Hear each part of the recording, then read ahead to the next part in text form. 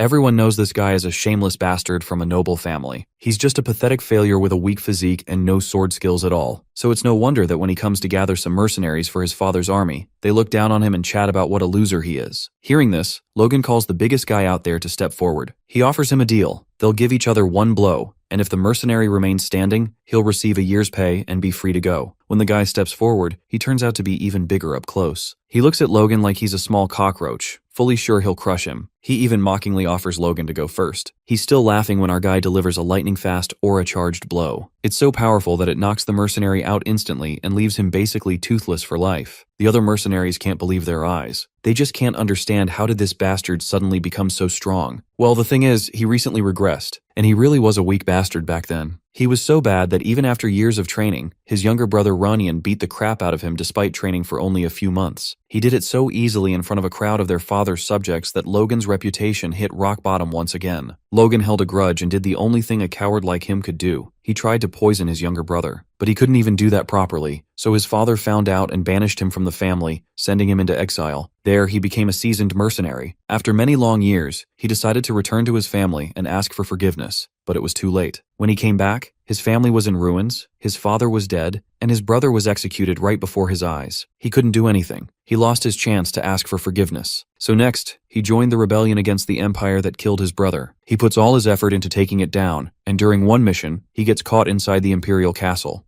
and the Empire Knights chase after him for stealing the secret book. Eventually, Logan hits a dead end and the Knights surround him, calling him a rebel. But a surge of anger rushes through our fella, and he kills as many Empire bastards as he can. Even after killing many of them, the redhead rebel is hedged in by the Empire Knights. They hold him accountable for daring to steal the Empire's treasure and ask Logan to surrender and give up the secret text. Our guy smirks, wondering if this is where he'll die. It appears that he's left with no choice, and shortly after, he yanks out an orb so they all can die. As the Knights try to process the situation, the device vigorously explodes so that the whole castle is shaken and destroyed. That's how the revolutionary brings down the Empire. From Logan's point of view, he lived a life full of regrets, living only for the sake of revenge. But what at least comforted him was that he was able to screw over those Empire bastards. Nonetheless, the biggest regret remains, the one he couldn't let go of even after death, that he should have begged for forgiveness. The regret lives with him even after death, and Logan believes that if he meets his family in the afterlife, maybe then he'll be able to beg for forgiveness. Momentarily, Logan jerks awake and finds himself in pain as his head hurts. But what's more astonishing is when he realizes that he's able to feel pain even after death. Just as he tries to process the strange occurrence, he's interrupted by his head servant, Rick. As Rick asks the young master if he's feeling all right,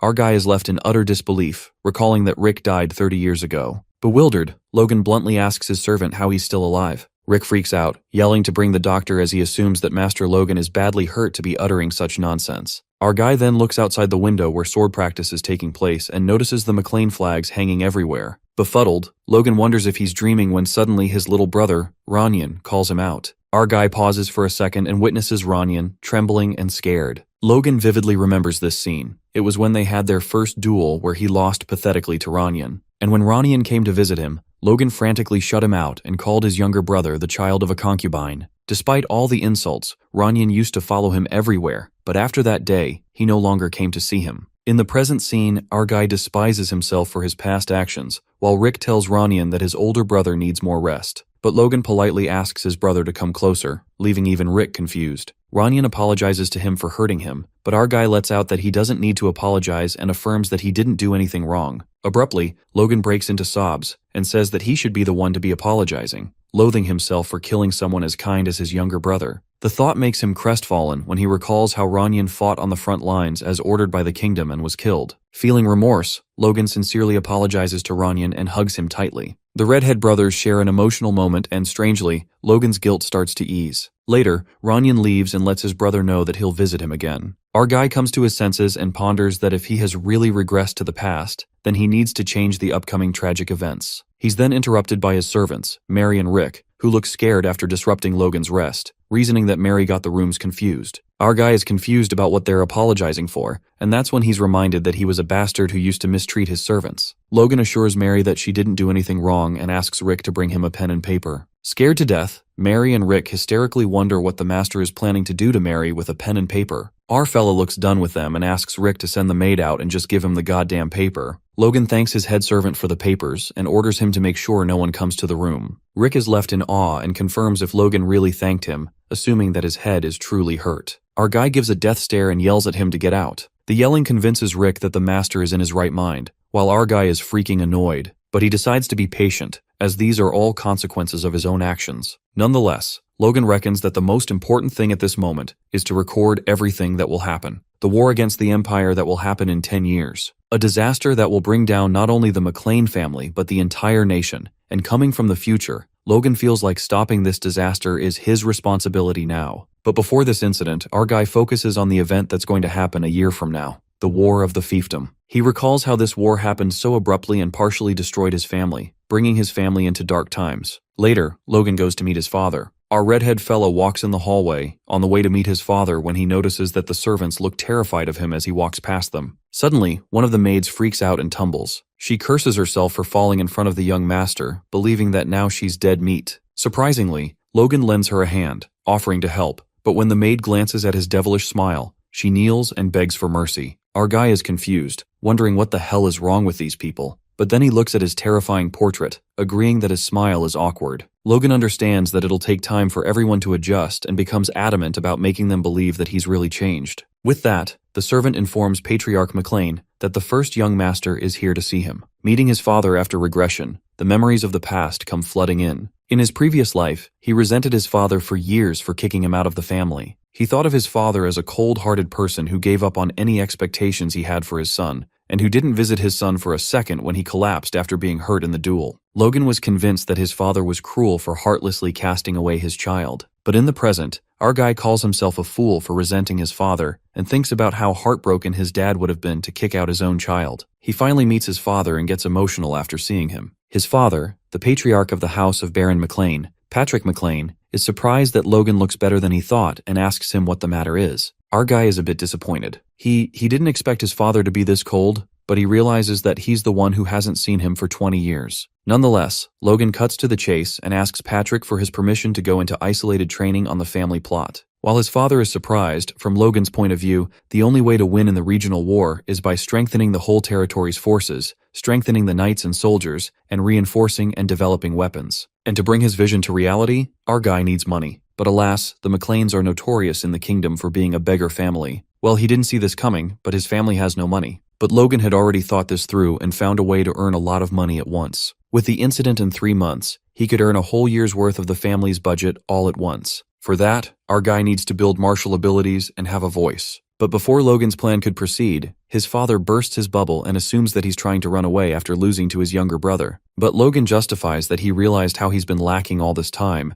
and makes him believe that he's trying to get his act together. Unfortunately, Patrick isn't convinced at all and mockingly adds that a lack of effort isn't the only reason he's a loser, assuming that Logan hasn't come to his senses after all. Logan isn't surprised, since he knew his father wouldn't trust him so easily. Our boy admits that his behavior was the problem all this time, but the patriarch is sick of listening to this so many times already. His father callously tells his son to leave. But given the life Logan has lived for the past 20 years, regret speaks through him. He acknowledges that he was foolish and immature. Logan states that through this training, he wishes to get his immaturity under control and earnestly begs his father to allow him. His father senses the sincerity and asks him how long he's planning to stay in training. Logan responds that he'll be staying there for 3 months. The patriarch wonders if this much time is enough for him to catch up to Ranyan, and our redhead guy answers wisely, claiming that he is not training for the sake of beating Ranyan, but trying to do his best in a short time. His father is taken by surprise and supposes that Logan has really changed a little, allowing him to do the training. As our guy is about to leave, his father informs Logan that it's still spring, which means the family burial grounds will be too cold. He diligently asks his son to stay warm, which makes Logan smile wholeheartedly. A few days later, Logan gets all prepared for the isolated training. No one can come here since only the immediate McLean family members are allowed inside. Plus, it's huge, so our guy finds it perfect for solitary training.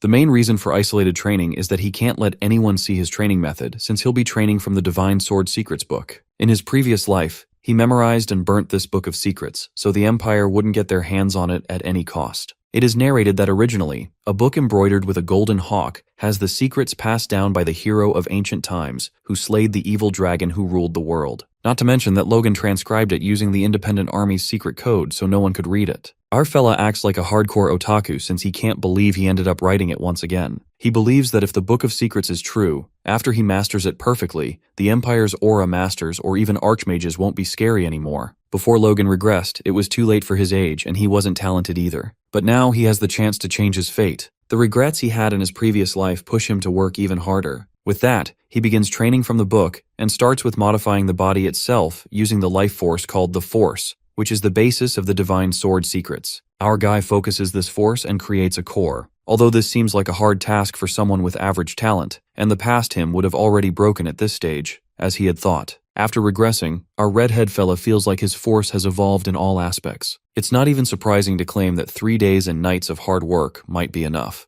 Suddenly, Logan is left wonderstruck when he witnesses the core being made just after a single minute. It's more like a miracle. As the core is being created, our guy senses a tremendous, dense energy bursting forth, as if his whole body is soaking in it like rain after a long drought. Logan anticipates that if the contents of the secret book are correct, he'll be at the top in no time. Just like that, he swings his sword to test it out, and a powerful aura cascades through the air. His constitution and senses take a complete turn, as if it all changed in a way that's suitable for wielding the sword. Though Logan is utterly clueless about how the hell he was able to create a core this quickly, he believes that at this rate, after 3 months, he'll get even stronger. With that, our guy continues the training and, after 3 months of devoted practice, he wraps up his last day of training. Among the 10 sword techniques recorded in the Book of Secrets, the sword that cuts through time and space is the time-space slash. With the single core one possesses, which is a 1-star core, the only sword technique Logan can perform is the first technique, slashing wave, and he's fiercely determined to succeed at it at all costs.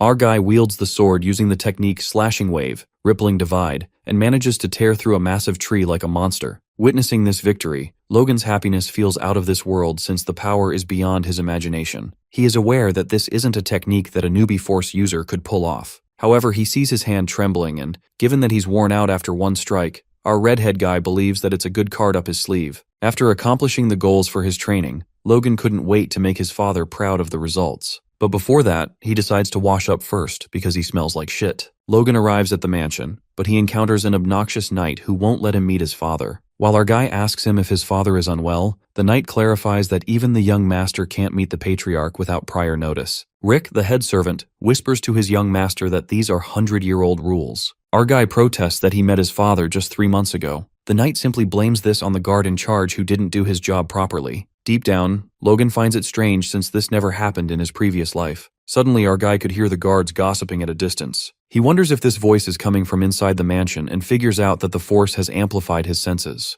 Logan can hear the guards badmouthing him who call him a coward for running away after losing to his younger brother. They mock Logan and blabber that the knight knows he can't let out a squeak. They leave it to the knight to handle everything if something goes wrong. That's when our guy learns that his reputation has hit rock bottom while he was away for solitary training, to the extent that even the family knights take him for a joke. The knight blocking his way informs Logan to come back only after he is given prior notice, while our redhead boy doesn't buy his bullshit as it's too troublesome. Although Logan was planning on showing how much he's changed to improve his reputation, things have come to this. Our guy asks the knight for his name and gets to know that it's Dominion. Our guy calls Dominion out for stopping him from meeting his family using a rule that's basically dead and for humiliating him with a consistently insolent attitude. Even the knight is left shocked that the young master suddenly took the authority. Abruptly, our fella throws a pair of gloves at his face and orders Dominion to pay back for the unjust humiliation by fighting a duel with him. An uproar rises among the family knights since this was totally unexpected, while Logan asks Dominion to answer, asking if he's scared. Freaking out, Rick is hella worried for his young master. To piss the big guy off even more, Logan mocks Dominion and can't believe that he'd have his tail between his legs against a rumored coward,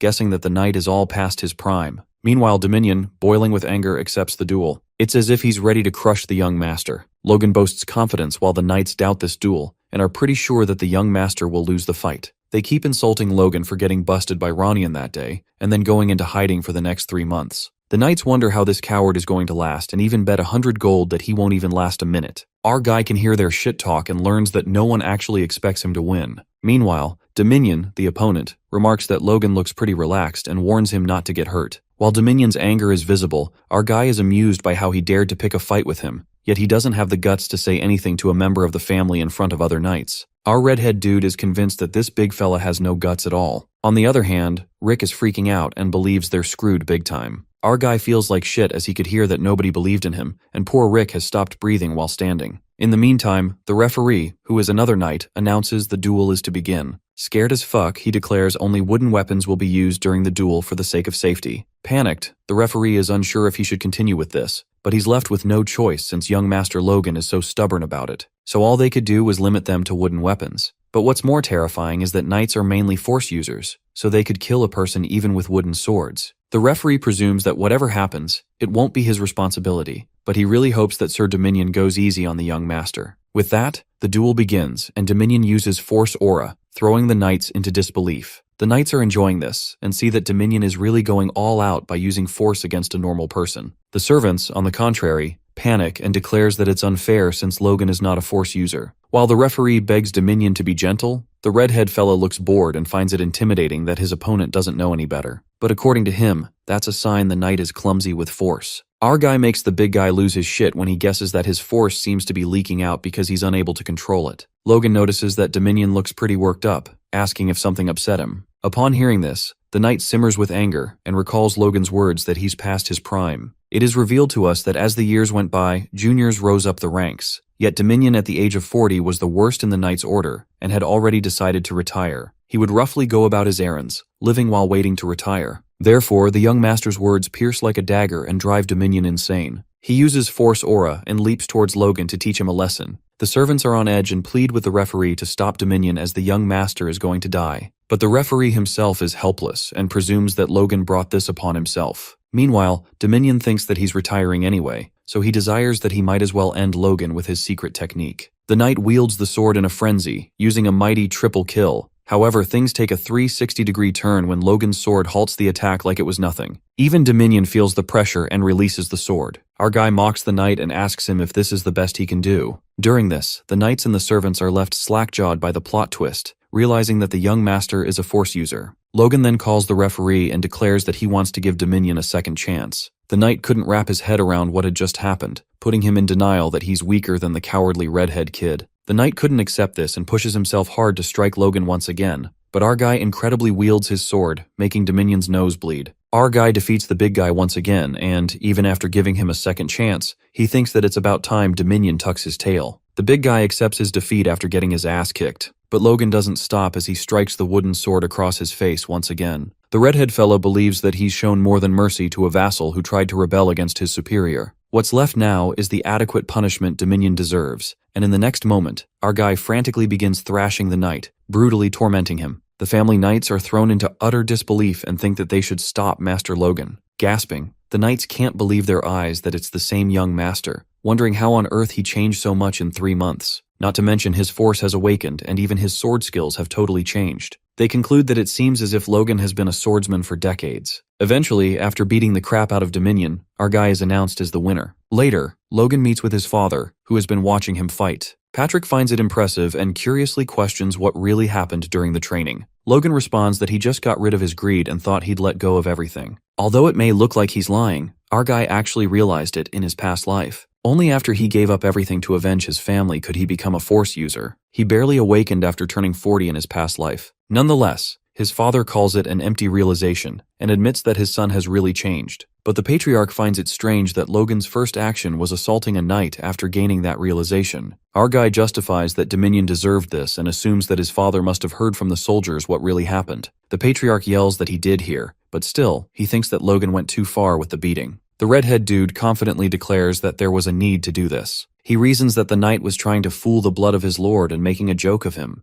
If left unchecked, he would have been a poison to the family's discipline. It is revealed to us that the pillar that allows an organization to run is known as hierarchy. And when hierarchy is shaken up, the organization itself falters. Plus, there is one thing Logan realized after living as a mercenary for a decade. When it comes to a group of men with weapons, if one is controlling them, they have to make sure they do it properly in one strike. The reason why our guy assaulted that knight was for it to be a lesson for other knights. After that, the patriarch admits that Dominion was largely at fault here since he forgot his duty in the first place and tried fooling him. He then asks Logan to restrain himself for the time being. Eyes widened, our redhead fella is baffled that his father forgives him this easily. Patrick looks at his reaction and asks his son if he wants a punishment. Our guy laughs it off while his father acknowledges that what Logan did was wrong. Patrick McLean commands Logan not to do anything like this again without his permission, given that he hasn't officially received his rank yet. Before he leaves, Patrick informs him that his fiancée Rena will be visiting soon. The moment Logan hears this, he smirks maliciously since Rena, his cash cow, is finally coming. Shortly, Princess Rena Wolves arrives at the McLean mansion. Princess Rena Wolves walks into the McLean mansion while the workers admire her, full of awe, finding their young master lucky. Rena greets the patriarch, asking him about his well-being, and he's pleased to see her looking like a true lady. Rick is awestruck to witness the princess turning out to be unbelievably beautiful since he saw her when she was young. However, catching Logan with a cold face, he wonders what's wrong with the guy who should be the happiest. The princess announces that she will be reading the letter that the count has entrusted her with, and 30 minutes later, we see her still going on while the knights look done with it. At last, Rena declares that due to unavoidable circumstances, they request to break off the arranged marriage by Chiron Wolves. Silence takes over the place, but Logan doesn't look surprised at all. He's aware that Chiron is beating around the bush, and what he really wanted to say is that he thought Patrick McLean would become an aura user, but he's been stuck as a high-ranking knight for over 20 years, and his son is just the worst. He doesn't find any reason for them to lower their standards and join hands with them, hence he decides to separate ways. The patriarch, upon hearing this, feels enraged. He questions if the House of Wolves is trying to humiliate the McLeans by breaking off the arranged marriage without a proper reason.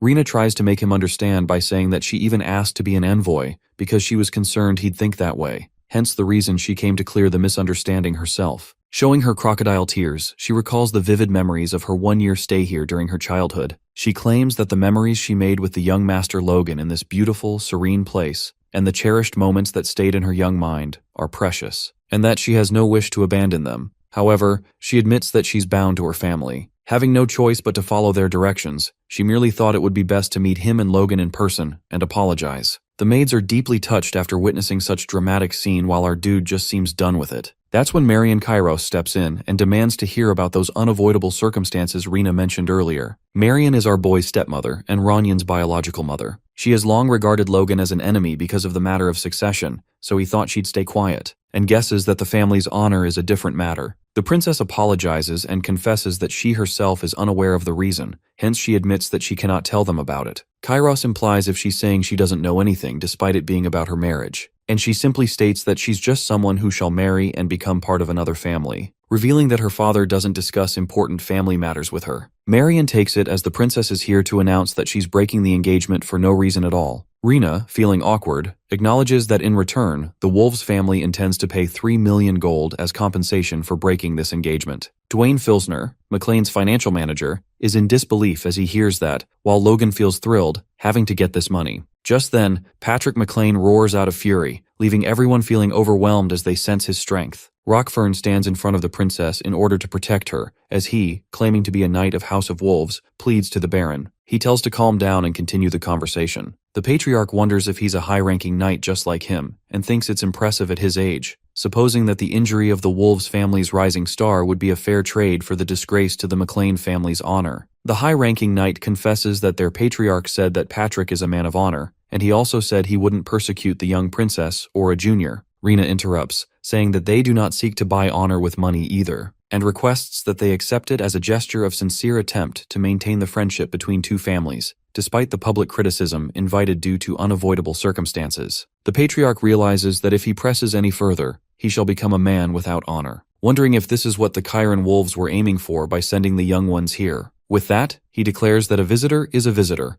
albeit an ill-fated one, and that the House of McLean doesn't persecute its guests. However, he refuses to accept the Wolves' one-sided offer either. In exchange for breaking the engagement, House McLean only requests one thing, and that is that the envoy Rena Wolves courteously apologizes to his son, refusing to accept any other compensation. The knights admire their patriarch for his nobility, and that's when Logan interrupts. As the person concerned in the breaking of this engagement, he claims to have a request. Our dude knows that they must take the money, finding it insane that his father is going to let them apologize with nothing more than words. 3 million gold is a whole year's budget for House McLean, plus half of their current funding is support they get from the stepmother's maiden family, Kairos. They'll go bankrupt the moment that support is cut off, and yet they're putting honor first. Logan believes his family is out of his mind and is certain that they must take those 3 million no matter what. He lets out that he would like to accept the terms of the Wolves' apology, and this infuriates the patriarch, as he asks his son if he's saying he will make him go back on his words. Our boy feels the immense pressure, and even though he may not have aura, he's still a high-ranking knight. But sadly, this is nothing compared to others in the kingdom because if he can't handle this, he'll never be able to go forward either. Patrick clarifies that the House McLeans aren't so poor that they need to abandon their honor for the sake of money. However, Logan refuses, admitting that they're poor. He states that House McLean owes the bank 3 million gold right now, and a year's interest alone is 150,000 gold. Without Kairos' support, our boy asserts that they'd be bankrupt right now.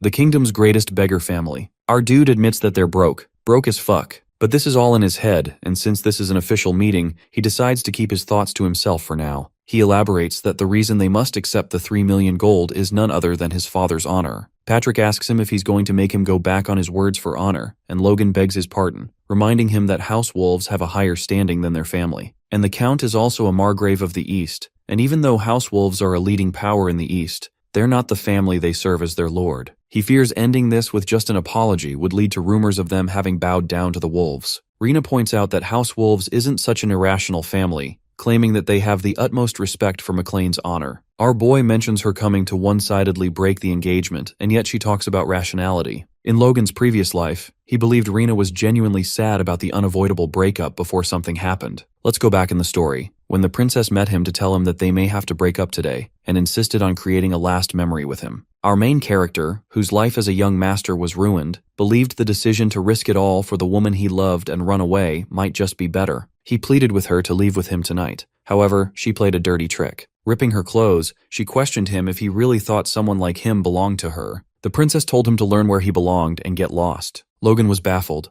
not knowing what she meant when she started shouting and the knights barged into the room. She cunningly puts on an act, sobbing and accusing that the young master suddenly became aggressive. She got our guy, who was already at fault for so many mistakes, and his family didn't believe him either. As a result, the McLeans were forced to apologize to the Wolves and pay hefty compensation. Getting back to the present, Logan blames her that he could never bring himself to trust women. He's sure she's planning to dine and dash this time too with this one-sided offer to break the engagement. But too bad, she's not getting away with it this time. At first, Logan thought he'd change his reputation in the family, figuring that if he slowly showed them how he's changed and convinced them, then someday the family would change too. But his fight with Dominion made him come to a realization. The soldiers turned a blind eye even when someone clearly disrespected our guy, and the rumors spread while he was away. He wonders if he's going to transform the family by gaining acknowledgement from people like them. Knowing that there are only 9 months left before the regional war, Logan realizes that his reputation isn't important anymore. He must save the family, and that's why he declares to accept the compensation from the princess, regardless of his father's wishes. Patrick rages as he questions his son how dare he deny his will. Our guy lets out that he can't be satisfied with lip service apologies, as he believes if their honor can be compensated for with words, that'll disappear into thin air, and its worth will be just as light as those words. Rena, feeling displeased, claims that they wish to obey the will of the Baron, the patriarch of the House McLean,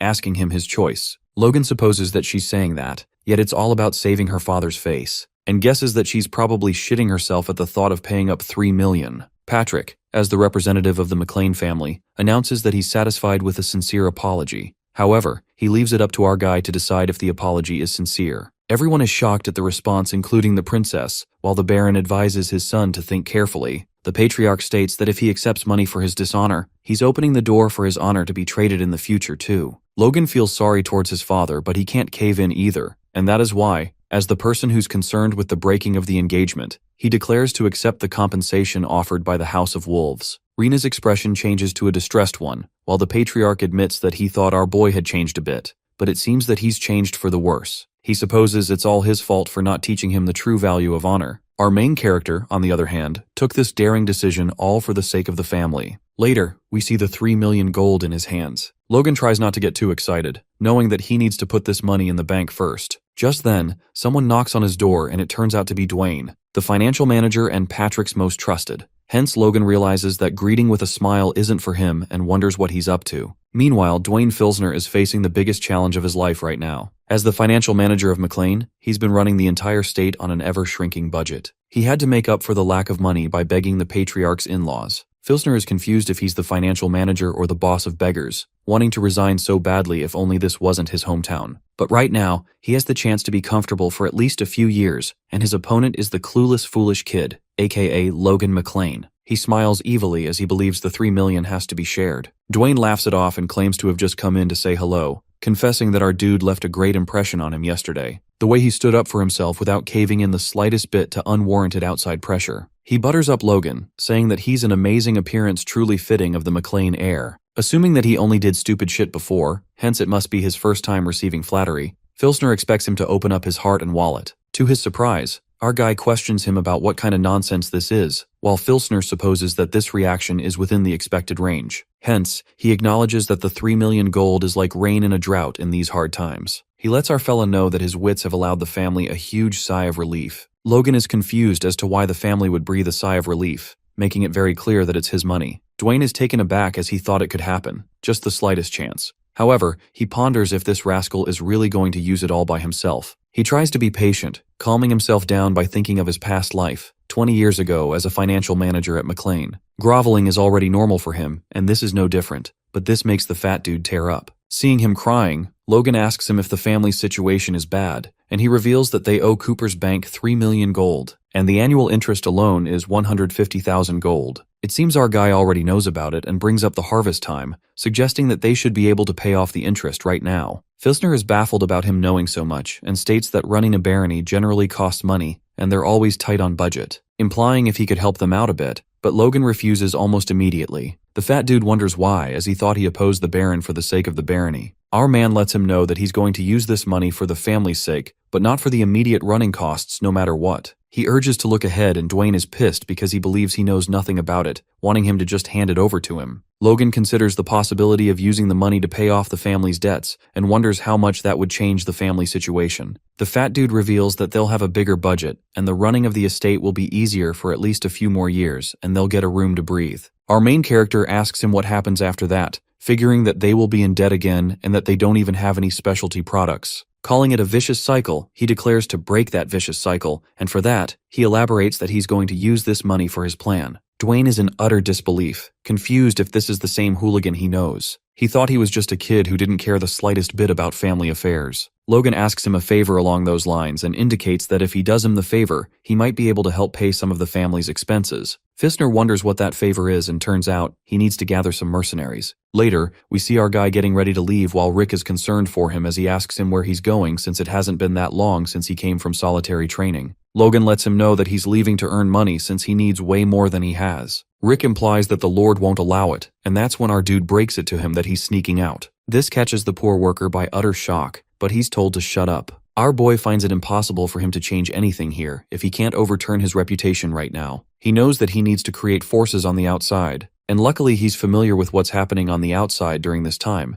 because this is when the family kicked him out and he moved around the kingdom. His thoughts are interrupted when Rick asks him what the hell is he saying, referring to the runaway. Logan finds him so damn persistent while he just lies on the floor, wondering what he's supposed to do if he runs away. He tells his young master to might as well step on him if he's going to go, and our guy is all ready to do that. He assures Rick not to worry and tells him that he's going to leave his father a letter so that no one will blame him. The worker is curious about what he will write, and after a while, we see a furious Patrick reading the letter. That said, heartbroken by the engagement breaking up, our boy has decided to get some air and will be back soon. The patriarch roars his son's name out loud while Rick cries in fear, hoping for the sake of his life that he comes back. Even just 200 years ago, the McLean family wasn't in the position it's in now. The vast and extensive country, which stretched from the neighboring Tesron Viscounty to the Sylvan and Parina Viscounties, as well as the Bifrost Plains, was reversed as the ruler and lord of the southwestern area of the Grandia Kingdom. But until the current lord, Patrick McLean, the useless work of the last 3 generations of ancestors caused their title to be demoted with the size of their territory greatly decreased. The vast storage of grain that was once called the McLean Plains was given to the most powerful vassal, and the useful land was divided amongst different vassals. The place that they ended up in, as if chased out,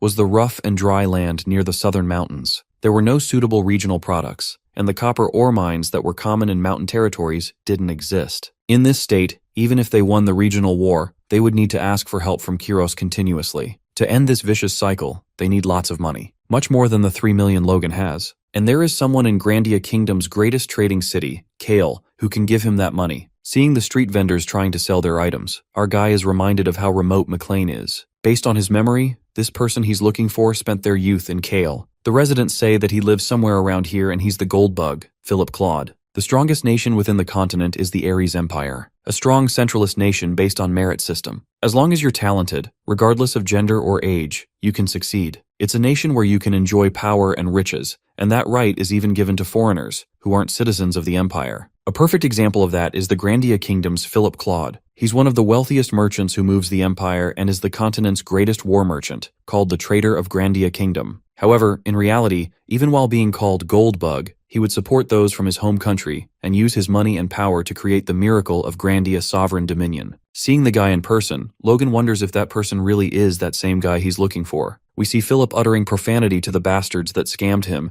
and that our guy seems to have heard that his business failed because he was scammed. But seeing it himself is more horrible than he manifested. Claude is busy throwing a tantrum when our man calls him out and confirms with him if he's Philip. Noticing the red hair and eyes with a strong gaze, he wonders who this guy is. Our main character implies that they talk for a moment while Philip is curious about who this guy is and if he knows him. In that moment, he felt a strong emotion in Logan's eyes, an emotion that businessman Philip had seen countless times: greed. Judging from his timing and how he's wearing an old armor, he assumes that he's definitely a mercenary gangster. And that's when he panics and tries clarifying that it's not the repayment date yet, and that the commercial property sale proceeds in 3 days. Hence, he tells him to come again then. Logan lets him know that he's not here to receive his debt, but the panicked fella fails to listen to anything, wanting him to go away. Our guy tries to calm him down and repeats that he's not someone here to receive money but to invest money. This catches Philip by surprise, and realizing that he's not here to receive money, he thinks of him as a crazy bastard to want to invest in someone who's completely failed. But considering the possibility that he's telling the truth, he asks him how much he's planning on investing. Logan declares to support him enough for him to repay his debts and make a comeback. Claude is tempted almost immediately, but catching sight of dirt on his armor, he supposes that he's come from far away, so he comes to a conclusion that he's being scammed. This pisses him off to the core, and he ends up lashing out on our man, declaring that if he wanted to scam him, he should have prepared properly, just like those bastards who scammed him. Philip figures that he's not an investor as he mentions the crest on his armor, which belongs to the Southwest McLean barony. He rants out that it's a beggar family that needs to live off the coattails of their in-laws, and finds it suspicious that he wants to invest, when that family can't even repay their own debts. Warning the red-headed dude that if he's caught impersonating a noble, he will be executed, he lets him know that he chose the wrong person. With that, the poor guy breaks into tears, while Logan is impressed with his astute judgment even at the bottom. He wonders how he should appease him, and that's when he displays his powers, indicating that he's an awakened. Realization hits Claude. He concedes that a genius like him can't scam him, and that there's no way there'd be an idiot who would try to ruin his bright future like that. He apologizes to our fella and asks him his business, to which he reveals that he wants to hire him forever, and paying off his debts is just a freebie. Philip is confused about that, and apologetically asks him if the McLean family have money for that. Logan asks him the amount of debt he has to pay, and it turns out to be around $250,000. He claims to repay his debt and at last agrees to give him $50,000 more, which makes it a total of $300,000. Hence, our main character hands him a total of $550,000 gold, all in cash. The boy with glasses is in utter disbelief and cites our guy as an angel. Later, we see them signing a contract according to which, if the subordinate tries to purposely harm the boss, they will feel excruciating pain, as if their soul is being torn apart. If they don't like that, they have to awaken force themselves and become at least a high-ranked knight or pay a 4-circle mage or hire several hundred times that amount of money and ask them to lift the curse. Claude mistrusts if he's just got doomed and takes back when he called Logan an angel. It seems that he's doubting his decision, seeing our guy wrote an expensive magic contract just to make him his slave. The red-headed fella clarifies that they can't trust each other when it's just their first time meeting and believes that he needs a reasonable guarantee if he's investing a fortune. Logan claims to get rid of the contract once they build trust with each other and suggests that they do well from now on. However, Philip still believes it's a total mess, with no details, period, or conditions, but he's got no choice but to trust him. He's curious about what he must do, and Logan instructs him to buy some monster meat, to which he tells him that he's a real psycho. His reaction makes sense to our dude, who understands that monster meat contains poison, hence burning them is common sense. But in a few years, the situation will drastically change. This is because it becomes known that they can make a monster blood neutralizer with common ingredients, and some areas lacking in food begin consuming monsters, and that winter, cases of disabilities being treated upon consumption of the monster, Kalok, began to appear. Even those who had their private parts injured and became physically sterile saw the effects, and a year after, the Royal Mage Tower validates this. Kalok becomes impossible to find throughout the continent, and one species disappears simply from the research results that they were good for virility. With this, Logan is convinced that he can not only make 3 million, but way more than that. Meanwhile, Philip is contemplating whether he should just run away. Claude freaks out when he hears Logan claim that he'll be using a whopping million on monster meat, making him believe that he's a crazy bastard. Our guy tries to convince the kid that they'd make more money even if he spends more on it, but Philip's reaction says it all and he's clearly against the idea. The kid then asks Logan what's the per unit price range to buy monster kalak meat. The redhead fella responds that kalak meat isn't really worth anything right now, not to mention that around now, everyone must be burning it because there are no buyers. Hence, Logan suggests that if they just order someone to bring the corpses, 200 gold should be enough as per the kingdom's transportation charges. Also, the cost is per unit, so if they bring a lot of kalak at once, it'll be way cheaper to transport. Philip makes fun of Logan and finds it excessive that they're even thinking of the transportation costs already. Pissed off, our guy asks him if he was wrong,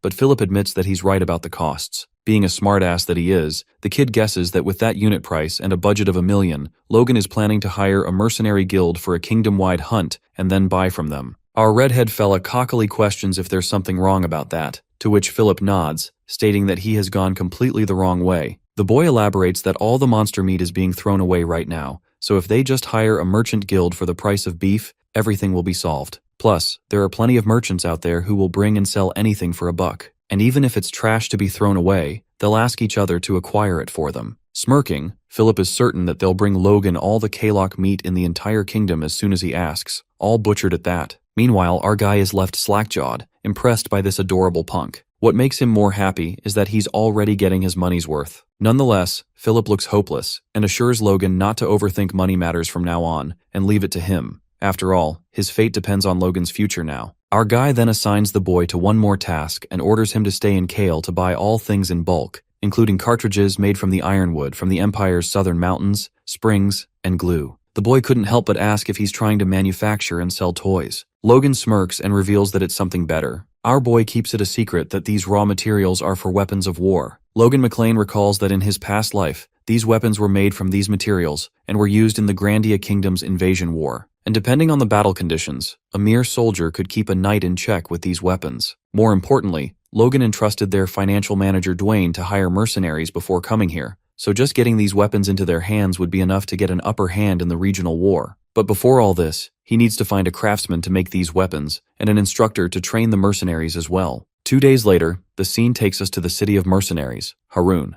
Logan requests A-rank mercenary, Kaisalon, to hire him as an instructor. Kaisalon refuses, reasoning that he'd never proactively trained anyone before. Our guy tries to convince him that it wouldn't be this hard since he just needs to train the C-rank mercenaries he'll be hiring. The mercenary looks uncertain about this. He justifies that he has only guided a few youngsters, advising Logan to entrust this to professional educators. But our guy seems persistent since he worked with Kaisalon in his past life. This guy can wield every weapon there is, and even has excellent horse riding skills. Moreover, Kaisalon's value shines when he becomes an instructor. Not to mention that the mercenary squad he raised after he had been gravely wounded and thus retired boasted skills better than any other of their kind. Given that Kaisalon isn't in the mood right now, our guy decides to use money as bait, making him walk into a mousetrap. Logan offers him 4,000 gold for the job, which leaves Kaisalon swooning, since A-rank mercenaries get a max of 2,000 gold per month, and our guy offers him double. This was enough to make the mercenary drool, but Kaisalon decides not to fall for it and refuses the offer again. Being a persistent bastard, our guy increases the offer to 6,000 gold, but Kaisalon seems to have excellent self-control and says that he prefers combat missions. Well, our redhead fella seems to have no choice and uses the last-ditch effort, closing the offer at 7,000 gold. The mercenary hears the amount and bumps his fist into the wall. While it might look like Kaisalon is enraged, the moment Logan finalizes the offer at 8,000 gold, Kai loses self-control and delightedly accepts the offer. With that, our guy's hiring goes successful. Later, the mercenary gets to know that Logan is the first young master of the McLean Baron family. Our boy wonders if Kaisalon's not curious why he's hiring mercenaries from the countryside of the fief, but the mercenary bluntly responds that he's not curious at all when he's getting the money. Our guy is relieved to see his clear-cut mindset. Just then, they're interrupted by a noise where a mercenary hits the slaves and gets them moving quickly. As Logan looks furious, Kaisalon mentions that the nickname of the city of Harun is the City of Mercenaries and Slaves. He reveals to our young master that he'll see a lot more of that since this is where the slave market is starting.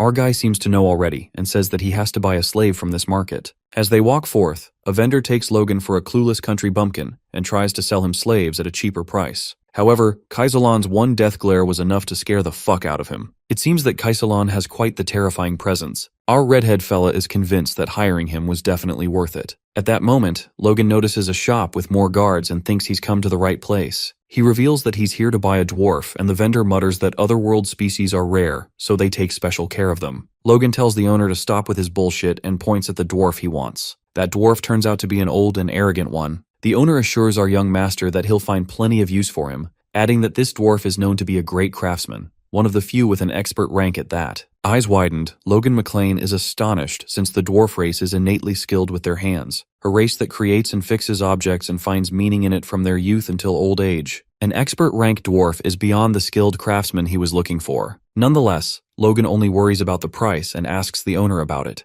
The old man attempts to hit the jackpot, muttering that it's for 200,000 gold. Logan gives him a death stare and asks him if he looks like a pushover to him. After negotiation, the old man agrees to 50,000 gold, regretting his life decisions while our guy happily takes the dwarf, amused at how the vendor took the price down by 150,000 in a few minutes. The dwarf finds Logan quite unrelenting, but our guy calls it basic. The craftsman then asks our young master where he'll be headed now, and learns that he's going to the McLean estate in the southwest, where he'll be making things that Logan requests. But a problem arises. While dwarves are known for being skilled with their hands, that's not the case with slave dwarves. The reason is that despite being a race of craftsmen, without passion, they can't create a true work of art. Hence, to instill passion in this slave dwarf, our guy promises to send him back to the mountains if he does his best work for the next 20 years. Knowing that these years are nothing to their kind, the dwarf is left in awe. Shortly, their attention is diverted to a commotion where a slave is on the loose, the one with the odd eyes. The blue-haired slave runs away frantically, carrying his younger brother on his back. However, with no luck on his side, a mercenary kicks him and he tumbles. The owner appears enraged as he's been bitten by his slave. The slave merchant beats the shit out of the slave for biting him.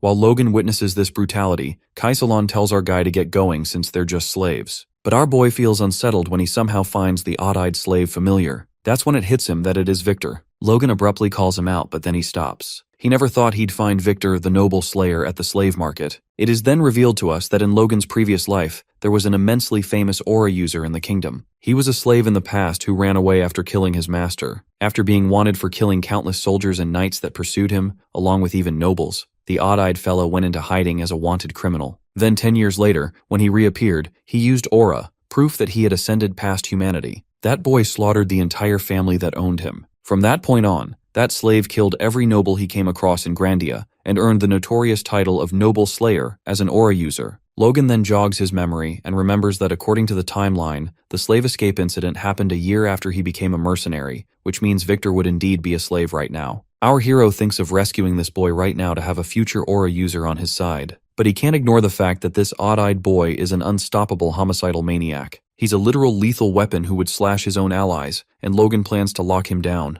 Meanwhile, the odd-eyed boy bites his owner again. As the mercenary is about to hit the slave, our guy intervenes with his sword. The owner notices Logan's armor and realizes that he's a customer. The vendor justifies that he was just training his goods. Logan wishes to buy the slaves and the owner corroborates if he's talking about these rare red and blue odd-eyed kids. Our guy asks the price first and gets to know that it's 10,000 gold for each. The slave merchant thinks he's being a smartass, but Logan knows clearly that a sturdy young slave costs around 300 gold, and this baldy is setting the price many-fold for kids who are nothing but skin and bones. Considering the future of the noble slayer, 10,000 is still cheap. But since there's no way the owner has an idea about this, our hero outwits him because he doesn't want to let this scumbag make money. And so Logan objects and mentions that these kids are about to collapse, not to mention that one of them is on the verge of death. The slave merchant clarifies that these two rare kids are the only ones in the market, but the McLean guy doesn't buy this bullshit and makes a deal for 500 gold each. A price higher than that of a healthy slave is more than enough. As that bastard tries to argue, Logan fixes a hostile stare, ironically questioning if he doesn't even know the cost of a slave. The owner stops in his tracks and gives it a thought. He presumes that this kid Victor is always causing trouble and will continue to in the future. So he concludes that it's better to sell him and agrees with Logan's deal. Later, Victor, who's riding on Kaisalon's back, regains consciousness. Even the mercenary is shocked since the injury wasn't one that should allow quick recovery. Logan also looks relieved, but, in reality, he has been releasing force as they've been moving, so it's only obvious. His force is better than the magic of most low-level priests. However, our boy supposes that Victor's little sister detected the force, even though Kaisalon failed to catch that. In the next moment, Victor spirals out of control as he leaps towards Logan to attack him. However, our guy grabs his hand and doesn't understand if this odd-eyed kid is full of spirit or just plain stupid. Logan forcefully chokes him and tells him to ponder the situation he's in. Our guy clarifies that he's not the slave merchant, advising him that it's great that he's full of spirit. but he needs to learn to pick opponents wisely. Our young master hopes that this is the last warning Victor needs, and assures the boy that if he obeys him, he guarantees protection for him and his little sister. He also warns Victor that if he gets frantic like this again, he will get rid of him, including his sister. Logan then releases his neck and the boy falls to the ground. Our hero believes that it will be enough to scare him, and opens up that he plans on fostering Victor as a knight. While the boy appears surprised, Logan divulges that knights are honorary nobles, and naturally, that odd-eyed boy will be able to escape his status as a slave too. And not just Victor, but he also wishes to make his sister a knight as well. The boy shudders with eagerness and declares that he'll do it. Just as Logan thought, Victor's sister was the way to control the noble slayer's violent nature. Our guy then informs the boy that they will start their training once they get back to the house. He then calls out Hamar, the dwarf, to make him sign the contract. Logan opens up that it's a magic contract that says if Hamar works for him for 20 years, he'll send him back to the mountains. Hamar is rendered speechless since it's too hard to believe that Logan will send him back to his people. Our guy gains the dwarf's trust since it's hard to trust a promise with words only. Tears stream down Hamar's face as he expresses that he wishes to go back at all costs. He bows to Logan to express his gratitude, calling him master. The redhead fella couldn't believe that a contract was enough to get the dwarf motivated, realizing that he's the one in profit here. With this, Logan reckons that he has got everything. Rather, he has overachieved since he even got the noble slayer. To be more exact, the preparations for the war between the fiefs seem to be going smoothly. While things were sailing without a hitch, what Logan McLean didn't know at this point was that the rumors of his strange behavior had already spread throughout the entirety of McLean during the outing, and that his reputation had hit rock bottom and was going underground. But his servant Rick had to deal with the consequences, drowning in the mess to make amends, cursing his damn young master. Well, our bro is done getting Rick in deep shit. Later, Logan and the others arrive at the McLean Baron mansion, where Rick delightedly welcomes his young master. But behind that smile, poor Rick is losing his shit and asks Logan if he's serious right now. Our guy is glad to see him smiling while his servant questions him on what the hell he did out there, adding that the people of the fief were saying all sorts of things about him. Not to mention that they said Logan McLean is a perverted monster file who spends that much gold on monster meat. Well, it's all thanks to Philip Claude. It is revealed to us that a few days earlier, the kid gathered the merchant mercenaries and declared that he wanted monster meat. The people were disgusted to hear such a weird-ass request, convinced that Philip was a lunatic. But this bastard Philip reveals that young master Logan McLean is buying the monster meat. That's when the rumors about our guy begin to circulate, and people recall that he's the engagement breaker, the guy who ripped off his fiancée. Even Philip is thrown into disbelief as he thought spreading strange rumors about monster meat would increase sellers, but instead he learns about Logan's embarrassing past. He thought that the young master was just a crazy guy, but after the rumors, he got convinced that he's a crazy scumbag. Well, that's rich coming from him. But in contrast to that thought, Merchant Philip's instinct screamed to him, and he created urgency among the people. The moment he utters that he will be giving 1 gold per kilogram of meat, it leaves the people utterly spellbound. And smart-ass Philip, knowing that no merchant would refuse to sell trash if a scumbag is willing to pay money for it, offers money to the greedy people and demands they bring him all the kalak meat, preferably smoked, sealed, and sliced. That's how Philip's aggressive salesmanship resulted in merchants gathering kalak meat. Yet rumors about our guy spread throughout the fief near Kale as well. In the present scene, Rick narrates this whole story to Logan. Our guy laughs and admits that Philip did his job right. Rick freaks out and wonders how the hell could laugh right now. He asks Logan to look at the faces of those who came with him. They look rather unsettled after hearing such things. Our guy believes that it'll be over soon, but his servant informs him that even Patriarch Patrick is furious. Soon after, Logan meets his father, who asks him if he enjoyed running away from home,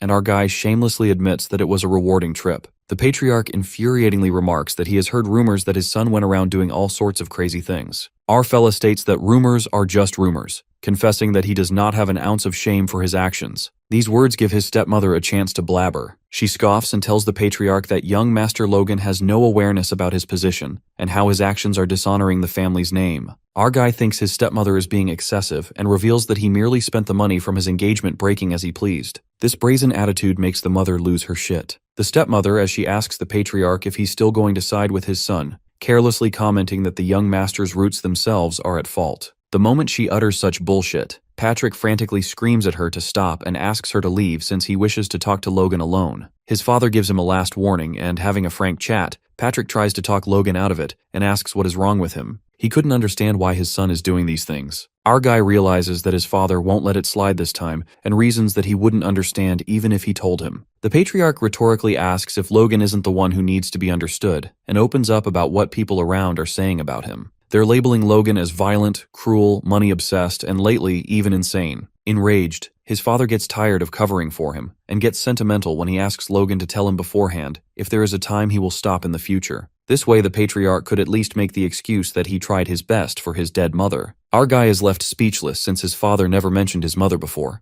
not even in his previous life when he kicked him out. Logan assumes that his father hasn't fully let go of his hopes for him yet, and so he implores the patriarch to just give him 1 year to prove the reasons for his actions. Our guy grimly asks his father to do him this favor. After he leaves, these words leave Patrick feeling peculiar. He didn't know the word favor could sound this strange between a parent and a child. He holds onto the locket and determines if Logan fails to prove himself in a year, then he'll have to make a decision as the head of the McLean family. The patriarch opens his locket and apologizes to his dead wife Raina for Logan's actions. He promised Raina that he would protect their son and raise him well, but Patrick feels like he was too neglectful. Later, our guy meets his brother Ranyan on the way and discovers that he has already awakened his force. Logan gets happy to see his brother catch up since, in his previous life, it did not awaken until the war between the fiefs. Surprisingly, Ranyan thanks his older brother for being awakened and lets out that the knights were stopping him from meeting Logan when he returned. While the knights are embarrassed, our guy is taken by surprise that Ranyan got past 2 knights as soon as he awakened.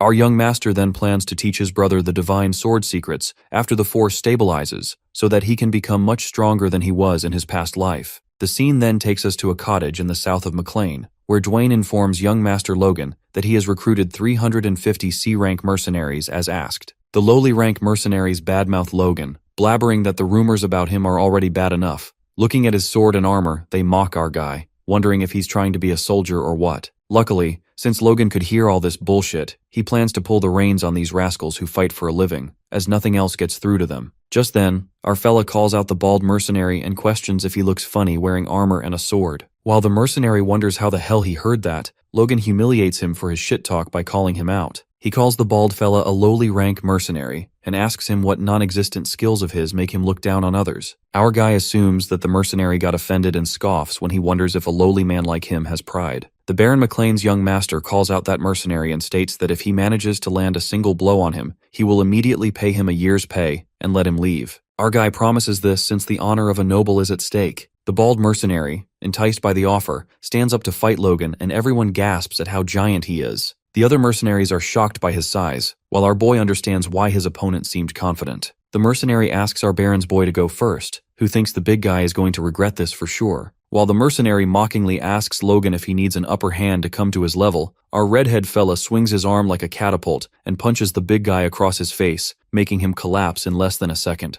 The crowd was struck dumb as shock ripples across every face. After this iconic move, our guy wonders if anybody else wants to run their damn mouth. The mercenaries are pinned in astonishment to witness such a young force user, while Kaisalon himself didn't realize Logan was this good. After our guy sees there's no one else who dares to stand against him, he properly introduces himself and reveals that he's the one who called them here. He clarifies that the only reason he's throwing money around and hiring mercenaries is because he plans to train them to be crossbow cavalrymen. Upon hearing this, the mercenaries appear clueless since they don't have any idea what the hell a crossbow is. The A-rank mercenary whispers to Logan that crossbows aren't efficient weapons for cavalry use, and our fella seems to know this clearly. Since the red-headed fella came from the past, it is revealed that crossbows are far more destructive than bows, but inexperienced shooters take more than a minute just to load them. But if they're on a horse, they're bound to run out of firepower in just a minute, even if they are carrying 3 or 4 loaded crossbows. It's no wonder the mercenaries are baffled. However, Logan ain't bluffing on this one. He even says to Kaisalon that if he thinks he's blowing money cosplaying as a soldier, he commands the A-rank to train them first, and he'll find out the reason soon. The young master of the Baron believes that these crossbow cavalrymen will be a great force for McLean, even beyond the forthcoming war between the fiefs. Kaisalon has no choice but to follow his command. The scene then takes us to a few days later, where Logan finds out that out of 350 mercenaries, 312 passed the simple qualification test, which is good enough. Just then, he's interrupted by Hamar, the dwarf, who's finished looking at the weapons diagram and is kinda confused. Our fella states that it's a schematic of the crossbow Hamar is going to make, knowing that it's crude to the eye of a professional. Logan presumes that since it's the weapon he used in his previous life for decades, he managed to draw a rough sketch from memory, hoping that the expert-ranked dwarf should be able to do it. Hamar, on the contrary, analyzes that they need to put a cartridge that holds bolts in the back of a crossbow and make it auto-load so it can fire 3 shots in a row. The dwarf grits his teeth in frustration and wonders who the hell came up with this shit. That's when Logan reveals that he came up with it, making Hamar regret his words instantly. The dwarf gives it a second thought and thinks it's such a novel idea. Hamar examines the complex crossbow structure and deduces that it's not suitable for a shooter. He then asks Logan to figure it out, but our guy smiles and tells the expert to do the job himself. While Hamar wishes to kick his ass, our guy lets out that he was just messing around and suggests the dwarf reduce the size of the bolt and the cartridge itself. It's a one and done. So Logan postulates that they can make the cartridge prefabricated and have them reload every time they shoot. They will be known as magazines. Eyes widened, Hamar calls it a weapon that's beyond their time, a crossbow that fires shots in under a minute. And there's no doubt about it, this weapon was created in the future before our guy regressed. After that, the expert-rank dwarf gets on with this motivating challenge and lists the things needed to make the weapon, including a cartridge, spring, some wood, glue, and a bowstring. Logan gets curious about the time it'll take to be done, while Hamar wonders if the young master is freaking asking him to build something he's never heard of or seen with a deadline. Well, the red-headed fella tricks the dwarf and states that it's still a weapon that humans have made, and bluntly asks Hamar to give up if he can't do it. The dwarf's ego is hurt on purpose, and that's when he claims he will create this weapon in a month, promising to build something far superior in that time. Later, Victor seems to be training under Logan's supervision. Our guy seems to be pushing him hard and reckons that he's only been feeding them and making them sleep for days since they arrived, but he can't believe what a difference that little food made. As Victor's legs tremble, Logan commands him to rest. Deep down, he's astonished by the fact that a 14-year-old kid, who is much smaller than his peers, ran 20 kilometers without any rest. The red-headed fella isn't disappointed at all, admitting that Victor is indeed talented. But what he loves more about the boy is his grit and perseverance, to the point where he feels that all his worries were for nothing. That's when our guy realizes that Victor wasn't the noble slayer by nature, which leads him to conclude that the change in his last life was probably because of his little sister. Moments later, Logan tells the odd-eyed kid to get ready for the next training session, where he will be teaching him the Grandia Kingdom's sword technique, since every knight in the country learns it. As our guy resumes the training, Victor feels exhausted to the point where he wants to pass out and sleep. But then, he remembers that if the price of this exhaustion is good food and a good night's sleep, he better endure it. A jolt of energy runs through the boy, and he follows the same sword technique that Logan just performed, imitating it impeccably. As usual, our fella is impressed, given that he only showed him once, and Victor not only effortlessly follows every movement, but also every single breath. He's convinced that his brother Ronyan isn't even that good despite being the same age as Victor. Nonetheless, Logan believes that if Victor builds up his stamina and performs the kingdom's sword technique perfectly more than 1,000 times in a row, he could call himself a knight. The moment Victor hears the word knight, he's enchanted. He just asks Logan to take care of his sister, and that is enough for him. Just like that, our boy continues training while pondering that this boy may not be able to go to war yet, but he will be a great help to McLean in the future. In addition, both the mercenary corps and the weapon Hamar will craft will be a formidable force, but then he thinks he shouldn't be too hopeful. Chances are that Hamar may not be able to create a good crossbow, and even if he does, there's no certainty that the mercenaries will use it properly. At that moment, Logan decides to come up with another plan since he has basically put everything in someone else's hands. That very day, our guy declares to his father that he wants to join the Knights training. Heinkel, captain of the McLean Knights Order, announces that as of today, first young Master Logan will be joining the training of their Knights Order. The Knights are in disbelief, unhappy about the young master joining them, as they wonder if he takes them for a joke now since he won against Dominion. Meanwhile, Heinkel recalls his conversation with the Baron when he told him that the Knights won't be happy about Logan training with them. The Patriarch elaborated that he's not asking him to give him special treatment, but to grill him through and through like he would a rookie knight. The captain is aware that even if he said that, he's still his son, and it'd be easier if he'd asked him to treat him nicely. Logan assures him not to worry, and declares if he falls behind a single training drill of the Knights Order during a week, he will just pretend this never happened and get out of his way. This catches Heinkel by shock, as he decides the Knight Order training for this week to be at triple the difficulty level. Later, we see the Knights struggling with their training as they wonder what the hell kind of training is this. The captain instructs his knights not to die on him and questions them how they can be oblivious to how it feels to be a horse. The training seems to include running with a knight on their back, and Heinkel wants them to feel what it is to be the horse that carries them through the battlefield while they're fully armored. One of the knights was wondering why he asked them to train in full armor, and realizes that they're going through this hell because of that damn troublemaker, aka our boy. He's convinced that he will only last so long before he runs away and guesses that he'll last 3 days, when another soldier interrupts, saying that he won't even last a day. Meanwhile, Logan runs ahead of everyone, carrying a fellow knight on his back. Seeing him smile at that catches the captain and others by surprise. Heinkel realizes that at this point it will be the knights who fall behind and not Logan, hence he orders everyone to halt. Giving them a rest for 10 minutes, he asks our dude about how he's doing, expecting him to give the honest answer that it is tiring, so he can ditch this crazy-ass training. But to his surprise, our main character lets out that it's easy enough, and knowing that knights go through this every day, he believes there's no way they're not strong. He announces that he's looking forward to the next training as well, and the captain realizes that this isn't what he was going for. At night, Logan looks around for his fellow mates. It seems that training with the knights was his insurance policy, in case all of his plans failed. If all else fails, he decides to join the knights and fight on the front lines. That's why he thought he should start hanging out with them now and bond with them. Plus, he can develop his force through meditation, but his strength is also what's important to train his body. That's where Knight Order training will come in handy. Hence he accumulates force, and it works. As his force core is growing, he doesn't even feel fatigued. And all the power for a force core that's only 1 star is more than he expected. Our guy guesses if maybe once he reaches 2 stars, he will have the power rivaling a high-ranking knight like his father. Afterwards, we see Logan declaring the crossbow Hamar made a failure as he asks him if this is all he can do. He wonders where's the thread he ordered, and how this thing only shoots 1 round, plus the magazines which weren't supposed to be integrated.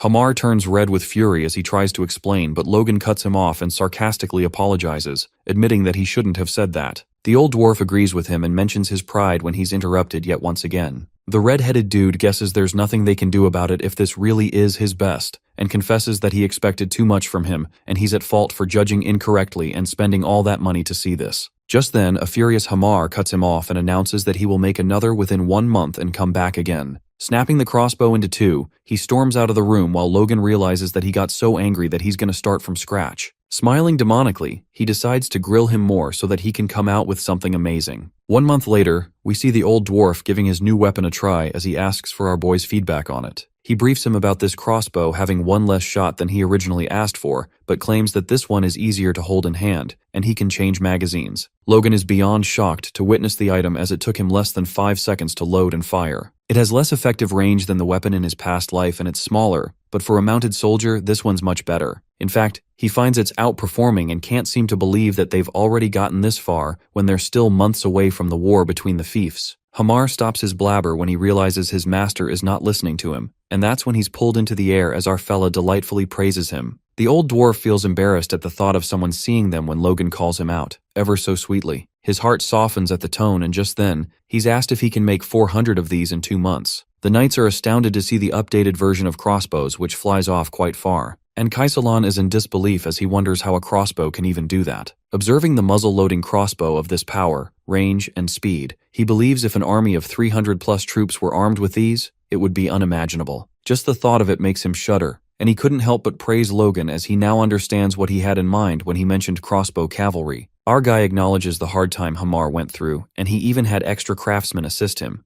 But he didn't expect he'd complete the order he made 2 weeks before the schedule and even make 100 extra crossbows. Praising the expert-ranked dwarf, he believes he's obviously superior, and as much as he'd like to share this with the Knight's Order and other soldiers too, there's the issue of funds and possible leak of technology, hence he decides to hold off on that for now. Logan instructs Kaisalan to equip the mercenaries with crossbows starting today and clear out the monsters from outside the territory. The trainer tries to object when he's cut off and asked if he thinks that's possible. Our main character decrees to make it possible even if it isn't, because if he can't do that, this is all meaningless. However, Kaisalan doubts that he made a weapon like that to subjugate monsters and wonders if he's preparing for war. Later, we see Logan carrying 2 knights on his back as he trains while the others are dumbfounded as they witness that. Wondering if that ridiculous physical ability is genetic, one of them supposed that he must be really good with a sword, just like the patriarch. The other comrade butts in and adds that our boy cannot be compared to the old man, since he even lost to his younger brother before awakening. Even so, the other knight finds it kinda amazing how Logan has been consistently enduring the training for over a month now. The training that was initially designed to drive him away, now solidified as the new symbol of the Knight's Order. It became an unexpected stimulus for the low-rank knights who had been taking it easy in the training, and the knights began to truly understand and empathize with their horses. The strengthening of bonds among the knights was a plus.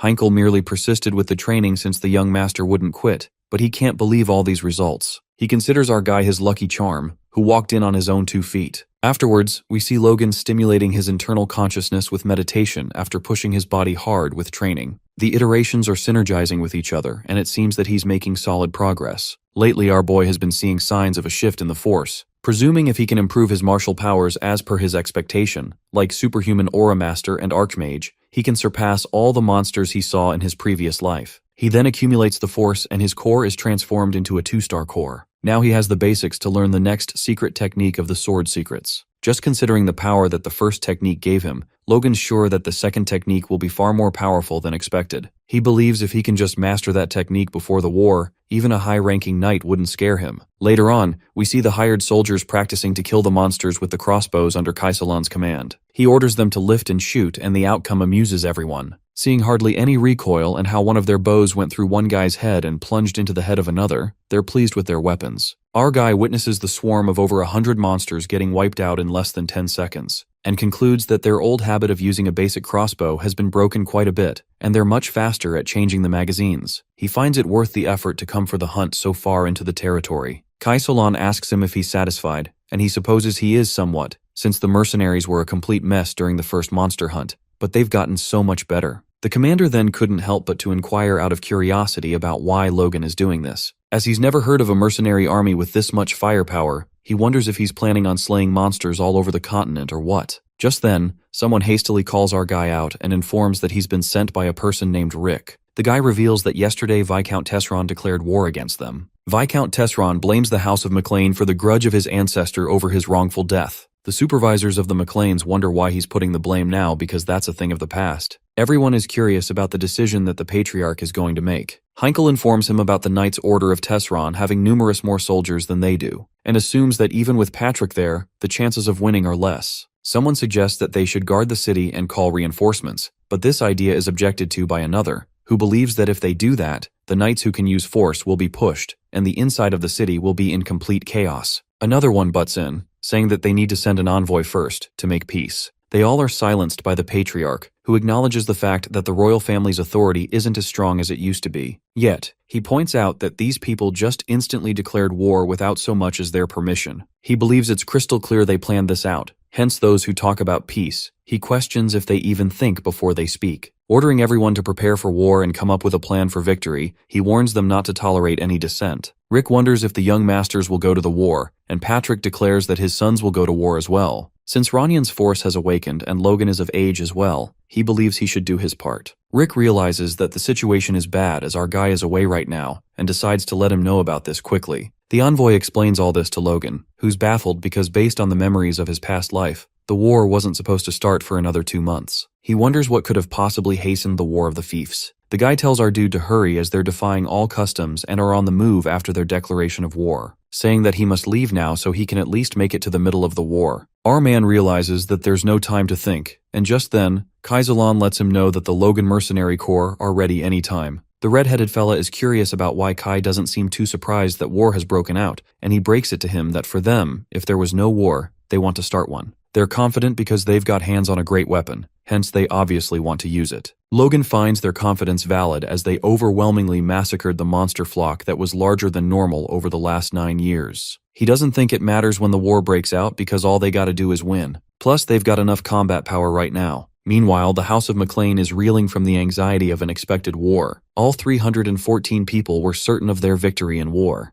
The war began sooner than they thought. The day after the declaration of war, Tesron's troops showed up at the McLean estate, and their numbers exceeded the vassals' expectation. It seems that there are over 100 knights alone, over 1,000 regular troops, and on top of that, there's almost 10,000 conscripts. It's announced to be an all-out war, and Patrick is enraged as he discovers that, wondering if Haemon Tesron has gone insane. It's not just the clash with a main force of knights who are basically superhumans for the average person in this battle, but to use conscripts in a war not even between nations but a domestic fiefdom war, the Patriarch wonders why the hell he is going this far. At last, it's revealed that Kairos has informed them that they will not be providing them troops. The stepmother is taken aback as she believes there's no way they would refuse because she checked it herself. Patrick demands to gather all men who can carry weapons and announces that they will respond with full force. Their trusted Kairos turned their back on them. Backed into a corner, McLean gathered as many men as they could to fight against Tesron, and thus gathered 53 knights, 552 regular troops, and 4,418 conscripts, for a total of 5,023 men. This force wasn't even half the number of the Tesron army. The knights wonder where the first young master is, and assume that he probably won't come back and must have run away after hearing the news. Ranyan overhears the conversation between them and asks them what they're talking about, because he's convinced his brother would never do that. He knows he already expected the war would happen, and is certain that there's no way he would run away. Patrick instructs his younger son to play his brother's role on his behalf and warns him not to waver at any cost. Ranyan doesn't want to believe that his brother ran away and realizes that it doesn't matter right now, as they must win the war. The Patriarch orders his troops to charge, and the opponent army is ready for it.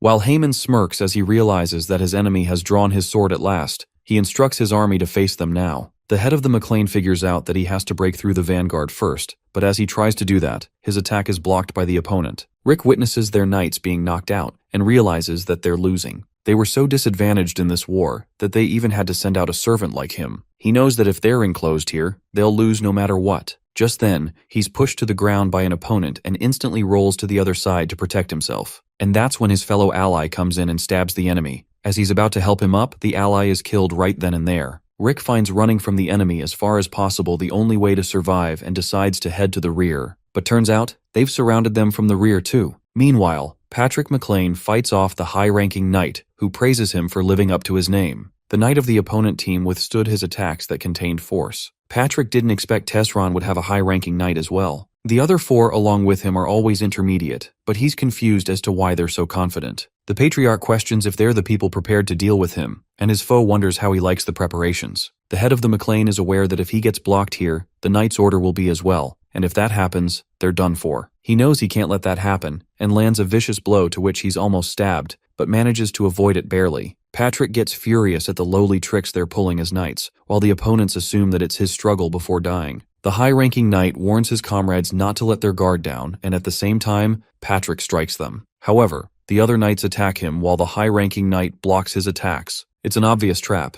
yet he can't escape it. He realizes that the rear has been taken out and guesses Logan did well running away, hoping he can at least continue the family's legacy. Tesron thinks it is good that he didn't let people know he had a high-ranking knight and decides to crush the Patriarch and take over the McLean castle. Just then, he hears the sound of the cavalry troops and is informed that they've spotted a unit of them in the rear. It looks like there are about 300 of them, and Tesron is confused, as he wonders if McLean had more elite troops. The envoy informs him that they're not even carrying spears. The only weapons they're equipped with are small crossbows. The Viscount couldn't help but laugh after hearing this, and instructs him to get the rear soldiers and archers to get rid of them, assuming that they were some trash soldiers. However, he's proven wrong when he witnesses his army getting wiped out by them. The damage caused by the crossbows makes them realize how much they've underestimated that weapon, leaving Tesron's army in dismay. They did not expect the McLean forces to have those kinds of troops. All the soldiers who didn't ready their shields are dead, while the mercenary men continue to counterattack. Since they're standing at a distance, the arrows of the Tesron troop won't reach them, which makes them wonder how their arrows are wiping them out. Tesron is in disbelief, unsure of what's happening as the rear turned into chaos after but a second. He's confused about these weapons, wondering what hell kind of weapons they have made. The Count orders the cavalrymen in the front lines to come here and commands them to catch these bastards by charging at them, and Logan is pleased to see them coming on their own. Meanwhile, Ranyan is busy fighting the enemy and dodges an attack when another knight walks in and informs his comrade that they don't have time for this, as the battle is taking a strange turn.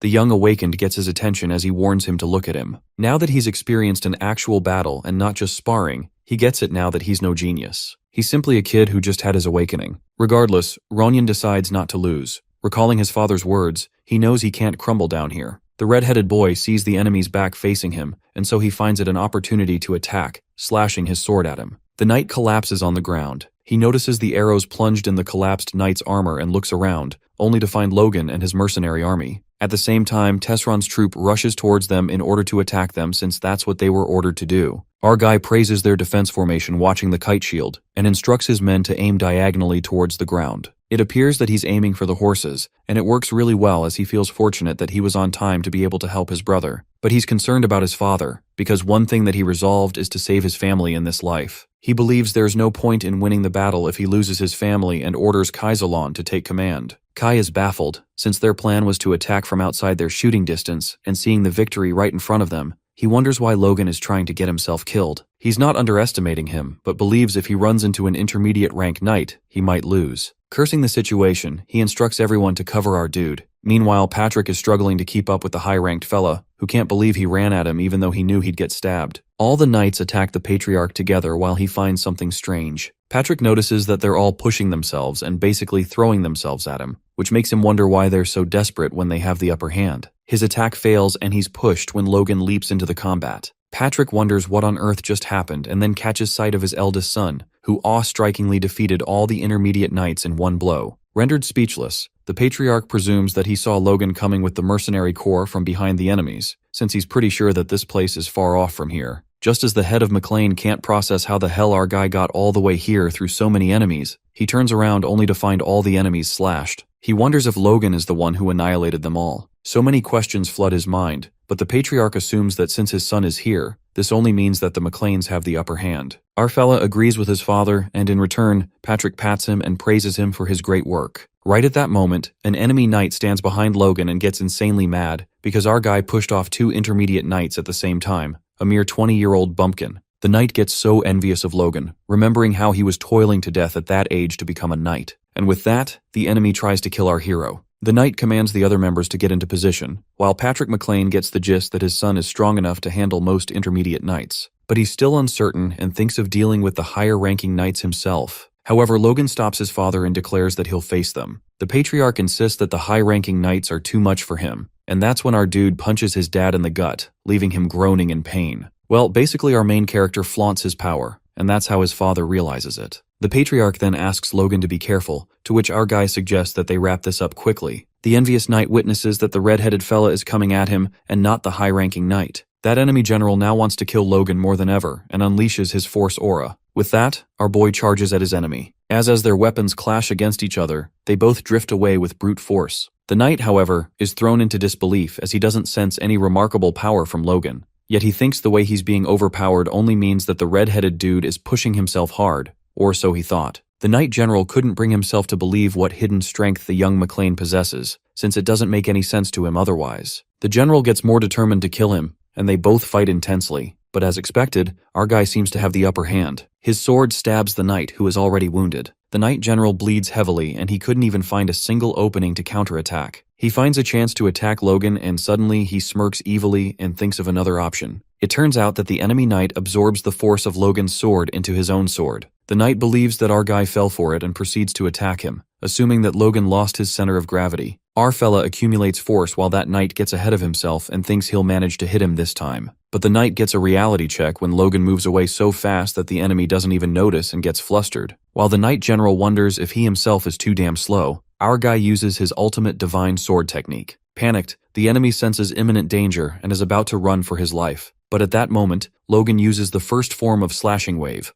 A violent energy bursts forth, obliterating everything in its path. The blinding energy grasps everyone's attention on the field, and Logan McLean is surprised that a high-ranking knight was using such cheap tricks. Thereby, our boy announces that he has killed the enemy general. As soon as everyone hears this, the Fief army realizes that their Viscount and even their high-ranking knight are done for. Not to mention they haven't seen the Fief flag since earlier. While one of the soldiers thinks they've gone crazy for giving up, the enemy makes a wise decision to surrender, hoping that at least their lives will be saved. That's how most of the enemy knights surrender themselves while Rick chants for his young master, bursting with happiness. While the McLean knights also chant with Rick, someone reminds those idiots the war isn't finished yet. Later, Tesseron's Viscount hurriedly rides back to his territory to make it out alive and curses that damn ginger, Logan, and his cavalrymen whose weapons ruined everything. He had been preparing for this war forever, even asked for help from nobles, and gathered 100 knights. Just as the Viscount arrives at the territory, his knights urgently inform him that something's coming their way. It turns out to be Logan along with his cavalrymen, and Tesseron's Viscount realizes that he's fucked. Our guy catches the Viscount just in time and declares that Tesseron has lost, so it's better to open the gates and receive the true winner. The Tesseron knights get flustered after hearing that they lost, while the high-ranking knight warns them not to cower after hearing the enemy's words. The knight witnesses that there are a little over 300 McLean cavalrymen, which makes it certain that they can't defeat them through a siege. But our fella proves them wrong, and with the speed of light, he dashes forth and aims his sword at the Tesseron knight, threatening them to open the gates unless they all want to die.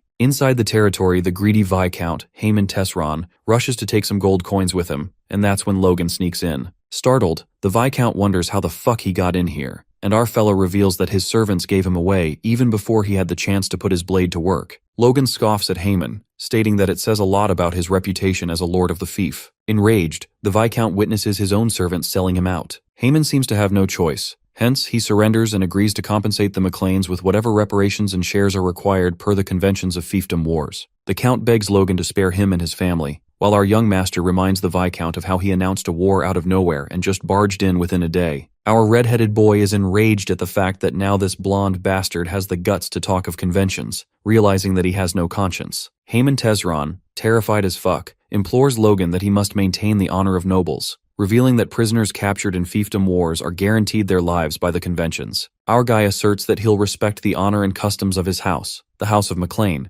and so he guarantees Haemon Tesron his life, even granting him time and permission to take a certain amount of wealth and leave. As the Viscount seems to be happy with the offer, Logan flips the tables iconically and lets out that he'd only say that if he were his father, because his father is a man of honor, so much so that he'd accept a surrender without any conditions whatsoever. Just then, the young McLean's eyes land on a knife, and Haemon desperately asks him to keep it. However, Logan takes the knife only to stab the Viscount, who was betrayed by our guy who said he'd spare his life. But the young master clarifies that he said if he were his father, he surely would have spared his life. Our dude unapologetically takes Haemon's life, who even on the brink of death reminds Logan about the honor of nobles. Coming from the future, our guy knows how many people died because of Tesron's greed, so he decides to end that filthy life of his right here without flinching. Moments later, the Viscount dies a painful death, but Logan still thinks that he died such a simple death. The blood of Haemon Tesron is on Logan's armor, and a sense of relief washes through him as they're finally past the crisis. After that, our young master wraps things up and announces that Viscount Haemon Tesron ended his own life. Momentarily, Kai arrives, and our guy commands him to take a look at the castle's underground prison. The scene then takes us to a few days later, where the Patriarch, Baron McLean, arrives at the fief territory and corroborates with Logan whether Haemon Tesron took his own life. Our guy justifies it by saying the Viscount must have been in great despair to do such a thing. But the father's instincts kick in, and the Patriarch asks Logan if he killed the Viscount. Well, our main character couldn't deny the facts, accepting that he deliberately killed Haemon. Logan then postulates that they must bring the Tesron fief back into their hands, since he doesn't want to leave the Tesron bloodline alive to create trouble in the future. The Patriarch looks proud at how much Logan has grown up and admits that his son must have had his reasons. Our guy couldn't help but wonder if his father changed. Just then, the Baron acknowledges that Logan played the greatest part in this battle and thanks him. As they share an adorable father-son moment, the Patriarch declares that he'll have Logan stand as the official heir to the House of McLean. While it may seem like our guy is overwhelmed, he ruins the emotional moment and straight up refuses his father's orders. The Baron freaks out as his son rejects the offer to be his successor and assumes that Logan is worried about his reputation. If that's the case, his father assures him that his feats in battle are enough to turn things around.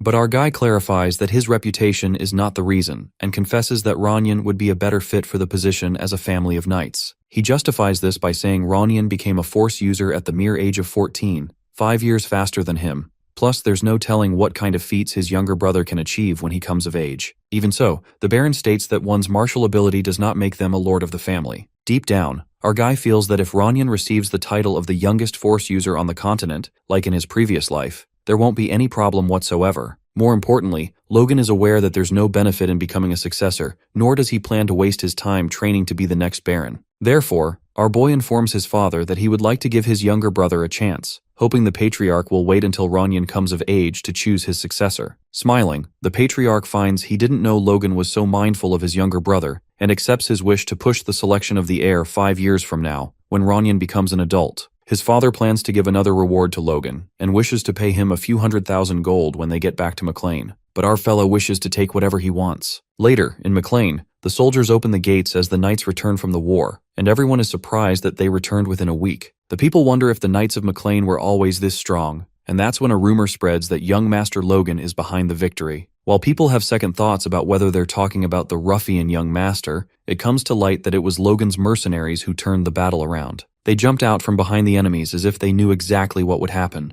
The people start talking about the mysterious weapons used in the war and wonder if the young master was always such a great person, not to mention that he took down a high-ranking knight all alone. That's when the people admit that our guy must have had a bigger picture in mind when buying all that monster meat and begin praising him. As our fella hears them, he feels utterly embarrassed, and Ronyan asks his older brother how it feels now that everyone's praising him. Well, all that praise is just making Logan's face turn red, while Ronyan asks his brother to smile at the civilians who are happy to see him. That was the worst advice his bro could give, because the moment Logan smiles, he looks like an evil bastard, scaring the fuck out of everyone. The people assume that smile was a murder warning or a threat to chop their thumbs off. Meanwhile, our poor guy forgets to fix his awkward smile and thinks he's screwed. The Patriarch, on the other hand, commands the grand welcome to begin. Later, our guy gets fed up after the welcome party lasts until morning. Abruptly, his stepmother arrives and furiously asks him what the hell he's scheming. As Ronian tries to stop his mother, she seems to have learned about Logan rejecting the succession and suspects him of plotting something. She believes our guy is fooling everybody, while Ronian apologizes to his brother and justifies that the matter with her family really hurt her. Our fella assures Ronnie that it's all good. He presumes that despite her long-lasting resentment, his stepmother lost all real power because Kairos betrayed her, so she can no longer be a threat to him. Therefore, Logan decides to come clean so that his mother might accept an apology. That's when our guy addresses his stepmother and admits that his actions over the past few months weren't all that trustworthy. He confesses that he is regretful for his past actions, which were driven by jealousy and inferiority. The stepmother tells her son Ronian that his older brother is scum. Logan realizes his stepmother isn't rational right now, so he directs his attention to Ronian McClane, since he's the one who actually deserves an apology. He expresses that he's been wanting to apologize ever since he came back, but he never said exactly what for. Getting sentimental, Logan concedes that the regrets and cowardly nature he built up over the years weren't easy to overcome. He knows that Ronnie was aware that Logan detested him for years. Logan reasons that he tried to avoid his own incompetence by hating Ronian,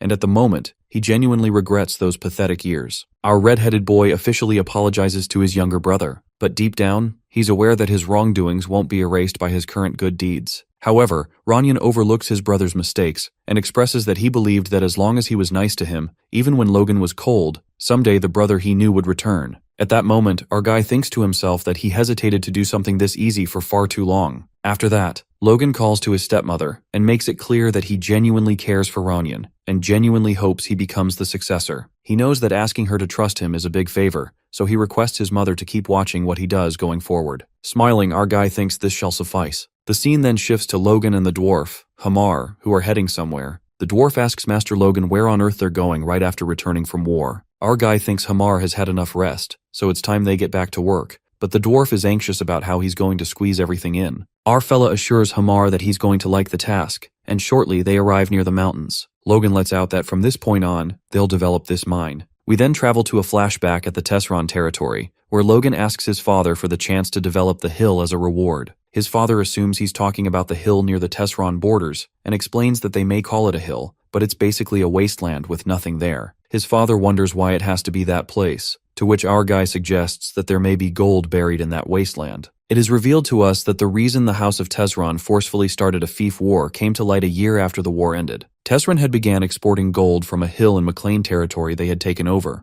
Ironically, the gold from that mine alone made Tesron far more influential than the average Count family. This continued until Ronian McClane massacred their family in revenge. Well, that was all before the regression. In the present, Kai walks with Logan into the underground prison of Tesron, informing the young master that there are some peculiar people inside he should see. As soon as they reach the cells, an old man inside the prison hysterically justifies himself, saying he didn't do anything wrong. He reveals they were just bringing gold from the mine as they were hired to do, but the cruel Viscount locked them up. Logan gives an odd reaction. It may appear he feels sad for them since Haman Tesserin locked up 5 of those precious mining specialists. The poor old man thinks Logan is getting angry on their behalf, but the truth unfolds when our dude smirks diabolically and calls it an unexpected profit, like a greedy bastard, scaring the fuck out of the prisoner. It is then revealed that while the McClanes won the fief war against Tesron, that was equivalent to barely making it past a small wave. Logan narrates that if the invasion by the Empire that led to the collapse of the nation is the final hurdle, the event that'll happen in 1 year will be the start of the downfall. The cause will be the death of the present king, Samuel von Grandia. Before the regression,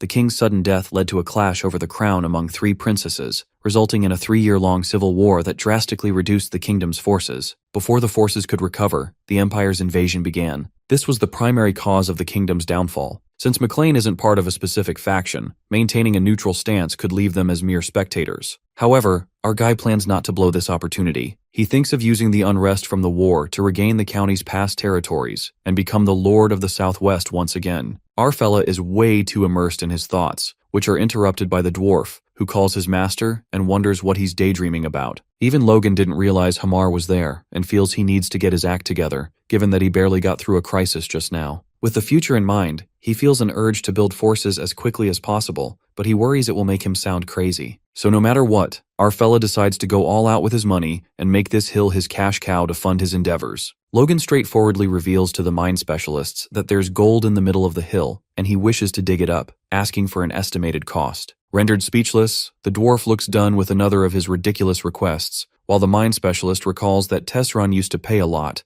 but a gold mine is too much to ask. The old man asks Logan if he's sure there's a gold mine, and our guy confidently confesses that he saw it himself. While the old man thinks our guy is a freaking maniac, Logan makes it clear that this is a secret mission, so the mine specialists and Hamar will be the only ones doing the drilling. The old man freaks out, as he finds it excessive even if a dwarf is drilling with them. The specialist looks at Hamar desperately, hoping he will say something in their favor. The dwarf opens his mouth only to tell the old man to prepare to die, advising him to sleep less and give up on living like a normal person. The old man realizes he's been screwed big time, while our guy is proud of Hamar. With that, he commands everyone to start work and asks for an estimate. The old man deduces that the initial investment is 5 million gold, and safe development will take a long time. Hamar adds that preparations alone will take 6 months, and full-scale mining will take another 6 months. It's just as Logan thought. The mine is going to take a lot of time and money, but given how this mine made Viscount Tesrin richer than other Count families, he wants to develop it more than anything. Frustrated, our guy wishes he could sell the monster meat right now to invest in the mine, but the meat's effects won't become well known for another 6 months. That's when it hits him. He plans to address the toxic nature of the meat to use it as a medicine right away. Knowing how to use neutralizing agents as a mercenary, Logan thinks of making it himself to sell. Well, our guy is diabolical when it comes to money. The scene then takes us to a week later at the McLean Southern Villa, where Rick, after working his ass off, makes the shady medicine for his master. Our guy clarifies that it's not shady, but a neutralizing agent. Rick then informs his master that the monster meat is in the villa's warehouse just as he asked. Logan excitedly asks Rick to go to the villa to put the medicine in the monster meat. However, the guy freaks out and makes a fuss about it. Our boy is pissed at Rick for throwing tantrums and wants to hit him. Shortly, when our fella arrives at the warehouse, he's welcomed by a disgusting stench that is enough to burn his nose hairs. The vile aroma makes him want to throw up, and Rick already has. But using his force, Logan musters up the courage and heads inside, while Rick is left in disbelief that he's okay with the smell. That's when the selfish master reveals that he paralyzed his sense of smell using force, and tells Rick to awaken his own force, if it bothers him that much. Logan puts Rick to work doing the dirty work, teaching him to first sprinkle the neutralizer on the meat and, after mincing it finely, roll it into a small ball to look like a pill. The young master reveals that they're going to sell this medicine and tells Rick to remember the procedure. But his servant immediately refuses, since the stench is unbearable. Well, our fella thought he'd get this done for free, but he offers to pay 100 gold for each batch. For now, our boy decides to test how effective the medicine is, which leads to Rick's question, what is the medicine for? Frustrated, Logan utters that it's good for men, and strictly clarifies that he's going to explain it only once. Basically, the medicine is for erectile dysfunction, and even our guy feels embarrassed while explaining the whole thing. Upon hearing this, Rick suggests that the best person to test the medicine on is Mr. Dwayne. Poor Dwayne is about to get his dysfunction fixed. Later, Dwayne, not knowing he's about to fall prey to the young master's medicine, comes into the room as called. Strangely, he finds no one in the room until suddenly Logan shows up with his freaky-ass face and scares the hell out of him. Our guy justifies it by saying he was trying to massage his shoulders and acts considerate toward him. Poor Dwayne gets flustered and, in return, mentions that Master Logan seems to be having a much harder time. Our fella notices how Dwayne is low on energy and highlights how hard he's been working. He diligently expresses how everyone has been pestering Dwayne for money, acknowledging that the administration has a tough time. As Dwayne wipes away his tears, he's moved by Logan's words, as he didn't expect him to be this considerate. That's when Logan cuts to the chase and asks if the administrator is having trouble in bed. An awkward silence fills the room, and Logan desperately asks him to listen, taking out the medicine to give to Dwayne. Our fella reveals that it's a patented product from the Phillip Merchantry in Kale, guaranteeing results from just one pill, though he's never tried it. The poor administrator looks at the medicine with suspicion, but Logan affirms that he's the first one to receive this. After some time, Dwayne comes rushing back to Logan. While Rick scolds him, the administrator hysterically asks the young master how much he needs to pay for the pill. At that moment, our guy realizes the medicine is a hit, and he dramatically asks Dwayne to give him his hand. Suddenly, it escalates into pure melodrama as Dwayne kneels and the young master hands him the medicine. Well, after the first successful trial, men bowed their heads in front of Logan, and experiments continued a few more times. The next experiment is Heinkel, and Logan bluntly mentions the rumors about him fighting with his wife every night lately. Poor Heinkel freaks out, but before he can react further, our guy forces the medicine into his mouth and a sudden surge of energy hits him. Our fella assures Heinkel to go to his wife and says he'll manage things from behind. Heinkel then leaves like a true man. Surprisingly, the third experiment turns out to be his father, the patriarch, who confesses the pill was good while blushing. Logan low-key apologizes to Ranyan, since he might be getting another little brother. At that moment, Rick appears and lashes out at our guy for not giving him the medicine when he's the one who went through all the shit. Logan pulls a diabolical move and looks down at Rick's pants, questioning his gender.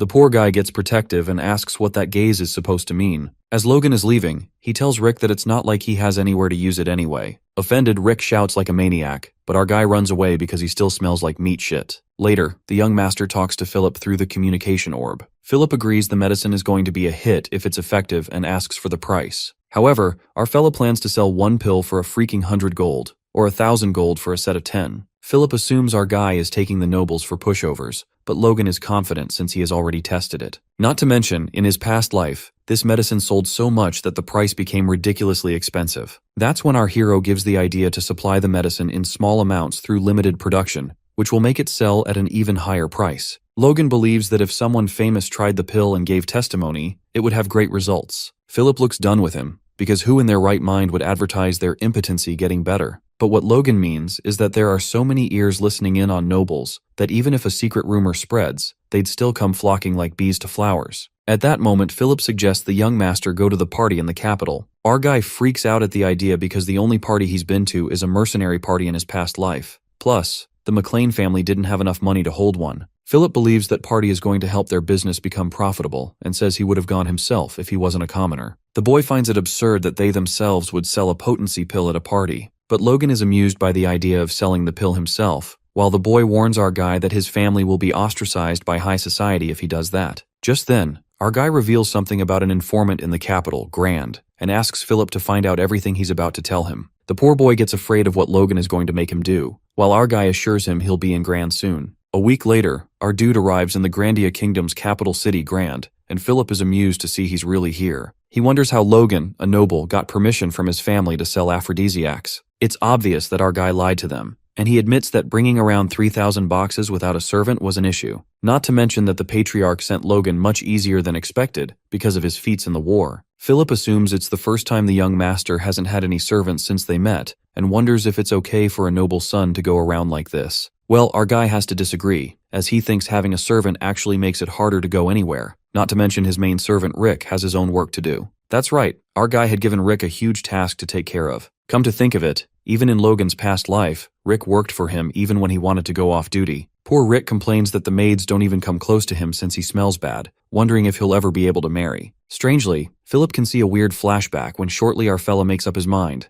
To celebrate all the work Rick put into the medicine, he names it Impo Rick. At that moment, Philip confirms that this red-headed motherfucker right here is a lunatic. Philip suggests that Logan recovers from all that fatigue in a bar as he must be tired from the long journey. However, our guy supposes that they shouldn't talk about nobles who can't get that up in a place where there are so many people listening. And Claude admits that room is definitely better place for a chat on that topic. Informing him that he went to the informant to find out what he asks him if he's sure about giving 900 gold for each document. Our young master acknowledges the fact that he's pricey, but is satisfied since he's just as skilled. He's positive that they'll get the perfect information as long as he ordered correctly, and Philip lets him know that he placed the order word by word as he told him to. Repeating it for confirmation, he mentions that firstly, he asked him names of grand nobles who've been married in the last 10 years, yet they don't have a child. Secondly, names of the nobles who haven't taken in any second wives or lovers. And thirdly, names of nobles who often look for food that's good for stamina. Logan remarks that it's right on the spot and praises Claude not just for doing a great job for this task, but all of those he told him to complete in the capital. The future businessman doesn't think it was that big of a task and confesses that the real crisis was the day he heard the news about the war later on. He admits how worried he was until he heard the news that the war was over by that evening. Our boy starts to sense his concern for his clients when he reveals that he thought about the mountain of monster meat he'd have to take care of. He couldn't even swallow food down his throat. Logan flings some papers at his face, instructing him to read this as he asks him about who he thinks is fit to be their first customer on that list. Philip scans the paper and points out a name. Later, we see Logan dressed weirdly in a party where he calls out Count Davis and introduces himself as the eldest son of the southwestern regions of the House of McLean. Davis welcomes the new guest while trying hard not to let out a laugh as the other guests critique our dude's clown-like clothes. He wore Philip's recommended clothes, and as he thought, no one likes them, which makes him feel this was a good choice. Since he doesn't have the time to be forming useless connections in a pointless party like this one, his only target here is Count Davis. Fallon Davis, despite being an important figure in the treasury of the Grandia Kingdom and having married at the age of 20, he's still a pitiful man who still doesn't have a child. Logan was shocked when Claude pointed his name out on the list,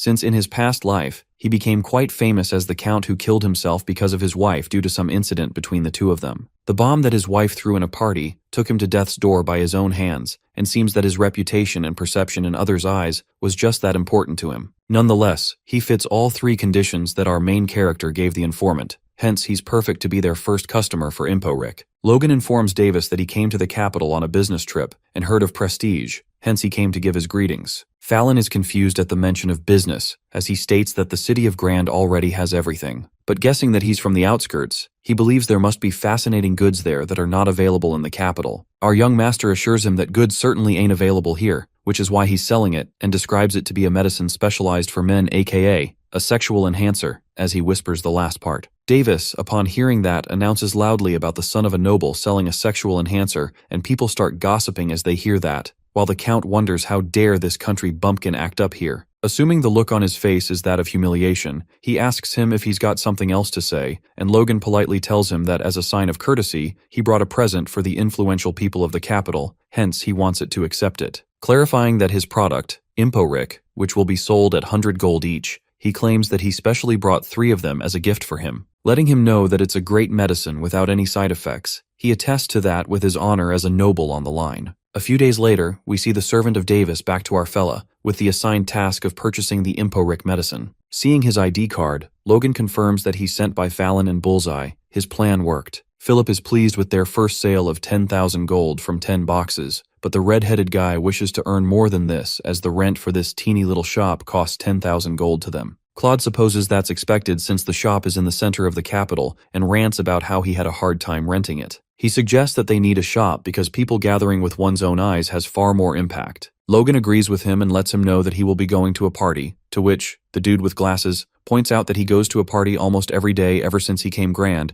and sometimes he even goes to 2 parties a day. Our hero breaks it to him that having Davis as their first customer isn't enough and feels that he should go and promote it to as many people on that list as possible. A week later, we see the servant of the Count Fallon from earlier, who asked him to purchase that medicine yet once again. Walking to the shop, he witnesses a pretty long queue outside it, and the men waiting outside look familiar to him. Recognizing one of them to be the Chamberlain at Viscount Talon's, and the other to be Count Hamel's butler, he's surprised. He decides to buy it quickly and leave to avoid any rumors when Philip announces that they're all out of stock prepared for today and apologizes to the customers. The men waiting outside are desperate to get it, but Claude makes clear to them that they restricted the sale to 50 boxes a day since InfoRick is highly popular. They create a fuss over it, and it catches the attention of the bypassers. By limiting the supply, the customers are stimulated to buy, and seeing people gathered makes the other nobles curious, and it's going exactly as Logan planned. The same thing goes on for days and days, and Philip is ecstatic as he informs that their daily sales have been all full for over a month. He reveals how they sold out today as soon as they opened and is convinced that at this rate,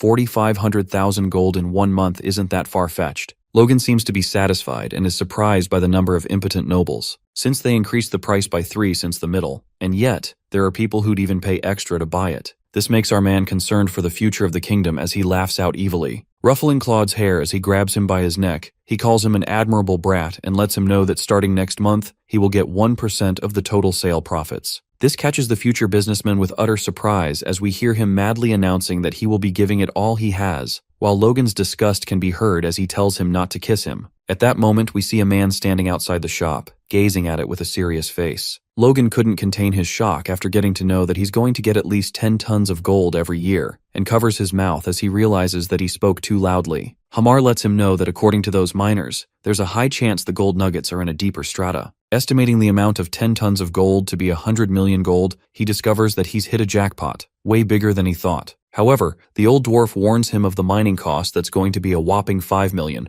and wonders if he has the means to pay for it. Our guy assures him that he will get all the money and workers he needs ready in no time, and as he considers the initial investment cost for the mine development, he calculates that if InfoRick keeps selling as it is now, he can make around 4.5 million gold a month. Even if he only sells for 2 months, he will have plenty of money left, and knowing that he's got around 700 boxes of InfoRicks left, he decides to go back home to send more goods here, and then start mine development. Later, he senses a presence from inside the shop, and even though it's really faint, Logan rushes inside. He bursts open the door and looks around, but after finding no one, he ponders if the intruder disappeared. He realizes that there's one door and is sure that he must be inside, and just then, someone rushes from behind him and he instantly strikes his sword, only to find no one. Our guy finds no one, even though he definitely sensed someone here, and as he activates force, he spots the intruder on the roof and leaps towards him. Before he could ask or do something, the guy vanishes and Logan feels no sign of any presence at all, even though he was right in front of him just now, which makes him wonder what the hell just happened. Afterwards, the red-headed guy informs Philip about the incident and supposes that the burglar was at least an advanced force user. He felt that he wasn't just a high rank but on a completely different level. Claude is baffled as to why an aura user would do a petty theft, wondering if aura isn't enough to turn even a slave into a noble. He's curious about what he stole and desperately hopes it's not what he's thinking. Logan tells him that it's exactly what he's thinking and breaks it to him that he stole 2 pills of Impo Rick. That's it. Philip inspects the box and realizes that the intruder wasn't really after money, which means he took it so he could use it himself, and this makes him ponder if there are impotent people among aura users as well. That's when it hits our young master, and he desperately asks him if there was an aura user in the list. The guy with glasses reveals that the informant asked for extra charges, saying that's top secret information, hence he refused. But now that he thinks about it, he realizes that there's one person, an aura user in the capital who doesn't have a descendant. On the other hand, we see Felix Esperanza, the kingdom's best swordsman, who looks at the kids running by with longing. Realizing that his wife is looking at him, he explains that he was just appreciating the scenery outside. His wife, however, knows him very well and feels sad as she hugs him and comforts him. The deep-rooted sadness and regret in his heart,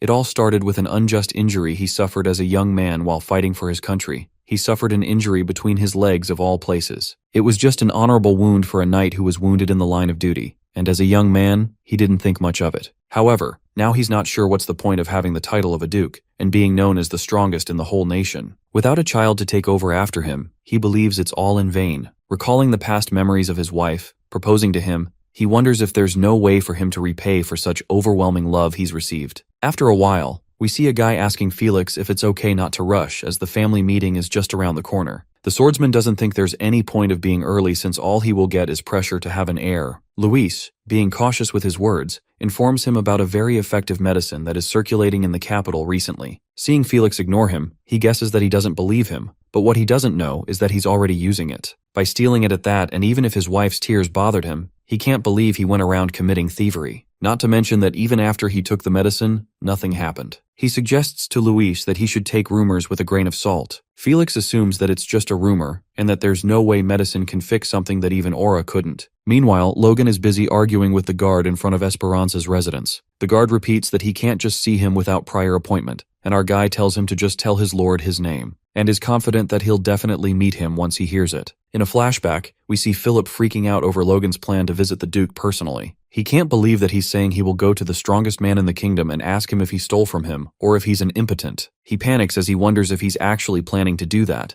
Claude warns him that he's asking for trouble and suggests that he acts like nothing happened, but assuming that the person yesterday really was the Sword Duke, he knows can't let this opportunity go to waste. Hence, here he is, waiting in his house when a servant informs him to proceed inside a room. Logan sees this as an opportunity to form a positive connection with one of the strongest people of the kingdom, and upon entering, he greets the Duke and introduces himself. He observes how he looks much younger even though he's 70, and wonders if he's repressing aging using his strong aura. Hearing McLean, Felix lets out that it's in the southwestern region, and is curious as to why our boy has come so far from home. Logan tells him that he's recently started a business in the capital and shows him the goods he brought here as a present. He defines it as an excellent medicine for men and mentions how it has proved effective for countless nobles. But not seeing the reaction he wished, our hero is confused whether he was actually the thief from yesterday and decides to move on to the next level to find out. He acknowledges that a superhuman like him wouldn't need stuff like this, hence the reason why brought something more special, and that's when our fella gets the desired reaction from the Duke. He realizes the reason he was disinterested at first is because he didn't see any effect after using Imporix. In the current Imporix, the poison in the monster meat is neutralized for consumption as an aphrodisiac and treatment for dysfunction,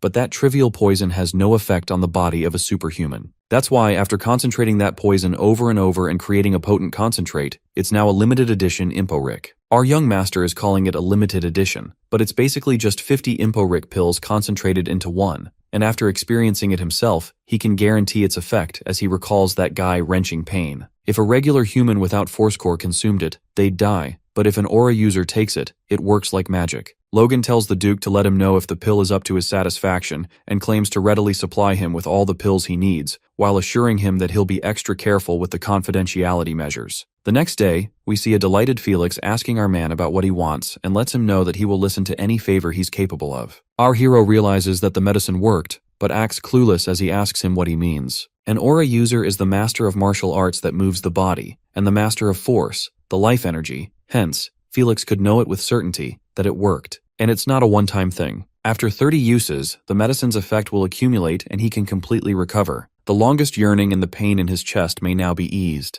Esperanza can't believe Logan was so considerate that he brought a gift and didn't even mention his mistake. He recalls his sword skills that day and finds it unbelievable for someone of his age, as he feels that he's definitely someone you'd expect to be the owner of this miracle drug. He expresses how he sees the possibility of being cured of a chronic illness thanks to his gift, and wishes to repay him for that. Felix inquires about his wish, and Logan asks him if he could get a useless book on swordsmanship. The greatest swordsman picks out a book and warns Logan that training in only this will hurt his body, but it's worth a read since it has a few eccentric points. The red-headed guy thanks him and requests if he can write a letter of proof that he's given this to him. Felix has no problem with it, and our fella is satisfied that he has what he needs. He thinks it's a shame that he's only taking a swordsmanship book from the Duke when he's ready to give him anything, but his actual goal is something else anyway. Esperanza announces that he's thought about, and it just doesn't feel right to him. That is why he offers to teach him a sword technique. Logan is in shock after he hears that the greatest swordsman of the kingdom will teach him. Felix understands that he's humble and doesn't desire much, but it seems that giving him just a low-grade swordsmanship book won't put him at ease. Our guy is hearing that for the first time in both his lives and believes that even having the divine sword secret, he shouldn't need to refuse when the strongest kingdom's man is offering such. Feeling excited that he's hit a jackpot, he thanks him, and the next thing we see them standing against each other. For the greatest swordsman, judging the talent of remarkable young talents is one of his pleasures. He tells him to focus and warns about not being nice while teaching as he instructs him to draw the sword, and at the same time, a huge force presses down on Logan's body. He can't even grab his sword and realizes that he's facing an aura user. He wonders if all aura users can restrain the whole body using force like magic, and concludes that aura users in all the continents would end with them fighting each other if that were true. Logan assumes that it's a special skill being used and uses the force to boost the senses and not the body. He analyzes this force that's restraining the body and feels the Duke's force stimulating its starting point. He doesn't know how he's doing that, but it seems that he's aware of how to deal with it, and when he's about to scatter our boy's strength, he chooses to move half a beat after. Felix witnesses the talent in our young master, as he thought, and instructs him to look carefully next. Logan observes him concentrating the force that was restraining him to the tip of the sword, and ponders if it's an aura blade. Just then, he realizes that it's a force blade and not an aura blade, leaving him stunned. Logan sees the sword coming down at him very slowly, and yet he isn't able to move. The Duke's force is forcing itself into his entire body and disturbing his senses. The red blade's force is becoming even stronger, but our boy can't do anything even if he knows the basic principles. Just then, an idea pops in his mind as he realizes that his force is neutralizing the Duke's force on its own. His institutions are telling him that he can't dodge this attack, rather he chooses to block it. Felix catches him using force in the face of the force blade and is caught by surprise. He swings his sword and strikes a blow that sends Logan flying backward from the impact. Our boy trembles from the hit while his sword shatters, and the greatest swordsman questions if he thought he'd teach him something he can't do, and admits the fact that he unknowingly got a bit serious at the end after our dude falls to the ground, unconscious. Felix can't believe that he actually took it head on, and assumes that some are simply fated to excel. He believes it's going to be fun watching over him. Later, we see Logan ready to leave as soon as he wakes up, when the servant informs him that the Duke wants him to rest until he fully recovers. Our guy assures him that it's okay and claims that he's completely fine, thanking the Duke for the potion he gave him. The servant escorts him to the gate and wishes him a safe journey. Meanwhile, our young master scurries away in the blink of an eye and breaks down as he comes far away. The pain kills him, but he doesn't want to use such an expensive potion for a wound like this. He's still in disbelief that Felix would hand over a superior grade potion that is basically unfindable. Logan's force evolved in all this time, hence he can somewhat heal the internal wounds himself. He's aware that the wounds the Duke inflicted on him are going to be hard to deal with. Even so, he's glad that he still gained more than he lost. He pulls out a note along with the potion and finds the coordinates of the communication channel of Felix's mansion and asks Logan to contact him if he ever faces a learning force blade. The red-headed boy never thought he'd think so positively of him and realizes that he's practically treating him like a disciple. And just then, Philip pops out of nowhere and scares the living life out of him. He reveals that he was at a distance, waiting for him, and wonders why he looks so pale. He freaks out and asks Logan if he did anything rude to the Duke, and Logan lets him know that he just learned a bit of swordsmanship from the Duke. Our guy coughs out blood as he says that, and this panics Claude even more, and he rushes to make preparations for them to run away by the fastest route. Logan tries to explain to him that he's misunderstanding the situation, but is cut off by more blood splattering from his mouth. A week later, we see a signboard outside their shop that says that ImpoRick is currently all out of stock. The total profits from the sale of ImpoRick is revealed to be around 4.1 million gold. Philip supposes if the sales continue to follow the trend, over 4.5 million a month won't be hard. They squeal in happiness, and Logan asks him if he's so happy that he doesn't mind not getting a bonus this month. The future businessman doesn't want his imagination to be ruined, and lets him know that he made sure the monster meat purchase in Kale would go on without any issues. He suggests buying a house in the capital, considering the loss from the lodging expenses. That seems more reasonable to him. Our young master refuses and declares that they will be here only for a year and a half at most. After that, they will have to move elsewhere, even if he doesn't want to, and Philip is confused about what he means by that, and Logan lets him know that it's something he doesn't need to worry about. Claude tells him to take care of his health for smooth running of business,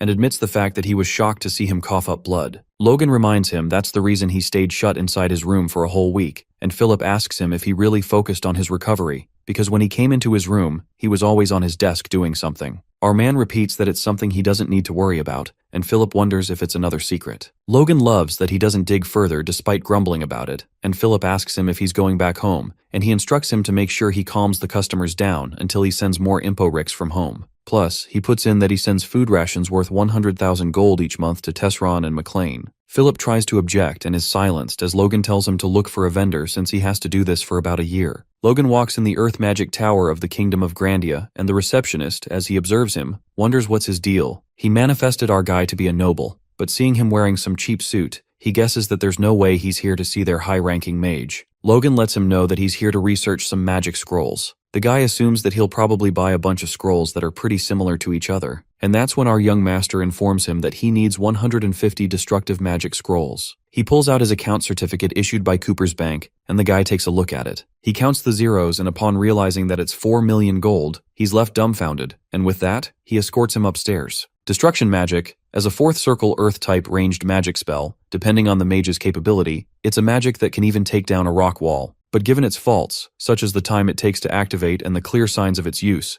and the fact that it only works on rock and dirt, it wasn't used at all in the battle. Logan thinks it's perfect for use in construction and believes that he can speed up the mine development using this, and at the same time, solve the other problem as well. Radio's great, Earth Magic Tower's master, shows up and asks our boy if he wants to buy 150 destruction scrolls. The old fella feels kinda nervous since they haven't had such a generous customer in a long time. Our hero never thought the Magic Tower master would come running. He's a 5th-generation Magic Tower master, yet with just 1.5 million gold, he's here. Logan wonders if the situation here is this serious, and concluded that the weakness of his trade partner is an advantage for him. He states that their House of McLean is just a small feud of the Southwest, hence he understands if he doesn't know about it. Radios lets out a nervous laugh and supposes that his trainee made a mistake as he apologizes on his behalf and claims to give him a strict scolding. The red-headed guy lets out that it's no big deal. Meanwhile, the trainee is frightened as he realizes that he's done for. Great feels that he almost missed out on this pushover because of that trainee. He's well aware that in these peaceful times, earth magic is only of use in farming or soil and tree construction, and is curious about what kind of noble would use expensive scrolls for something trivial. He's annoyed because he feels that ignorant fools like these are the ones who yap about how the magic tower became weaker after he became the tower master. Nonetheless, he thinks it's great that they have a pushover here as he decides to coax him well and get a big chunk of cash out of him. The bald dude, however, mentions a problem for crafting a 4th scroll and states that at least a 5th circle mage needs to lead. And currently, their magic tower doesn't have a lot of high-ranking manpower. This pisses Logan off, and it seems that Radios wasn't expecting this reaction, but he persists to try and test the waters. Our man gets up, ready to leave, as he clarifies that the payment can't be made in advance since a scroll's per unit cost of crafting is pretty high. He guesses nothing can be done and turns around, claiming that he was planning to buy 150 scrolls every month. He declares to just go to the royal family's magic tower if 150 scrolls alone are hard for him. That's when Radios surrenders to the ground and tries to stop Logan, who breaks it to him that he's going to buy 150 each month, and for 6 months, he'll need a total of 900 scrolls. Though he supposes if 150 right now would be too much for him, 6 months would be a stretch. This catches Great awestruck, as he grabs our guy's leg and cleans his dusty shoes while assuring him that's 100% possible. The old man calculates the amount of 4th circle being 10,000 gold each and 150 scrolls being 1.5 million gold, and in 6 months, that's 9 million. This drives him nuts as he admits that's an extremely attractive amount. And that's when he suggests Logan hire mages instead of buying the scrolls. Our young master thought these aloof mages hate doing dirty work,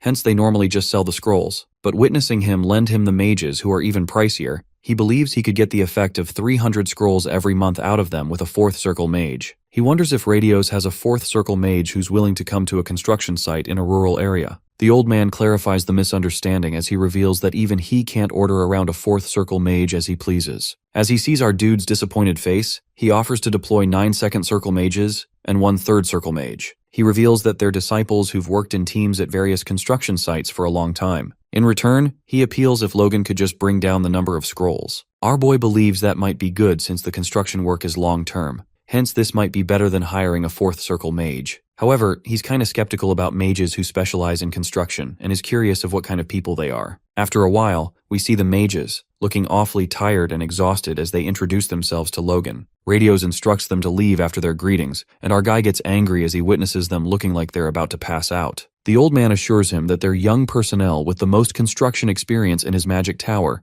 and emphasizes that they're specialists in construction. They definitely looked pretty capable when Logan roughly tried reading them with his senses. They're 2nd and 3rd circle plus, they're all in their 20s, who'd be considered prospective talent no matter where they are. Even so, Logan is a bit suspicious of the old man sending those disciples of his to the countryside. He feels something is off and decides to test him out. Our guy lets out that reducing the scroll count and dumping 2nd circle mages on him in exchange doesn't seem fair. Radios feels that 10 mages should be enough, and Logan implies that they make it 1.2 million a month for 120 destruction magic scrolls and 10 mages. The old man is taken aback. Meanwhile, the red-headed guy is aware that's a dirt cheap price considering the talent of those mages. He expects him not to send any normal mages at this price. But, to his surprise, Great agrees almost immediately and pulls out a contract so they can sign it right away. Logan is taken aback since he was not expecting him to agree and is curious about why he's in such a rush and when did he write up this contract. Just then, he hears some commotion and as he thought, something is indeed off. It's Clayton, a 5th circle mage who storms into the room and demands the Tower Master to have a chat with him right now. It seems that the mages from earlier are his disciples as he asks him if he's sending off his disciples again. Radio states that it's all for the benefit of the magic tower since his disciples are the most talented.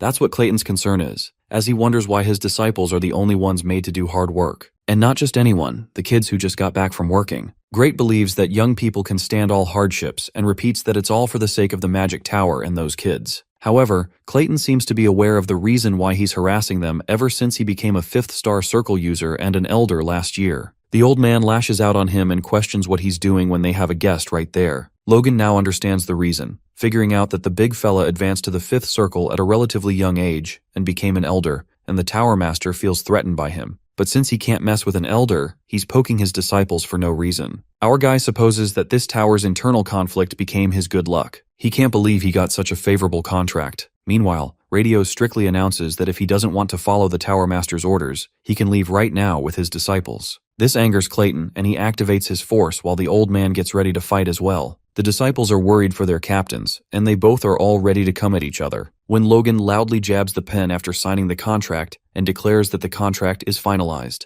Logan instructs the 10 mages standing there to follow him, while he tells the Tower Master and Clayton to sort it out themselves. He wonders if the contract is valid, even if the Magic Tower Master changes, and Radios realizes that they've shown a pathetic side of themselves in front of their guest. He claims to send the scrolls as soon as they're done when Clayton interrupts him, telling him that he's not done talking yet. The old man questions him if he's saying he will force the official contract of the Earth Magic Tower, and the bulky fella at last gets no choice but to accept the situation. However, he puts in a condition and declares that he'll follow his disciples as well. Radios lashes out on him as he wonders if he, an elder, is going to follow them to a construction site. And Logan is taken aback as well and lets out that he's never hired a 5th circle mage. Clayton lets him know that he won't ask him to pay him separately, and that his only plan is to cooperate with him to help his disciples and get the work done sooner. Our young master quickly bows and declares to serve him devotedly. Meanwhile, the bald Tower Master warns the bulky dude that he's not done talking to him yet. Unbothered, Clayton requests the red-headed guy to postpone their dispatch by a day since his disciples need to recover before they leave. Logan doesn't seem to have a problem with that and agrees on meeting them tomorrow at noon at the West Gate. The next day, we see our young master waiting at the West Gate,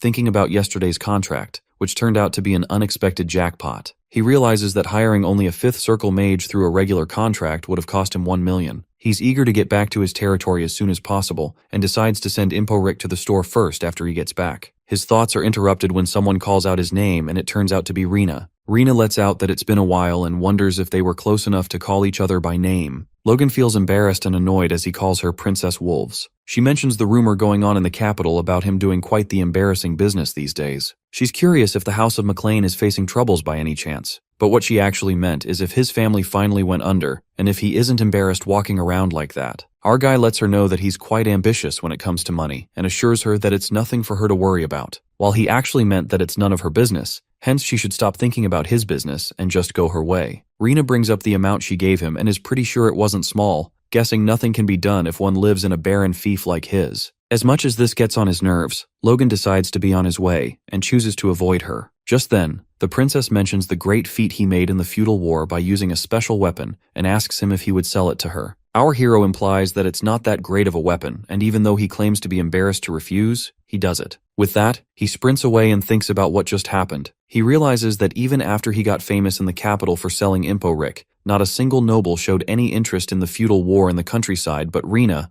or rather the wolves, are interested in it. Logan wonders how they are interested in it already because that's pretty quick even for a relation with history. Since the crossbow structure was pretty simple, he hopes to use it a few more times. Just then, Clayton shows up along with his disciples and is curious about what our boy is doing here since they promised to meet at the western gate. The red-headed fella mumbles that he happened to run into someone annoying earlier and pushes the big fella, indicating that they should go. Clayton observes the 3 carriages they're traveling in, enough to carry 5 or 6 people, and the coachmen seem pretty experienced to him as well. Referring to Logan, he lets out that he didn't need to bother with all this, and that he spent all this money for nothing. Our guy seems to be aware of a mage having a high sense of pride and supposes that buttering him up is no big deal since he hired a 5th mage circle for free. He states that doing this is basic as he's attending to such great mages. Later, they decide to rest at a place before going forward since it's late at night. Logan is busy meditating when he senses something and pulls his head down. It seems to be a group of intruders who threw the dagger at him and he managed to dodge that. The intruder finds it pretty impressive for a young master and reveals how he's heard rumors about him in the capital. He asks him if he got his hands on a lot of money by selling some strange drugs, and this makes our guy wonder if they're thieves. He declares that he wanted to practice what he learned last time by meditating freely, and believes that since they've interrupted him, they're going to have to be his practice partners. One of them wonders what he's yapping about and is silenced when Logan slits his throat in a blink. Others are left stunned for a moment, and another one charges at him, only to be defeated in an instant. They decide to run for their lives, but it seems they're unable to move their bodies. Our hero appears behind one of them, using the Duke's technique, and swings the Force Blade.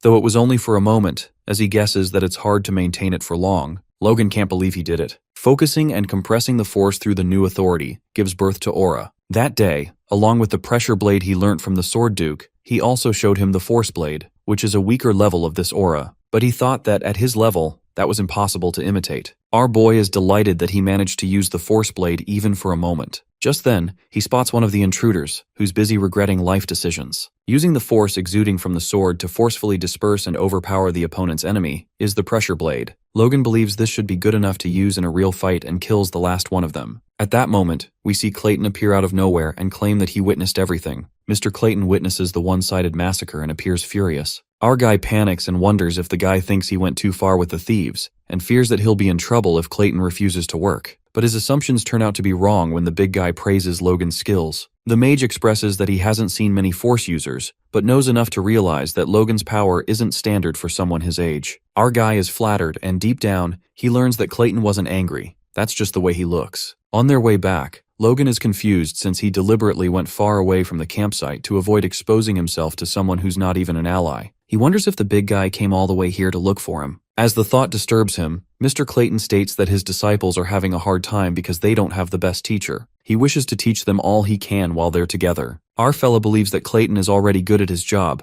wondering why the big guy would tell him all this. That's when Clayton elaborates that even after they get to McLean's territory and get to work, he wants his disciples to take breaks in shifts to give them a chance to train. The big guy assures him that he'll work more as needed, hoping Logan will understand. The young knight affirms that this won't be an issue, and abruptly notices mana flowing out of Clayton's body toward the tent where the mages are sleeping. Our knight couldn't understand why the big guy is going so far, to the point that he's even sweating. Logan assumes that he cherishes his disciples greatly, and the mage admits that he has to do at least the minimum. Some days later, they arrive at the mansion and the patriarch asks Logan if he gained experience in the capital. Our boy responds that it was immensely helpful. Since that's the case, his father asks him if he would like to report anything, and Logan decides to get straight to the point. He reveals to the Baron that the business in the capital is going great and they'll soon generate profit. The father freaks out and frantically questions what sort of business he started. That's when our guy opens up that it's the medicine he gave him. He started selling that. Embarrassed as hell, the patriarch tries to process that his son went all the way to Grandia to sell sexual enhancers. While his father did agree he won't meddle in his affairs,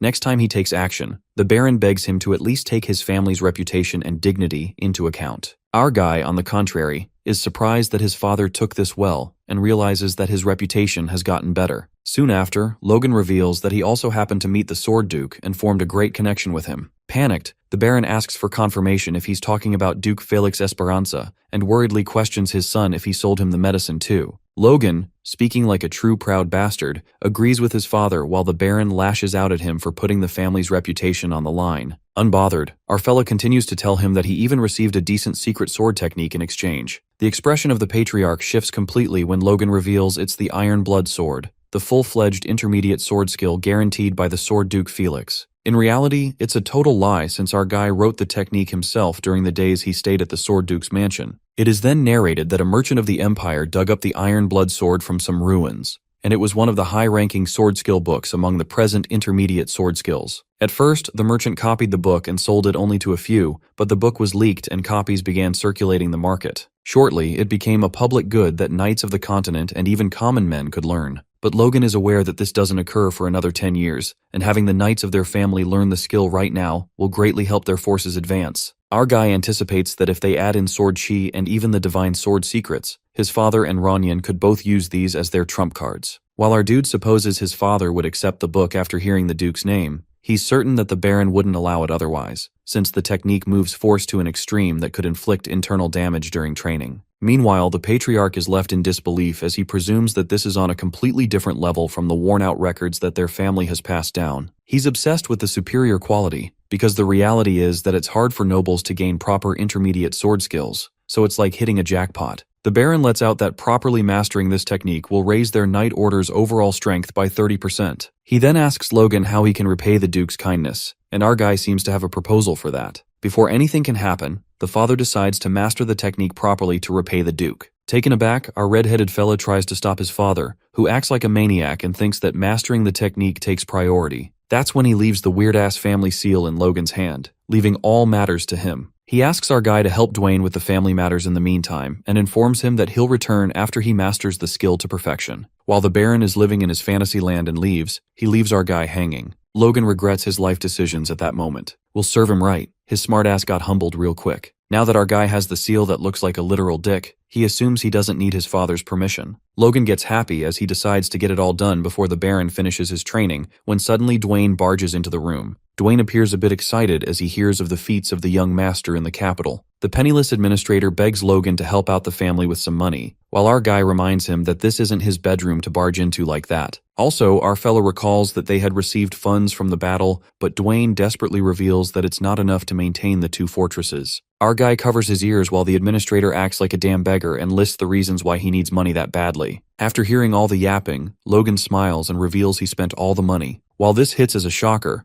Dwayne asks him where the hell he spent all the money, given that he earned a couple of million. As he tries to believe that our guy is joking, he soon realizes the brutal reality that Logan is telling the truth. Well, our guy can become a gluttonous bastard when it comes to money. As Dwayne sulks and wonders where the money went, Logan reveals that he spent 1.2 million on magic scrolls and mages. Plus, he also bought construction materials and food to support their people. The administrator wants to choke the hell out of Logan right now since he thinks buying a little food won't do anything. Our fella reveals that he'll distribute food worth 1 million every month for a year among the people in their region. Dwayne is thrown into disbelief, wondering if the young master ate something weird. Well, our guy expected this reaction and confirmed with Dwayne that 1 million is enough to feed the people. Dwayne agrees and feels curious about the construction, asking the young master what he's building. That's when our hero reveals that they're constructing a dam. The scene then takes us to 2 weeks later, where the McLean fortresses call upon statutory labor. In the Tesseron territory, the people are angry at the nobles for exploiting them. They barely made it out alive from the battle, and now the feudal lord is trying to kill them with work. The people of Tesseron assume that McLean is telling them to choose between dying while running away or working,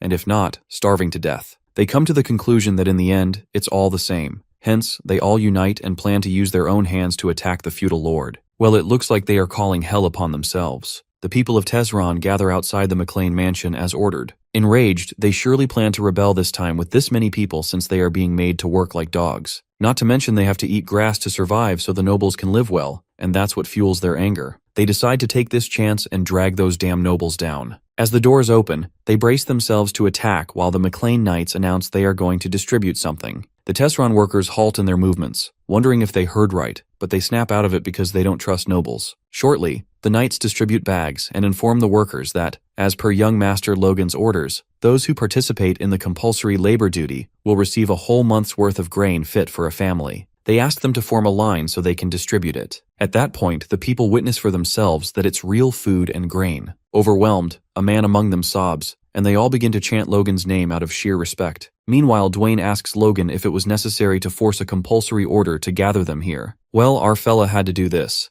Had he not even 1/4 of them would have come. After all, they don't trust the nobles. We then get to know that nobles consider their people as their property, and any nobles with sense consider it their duty to protect them. But for our knight, who lived as a mercenary and as an ordinary person in his past life, he learned that for commoners, the only difference between good and bad nobles is who takes more away from them. Our fella has to admit that even his father thinks about knights more than commoners. After all, his father believes that knights are the strength of a nation, and for this reason, despite the lack of a budget, he still maintains a knight order of 50 people. Logan asks Dwayne to acknowledge how the people must have felt, and that's the reason he gathered the commoners to let them see the truth, so that they can believe in the nobles. Strangely, our guy catches the administrator staring at him like a weirdo. Logan asks him why he's staring, and Dwayne, in awe, confesses that the young master surprises him all the time these days. Our fella thinks Mr. Administrator is being silly, and given that the admin trusts and listens to him, he plans to go ahead with the construction. However, Dwayne immediately refuses and can't fathom why the hell the young master is spending $2 million on dam construction. Logan can't help but think that Dwayne sounds like Hamar and Clayton. The scene then takes us to a flashback where Hamar and Clayton react frantically after hearing that our guy wants to drill a freaking hole in a mountain and draw water from there. Logan, calm as fuck, claims that it's entirely possible and wishes it to be carried out just like that. Our fella elaborates that McLean's territory is surrounded by dense mountains and wastelands on all sides. It's a barren land. With shallow mountains on the north blocking the flow of the Luther River from turning south,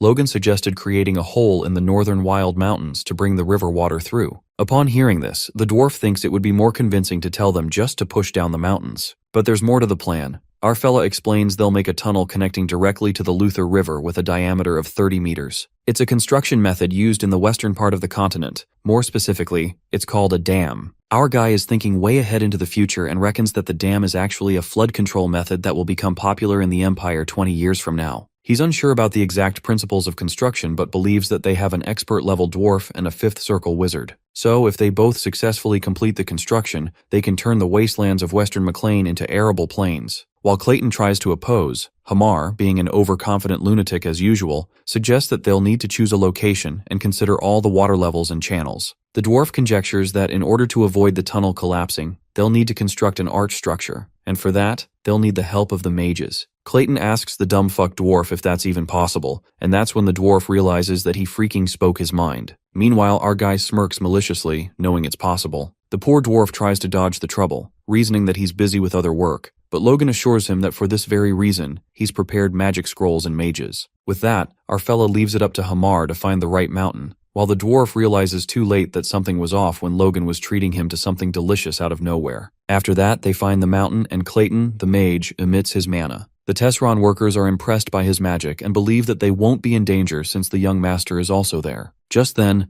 Hamar yells at the mage to begin, and Clayton breaks through the mountain using his magic, warning everyone to be careful of flying rocks. The dwarf lashes out at the big guy for showing off his strength as dust flies everywhere, while our guy discovers that another supernatural power a human can wield is mana. In his previous life, Logan could only faintly sense the mana, but now he can see it clearly. The Earth's power originating from the mana circle in Clayton's heart repeatedly draws intricate yet constant patterns, stimulating the rock wall. Our dude can't believe that he gets to see this, and is proud of how his force core has transcendently developed his senses. Soon after, the mage asks the young master to watch carefully since he's not done yet. Clayton controls the debris with his mana, and while Logan assumes it's some other magic, he notices that the debris from the collapsed cliff is gathering. Shortly, the big guy creates a golem from the debris. Our guy is hooked since the golem is created without any tools, which is truly admirable. Our guy covets the idea that Clayton could make a few more of these golems, since they will not only finish the construction faster than planned, but perhaps even extend to warfare. Logan gets way ahead of himself, and feeling thrilled, he grabs Clayton's hand. But our guy smiles with a diabolical grin that creeps out the big guy as he asks how many golems he can make. Our knight gets overexcited when he witnesses the golems, and asks Clayton if his students can make them as well. The big guy nods and confesses they are from the Golem School of the Earth Magic Tower, after all. But then he mentions one problem in creating the golems. The spell formula for creating a golem's mana core is only possible at the 5th circle. Hence, his disciples need mana stones. And even with those, the golems they create will be very small and weak. Upon hearing this, our guy looks a bit disappointed. It is then revealed that a mana stone is a mineral as rare as mithril, imbued with natural energy, making it a rare ore. It cannot be produced artificially since it is mostly used for magical assistance or artifact creation. Plus, it is also quite expensive. Our guy presumes that mana stones aren't cost-effective, but he decides not to look at cost-effectiveness since they'll be facing war soon. Plus, if he can win by investing more money, that's good enough. Logan then asks the mage if mana stones will make the golem stronger, to which Clayton answers that they improve strength and speed, and both would last many times longer. But there's a catch. The big guy claims that he'll be needing highest grade mana stones as a 5th circle mage, leaving our boy broken as fuck. Clayton looks at the young master, who freezes after hearing the cost. The big guy involuntarily feels the need to explain himself and states that he's fine using low-grade mana stones that can last for 24 hours. Logan reckons that although a low-grade mana stone costs about the same as a piece of gold, making the cost-to-benefit ratio low, for a short war like the last one between the fiefs, it could easily bring much greater results. He seems to like the idea, while Clayton grumbles and decides to keep up with this crazy bastard, only because he himself is a member of the Magic Tower. Later, after the mages create the golems, Dwayne is freaked out to see the monsters as they're destroying the McLean territory. But Logan clarifies that the golem is just digging a tunnel. Regardless, the administrator rushes back to report this idiotic behavior to the patriarch. The young master then calls out the dwarf, Hamar, and tells him to take all the workers for the water channel, as there's no need to leave any for the tunnel construction since the golem alone is enough. Hamar calls out all the grown-up workers and tells them to stop being scared of the golem, get their tools, and get to work. Our guy then narrates that there are 3 constructions underway. First, the tunnel and the dam. Second, the water channel that'll distribute river water to the wastelands. And third, the mine. For the mine, Logan got the drilling results while he was in Grand and deployed workers there before anywhere else. Come to think of it, our guy hadn't had the chance to look over the mine since he got back from the capital, as he was busy with the dam. So the next day, the young master visits the mine and is surprised to see Hamar, whom he saw 6 days ago. The poor dwarf blames it all on Logan for keeping him rushing between the mine and the water channel. Finally, Hamar loses his shit and begs Logan to kill him instead because he can't do this grinding shit anymore. He's done with his life and questions why he needs to do all the hard work alone. While the workers try to stop Hamar as he goes on a rampage, our guy, being a dramatic ass, acknowledges how the dwarf is doing all the hard work and makes Hamar responsible for managing everything himself. The dwarf, trying to ignore the bullshit, lashes out and figures out that this red-headed bastard is just dumping all the work on him. But our guy really promises Hamar that once the construction ends, he'll let him have all the rest he needs. He offers his hand for a pinky promise, and Logan nearly breaks the dwarf's finger on purpose. Poor Hamar accepts his doomed fate while our guy walks away, thinking he did the right thing since the dwarf was trying to act cheeky. Logan feels more than certain now that the mine will be developed faster than in his previous life, and the dam too. Later, our fella contacts Philip and learns that they have reached an easy agreement for the lumber they've been trading, at 100,000 gold per month. Philip adds that once they build the mine and clear the land, the territory will be completely transformed, and he shows interest in visiting sometime. However, Logan ignores him and thinks he should go there next year. Philip freaks out and wonders why he's even saying that. Well, our boy doesn't exactly give a reason, but reveals there's a rumor about a problem with the royal family. He's uncertain about the kind of problem, but he heard about it when he was at the Duke's house and believes it's a big issue. For that reason, our boy asks Philip to try finding out about the rumors while he's doing business. We then get to know the reason why Logan is doing this. In his past life's memories next winter, the king suddenly dies and a civil war breaks out. But uncertainty lingers since the info he received as a low-ranked mercenary might not be accurate. He contemplates that if the king's death is indeed sudden, then it will happen just as in his past life. Otherwise, the timing could change. Just like with the war between fiefs, our guy can't be sure of the timing of the civil war for some unknown reason. Only then can they start preparing accordingly. He is determined that the McLean family will turn the kingdom's order upside down in the war. Soon after, Logan commands Philip to set aside the remaining budget as emergency funds and buy as many weapons and armor as they can,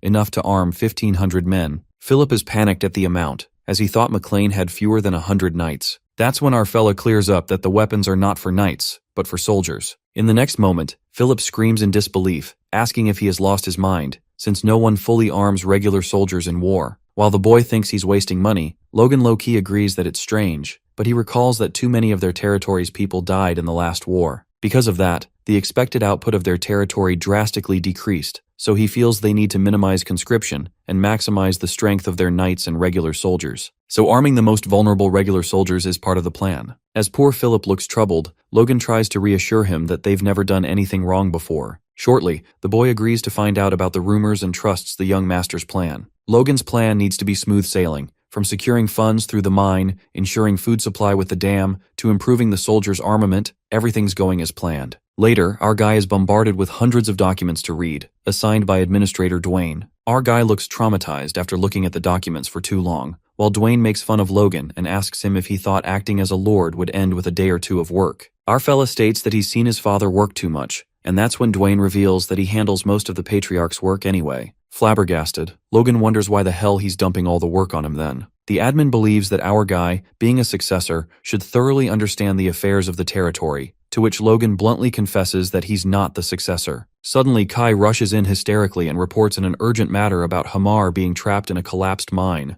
Kaisolan reveals that one of the mine tunnels has collapsed, and while our guy frantically questions the extent of the damage and Hamar's location, the mercenary reports that over 50 meters of the tunnel collapsed, so they haven't pinpointed the location of the dwarf yet. Our guy leaves immediately while Dwayne, simmering with anger, questions where the hell a mine came from. Shortly, Logan arrives at the mine and learns the incident took place in the deepest tunnel. Without reluctance, our guy rushes in and spots the mine specialists near the collapse. Using his force, he places a hand on the rock and analyzes that Hamar and 10 workers are trapped under the rubble. He concludes that they avoided the worst of it, but there are many casualties. The specialist freaks out and wonders how Logan knows all that. But that's not important. Our red-headed fella asks the old man how long it will take to rescue them. The old man deduces that clearing all the collapsed rocks will take at least 3 days, assuming things go well. But Logan presumes that even the sturdiest dwarf can't last long under rocks with injuries and plans to rescue them as soon as possible. In that case, our fella seems to have no choice, so he calls for the Fifth Circle mage and his disciples to rescue Hamar and the workers trapped in the mine, assuring them they'll be compensated.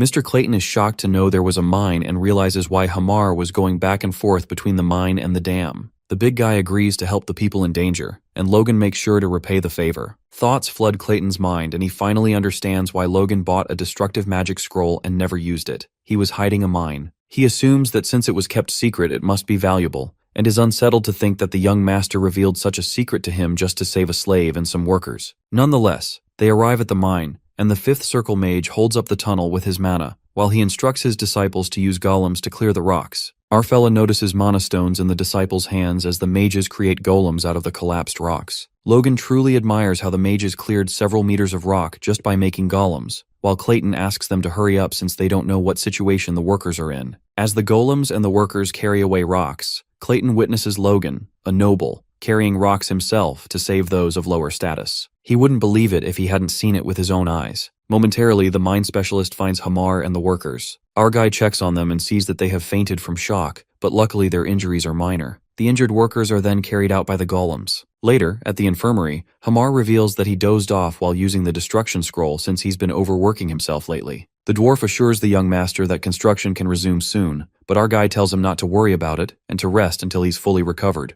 As the dwarf insists that the work isn't hard and he can push through it in a day, he processes Logan's words and realizes he actually wants him to rest. Our knight asks him if he's going to be fine without rest. Hamar hysterically claims that he'll rest at all costs. Logan finds it unbelievable that in just 2 hours, they completed the rescue operation and saved everyone through magic. On the contrary, Clayton waits for the young master and loudly expresses that he wants Logan to have a truly wonderful mine. Bewildered, our fellow presumes that the big guy might have figured out it's a gold mine, which makes sense since he's an earth mage. He believes it would be troublesome if the word gets out, wondering if Clayton will keep it a secret. Just then, the big guy curiously asks Logan why he went so far as to reveal the hidden mine and ask for help. Keeping his thoughts to himself, Logan saved Hamar because there's no one who can replace him at the moment. It was worth saving him even if he had to take some risks. Without Hamar, the mine development would have been delayed, which could disrupt future plans as well. Also, Logan declares that if he can't protect his own people, then there would be no one left around him. After listening to this, Clayton, out of nowhere, asks Master Logan if he would like to have a magic tower in his territory. While our boy freaks out, the big guy believes it's time to do his own thing,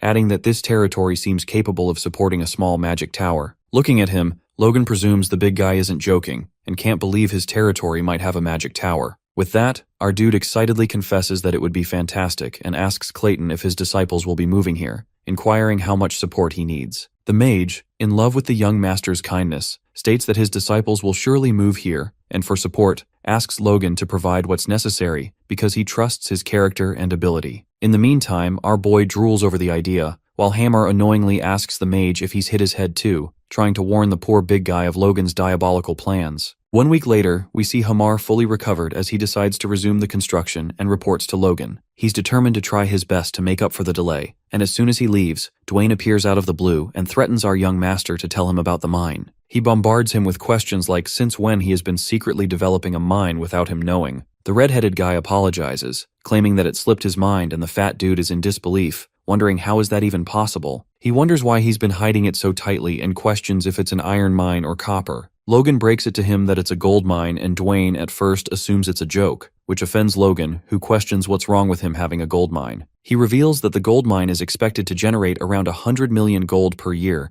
and wonders why he'd joke about something like this. Silence takes over the room and the paunchy fella enters into a trance and drops to the ground. Our main character tries to snap him out of it while despite a minor accident, the plan proceeds smoothly, much faster than he anticipated. The commoners are summoned on the mountain, as they wonder why they want them to assemble again, because the dam construction is over. One of them isn't so sure about that, since the construction was supposed to take half a year, and yet, they finished in just 3 months. It seems that this meeting is for a final check, and Dwayne informs Logan that all the administrators are here. Our guy is aware that they are busy with administrative work, but he tells them to stay until the end to see it through. An administrator remarks that it's uselessly grandiose digging as he believes that bringing water from the Luther River and sprinkling it once on this wasteland will not change anything. They all pass their unfavorable opinions while Dwayne is awestruck by the sight of the dam. He realizes that this dam isn't just about sprinkling water on the wasteland, but it's directly connected to the underground of the Luther River. Hence, if they can continuously supply water through the canals, this vast wasteland could truly become a fertile plain. Logan sees everyone involved in the construction from the workers to mages, and even administrators are all here. Therefore, he decides to begin and gives a signal to Clayton. Hamar doesn't seem to like the idea of doing it this way since they went through all that so workers could open and close the floodgates themselves. Our young master believes the first time should be grand and memorable, as they're showing everyone in McLean what they've created with their own hands. The golems begin to lift the gates, which shocks one of the administrators, but he soon feels embarrassed seeing everyone calm. Clayton orders the golems to open the gate and everyone is eager to witness the miracle, but it seems that something's wrong. The rock monsters can't seem to lift the gates and this pisses the bulky fella off as he asks the old dwarf if he's kidding him. Hamar is confused since he definitely told them to open it, and Logan finds the situation bad. The golem's strength is actually for show in reality, and it takes about 100 workers turning pulleys to open the floodgates. But this wasn't part of the plan, and our guy is now confused about what to do. Clayton threatens Hamar that his golem's reputation for strength shouldn't get tarnished, and that's when Logan orders the bulky mage to break the gate down. He suggests that they rebuild it, and Clayton, as per his command, breaks and opens the gate. The broken gates are now flooded with fresh water and everyone is in pure awe. They celebrate their little achievement while our hero is busy thinking about how this will solve the problem of food during the Civil War. When Dwayne hops onto him, wailing as he admits that he was so wrong, Logan tells him it's okay and wonders why a big man like him is crying. That's when he hears Hamar, who's heartbroken as he thinks about how long it will take to rebuild the floodgate. Clayton offers to help him, and our boy lets him know that they don't need the gate urgently and declares that he can take a week off. He lets the old dwarf know that he will get another long vacation after they finish the mine construction. The red-headed guy knows that they will be busy again soon since many farmers will come to reclaim the now fertile land. But it will be hard for the farmers to travel from the city to the plains every day. Hence, they'll build a totally new village for them to live in. He calls out Hamar but stops when he realizes that he shouldn't ask like this. Instead, he implies that construction is difficult even for the old dwarf, and confesses that he's never heard of dwarves being good at construction after all. This triggers Hamar, who questions what he's talking about because after weapon making, construction is what dwarves do. Logan pretends to be impressed, but the dwarf lets him know that even if he praised him, he won't get anything out of him and wonders why he's asking about construction all of a sudden. Our man states that he was just curious, while in his mind, he tells him to laugh all he wants because once he's done, the thrilling experience of house construction awaits. Logan grabs everyone's attention, calling them out, because when he promised to open the floodgates, he made 2 promises to the workers. First is that anyone can cultivate the new McLean Plains, and secondly, they will receive tenant rights equivalent to their labor, and taxes will only be 30%. The workers look at him pleased, as they still can't process that they have a river now, and that their territory is really changing. Our young master knew if he announced it like this, even the vassals wouldn't be able to oppose it. 4 weeks later, we see Logan praising Hamar while he scans the completed village layout and a model house. He never thought he'd take the job seriously when he came by a few weeks ago, which makes our guy realize that the old dwarf hesitates at first, but once he starts the job, he does a good job. He observes the layout of the roads in a cross pattern and places houses of the same size at regular intervals, creating communal wells and toilets in each section and building sewers to dispose of waste outside the village. Logan also put down the planned city in his previous life as best as he could remember and believes with this, they can successfully establish the large settlement, McLean Town. For now, he keeps his goal to have half of the territory's population, and his thoughts are interrupted when he smells Rick's stench. He asks him why he stinks and he blames it on him,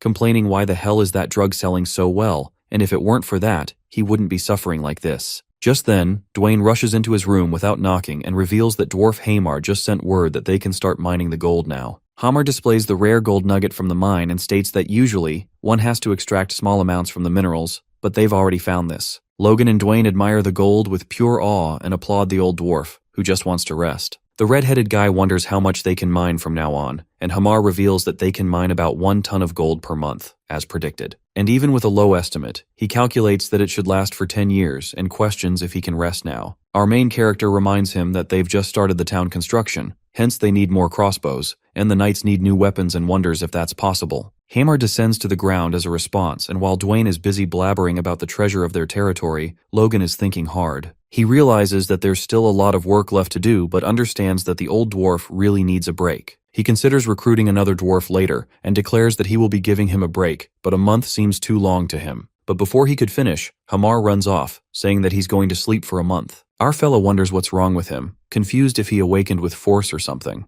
That's when Dwayne starts wailing loudly, thinking about 100 million gold a year from 1 ton of gold per month. He realizes that their territory is saved and they don't have to worry about anything anymore. Logan sees the guy crying even more than when the dam was completed, and reminds him that the gold mine actually belongs to him. He states that he's going to give 30% as tax to his family, but to his surprise, Dwayne claims to trust that he'll handle it well. He mentions the dam project going well and how he hasn't made any bad decisions, hence he trusts him. Our guy is taken by surprise to find him accepting this so readily, and reminds him how they have to be careful about keeping the workers quiet. Because if the news of the gold mine spreads, Befros, Kalia, and the Margraves will cause trouble. The financial head takes full accountability for that, and Logan isn't really used to his obedient behavior yet. He thinks about his father, who'd be a problem since he's done a lot his way while he's been training away. A week later, Logan goes to meet his father, who's now an advanced knight, and even though he expected it when he handed him the iron blood sword technique, to think his skill would progress in 3 months after being stagnant for over a decade. The patriarch admits that his son has done a lot while he was away, and just as our young master thought it's something bad, he mentions the flowing water through this wasteland.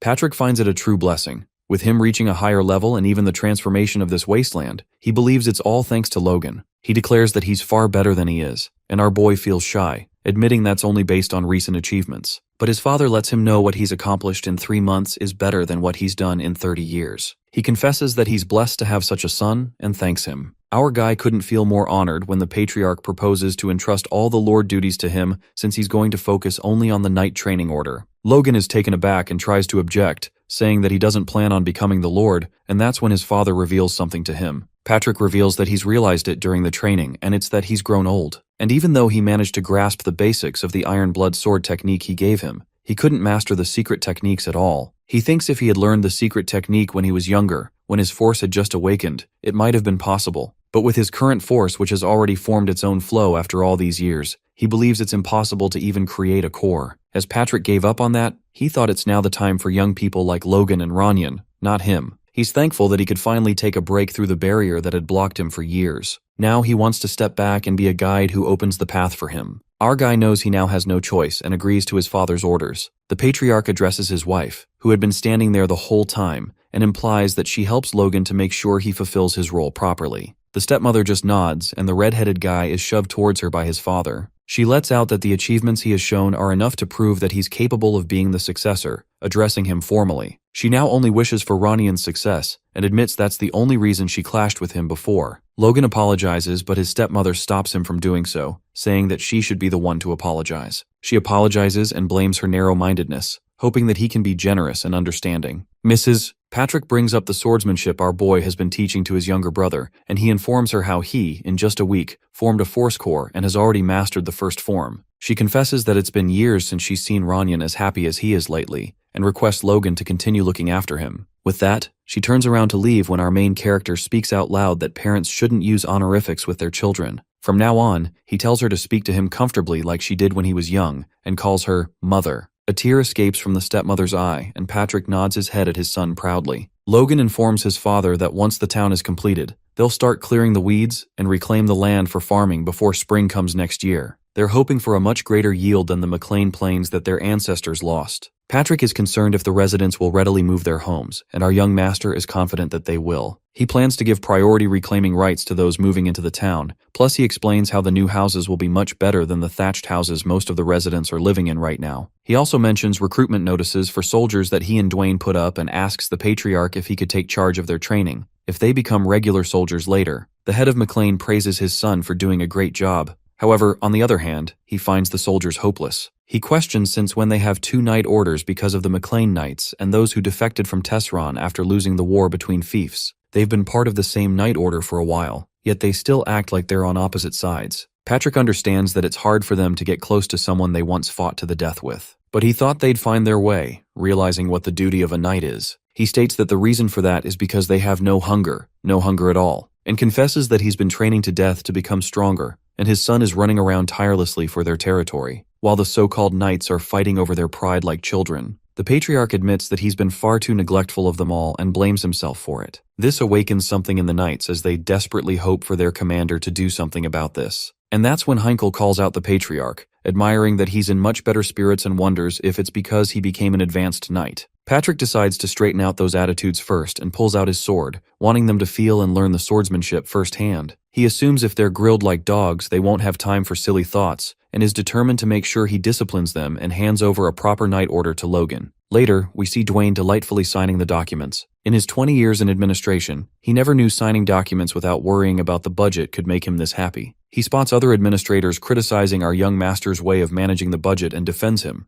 saying that he must have his reasons. He wonders why they are questioning him and tells them to just do as he says, and that's when he comes across a document which shocks him to the core. He calls out Logan and raises a question about what he's planning to do with 10 million gold worth of gold bars. The red-headed guy lets him know that he's going to buy mithril, about 100 kilograms. He forces him to just sign it, reminding him of how he said he trusted him. Dwayne refuses to do that, and asks him again about what he's planning to do by buying something 1,000 times more expensive than gold. Afterwards, we see Philip talking to Logan through the globe as he inquires if he's buying mithril for the knight's war equipment, and states that it is impossible. He reveals that mithril isn't something he can buy just because he has money. It's a metal that contains mana, has 10 times the strength of steel, and only a third of the weight, often called the silver of gods. Claude clarifies that he can't just buy something like that even if he's rich, since even the wealthy can't obtain it. He adds that for such a large purchase, such as 100 kilgai, he needs not only money, but also power. Logan assures him that if it's power he needs, he has a good idea for it. The next thing we see is the Duke's residence, where the receptionist just receives a message from some countryside region, McLean, as he wonders where that is. The other guy suggests that he pass it on, since the Duke might be too busy to handle such messages. 30 minutes later, Felix walks into the room and questions the receptionist if they received a message from McLean. The guys are intimidated by their lord, and are curious if he has someone important in those boonies. Felix greets Logan, who asks him if he's been well through the pink orb. The Duke jokes that he's fine except for the lack of news from someone he taught personally, and our boy laughs, wondering how he could have personally messaged him since he knows where he belongs. Felix remarks about him still being a smooth talker and states that he called it a good timing, as he was thinking of expressing his thanks anyway. Logan is confused if he did something for him unknowingly or if it's a threat disguised as thanks. Just then, Esperanza reveals that his wife is pregnant, and the red-headed guy wasn't expecting that. He congratulates him with pure astonishment, and the Duke mentions that it's all thanks to him. Our boy wonders how it could be thanks to him when he did it himself and covers his mouth as he realizes that he said that out loud. He covers it up by saying that it's a blessing from the heavens, and Felix couldn't help but laugh. He finds him cheeky as ever, and admits that it's a blessing and also thanks to his efforts. But before all that, he believes it's thanks to Logan, and acknowledges that he's truly grateful. The Duke suggests that he come to the capital when the child is born since his wife wants to thank him personally. And while he's here, he declares to teach him the next technique too. Our young master is taken by surprise, and Felix wonders if he doesn't want it, to which he respectfully refuses and thanks him. After the Duke's business is done, he asks him why he contacted him, and Logan requests him to help him get some mithril. He clarifies that he needs around 100 kigyu for making equipment for the knights. Felix is kinda surprised and guesses that he needs power, to which Logan nods his head. The greatest swordsman is curious if he made that much money, and teases that the medicine must really be something. He reveals that he doesn't even spend that much on his knights, and admits that he underestimated his generosity. He finds him quite extraordinary while our hero feels like the misunderstanding is getting bigger and bigger. The Duke claims to take care of it personally, and instructs him to make sure to attend the party when the child is born. Plus, he tells him to call him teacher instead of those distant-feeling titles, and with that, he disconnects. Logan squeals out of joy and feels great to be the disciple of the great sword duke. He was only going to ask him for a small favor, but he handed him the golden rope. He decides to go to Hamar right now and talk about the mithril equipment, but then remembers that he's on a vacation. Our guy realizes that not everyone can keep going just looking at the future like him and chooses to let him rest. He couldn't help but to praise what a benevolent employer he is, and believes that Hamar is blessed. Meanwhile, the old dwarf had nightmares for a great while. In the McLean Castle outskirts, we see men under 20 who came for the soldier recruitment and passed a simple test. Dwayne asks Logan if he really wants to recruit this many since traditionally, he only needs to recruit about 10 times the number of knights. Our guy makes it known that he's going to handle it himself. He is aware that no matter what anyone says, expanding their force is essential. He decides to personally select them, even if they suffer from drawbacks. A territory's power is symbolized by their knight's order, and supporting them from behind is an elite force. They're called regular soldiers or knight trainees, and most fiefs test the physical abilities of boys just before they become of age. And they accept and train only those among them as soldiers whose physical abilities are above a certain standard. Those with talent among the selected soldiers undergo rigorous training that tests the limits of human capability, resulting in the awakening of their force and them becoming knights. But the Empire had a new theory and tried something different. It was stated that physical capabilities and force awakening are two separate matters, and what's important are the senses. With this theory, the Empire used an overwhelming force of 50,000 knights in the war to crush its neighboring countries 9 years later. They gather all existing soldiers and select from them again to form a trainee knight unit. By doing this, Logan believes that the Grandia Civil War, which is about a year away, might be tough to handle, but they'll have a strong force against the Empire's invasion in 9 years. Our young master wishes to gather people over the age of 22, but then realizes that there wouldn't be enough manpower for the upcoming town construction. Another administrator silences the soon-to-be knights as the red-headed guy walks in. Logan asks him about how they picked out soldiers before, and it's revealed that they just had them all run and selected them in the order they finished. Our guy now understands the reason the number of knights has barely increased is the crude method based solely on physical strength. He instructs the supervisor to select those with good eyesight, good hearing, and quick reaction times. The first test is that the trainees have to walk until they can see the picture and stop the moment they see it. One of them remarks that it's a weird picture and the other tries to flatter our boy, shouting out loud that he's very handsome. Logan declares to get rid of that kid since they don't want flattery right from the start. The drawing is of a hen, made by Dwayne, and a kid seeing from afar how it has a comb, lets out that it's a rooster. The red-headed guy is caught by surprise to witness the kid seeing this small comb from that distance. The second test is announced to be a word being repeated, and they have to walk until they hear it, and when they do, they have to stop. A kid lets out that he can't hear anything while the other feels their voice volume keeps changing. Just then, another of them announces the answer to be Sparrow, and reveals how Dwayne was calling Logan a son of a bitch earlier. The fat dude is left all flustered as he was talking to himself and wonders how he heard that. Our main character declares to select him, and as for Dwayne, he decides to give him a beating. After a while, it seems that 250 people have passed with flying colors just by testing their eyesight and hearing. Logan is pleased with the results and thinks they should generously select about 500 to make up a force of 1,000, including Tesron. But there were a lot of notably small and thin kids, which he supposes is because they grew up malnourished. He knows that he can't make them like Victor, but they can feed and train them well until they become sturdy enough. Thinking about Victor, he decides to check up on him. Later, we see the odd-eyed kid practicing the sword technique, and the knights present there find him diligent. Victor recalls Logan telling him if he flawlessly performs 1,000 sword techniques, he can become a knight. But the most important is the awakening of force, and the kid is desperate to become a knight quickly. His sister calls him out when our main character shows up and signals her to keep quiet. He observes Victor, only to realize that he's got great talent. A 16-year-old boy who's only been learning swordsmanship for a year is maintaining proper basic stance even while swinging the sword wildly. Moreover, the momentum of the sword when he swings wildly is actually higher than when he's using standard sword technique. Logan wonders if his martial arts skills still resume his nickname, Noble Slayer, even though his personality does not. He believes he's going to need a partner soon since he can't perfect that style of swordsmanship by practicing alone. He calls Victor out and reveals that he's leaving for McLean Castle to train soldiers in Tesron tomorrow. Our guy offers him to come along once he talks about it with his sister properly, and the kid wonders if he can't take Rhea with him. Logan asks him if he wants to take a girl to a soldier training camp full of men,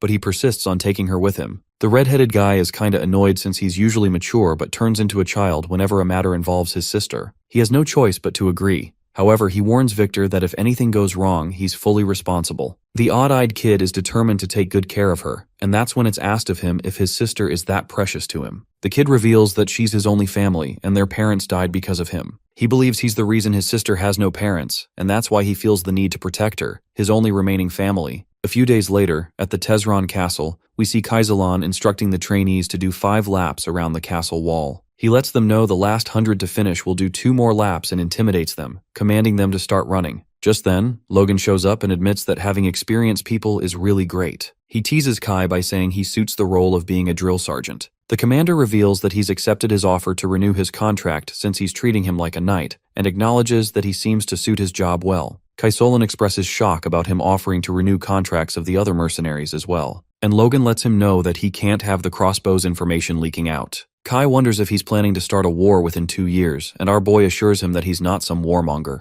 It's just that it is unavoidable sometimes. The other kids are baffled to witness Victor sprinting around, as they wonder what he's made of. Seeing a slave doing so much better, they're motivated to make more effort. Kaisalan is surprised to see the Victor effect Logan mentioned to him, and even though Logan doesn't expect them to have exceptional physical abilities, the will to not give up alone is enough. He believes Victor is definitely absorbing force, and it won't be long now that if he awakens force, he will become the soldier's strongest motivator. But contrary to what he had hoped for, in the not-so-far future, Victor will commit a murder. In the Tesron Castle barracks, we see the trainees feasting on their meal, as one of them confesses that he bears with the crappy training only for the food, while the other feels that he's put on some weight after eating good food for weeks now. He has no other wishes if he could eat like this forever, and that's when he spots Victoria, who smiles sweetly at them and serves them food, telling them to enjoy their meal. The trainees can't help but admire how cute she is and how she's an angel. One of them wonders if he should try talking to her later, and that's when his friend warns him of Victor, who's piercing holes in his body with his eyes. He threatens him to look away before he gouges his eyes out, and they all lower their gazes. The odd-eyed kid is concerned for his sister, wondering if she ate before working, and behind him,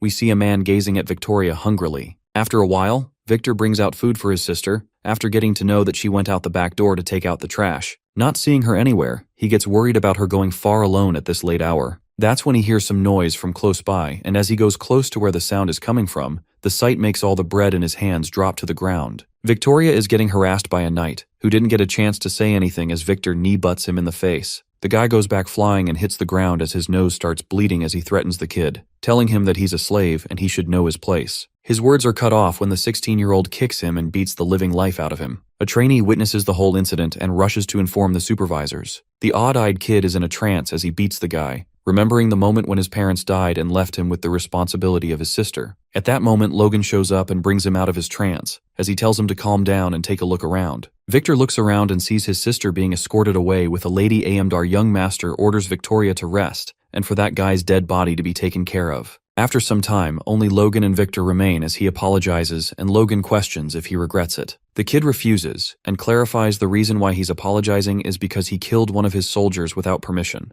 The red-headed guy admits that he's not entirely wrong and assumes that he does regret something, and that's bringing his sister all the way here. He states that his stubbornness nearly caused his sister to be injured, which is why blindly dragging her around and trying to protect her isn't always the best option. He questions if he plans to take Victoria with him to the battlefield as well. Logan tells him that he only needs to think a little to realize it's better not to bring her to potentially dangerous places than bring her and try to protect her. Despite knowing that, he allowed him to bring Victoria because he wanted him to realize that fact. Our guy did not expect things to go this far, but he feels sorry for the girl. He supposes that this will help Victor stop being overprotective. The odd-eyed kid wonders how he will be punished and is ready to accept any punishment, but clarifies that his sister is just a victim. Logan declares that killing someone is definitely a crime. However, he tells him that he did a good job today, but next time, he suggests that he gets his permission first. He clarifies that he doesn't want his future knight to be held back because of some worthless pervert. Victor looks at his master with awe and claims to keep that in his mind. Later, we see Kaisalan concerned if it's really okay for Logan to make this decision on his own when a slave killed a commoner. Our main character clarifies that Victor is his slave, hence he's his property. Besides, he adds that he heard from other trainees that the dead guy was known for being a pervert in his village, and even before coming here, and often made lewd comments about Victoria. Hence, he proclaims that he used his property to kill a heinous criminal. Kai gets what he's trying to say, and acknowledges the fact that Victor killed him under his orders. Logan claims to publicly shame him for his crimes and hang him on the castle gate and tells him to warn the other soldiers as well. The commander is curious about what he's making on the map, and he reveals that it's a surprise event for the soldiers. News of Victor murdering someone left the soldiers shocked, but when the dead soldiers' crimes were revealed, the soldiers defended Victoria. The incident was wrapped up quite simply, and time flew by quickly. And 3 months later, it's already the new year. Kai believes time flies as he realizes that it's been 2 years since he and Logan first met. The training period of 90 days with initial numbers of trainees being 1,000, from which 12 of them failed, 1 died, and 987 got the basic training, resulted in the trainees not falling anymore, and Kaisalan believes only those with a certain level of stamina and perseverance remain. The basic training is almost complete, plus Logan asked Hamar to make an extra 400 crossbows. And even though they're not enough to equip all soldiers, he thinks this should be enough to conduct joint combat training. Patrick shows up and agrees with him, suggesting that the forest at the mountain range should be good enough. He thinks it's time that their knights will need practical training soon, and this makes Logan curious if they've already mastered the Iron Blood technique. The Patriarch reveals that they've all learned the basics and believed that true proficiency comes with real combat. Our young master couldn't agree more with his father as he makes an evil face. Kai witnesses them both in that form and realizes that they have tough times ahead. A few days later, in the forest below the southern mountain range of McLean, everyone is present, including the head, knights, soldiers, and young masters. Patrick commands the knights to draw their swords, steady their breath, and strike. And as a result, each knight manages to cut through a huge tree in one strike. They see months of their training paying off and are pleased with the outcomes, wondering if this is the true power of the Iron Blood sword. The soldiers are amazed by the knights and can't believe what they just saw.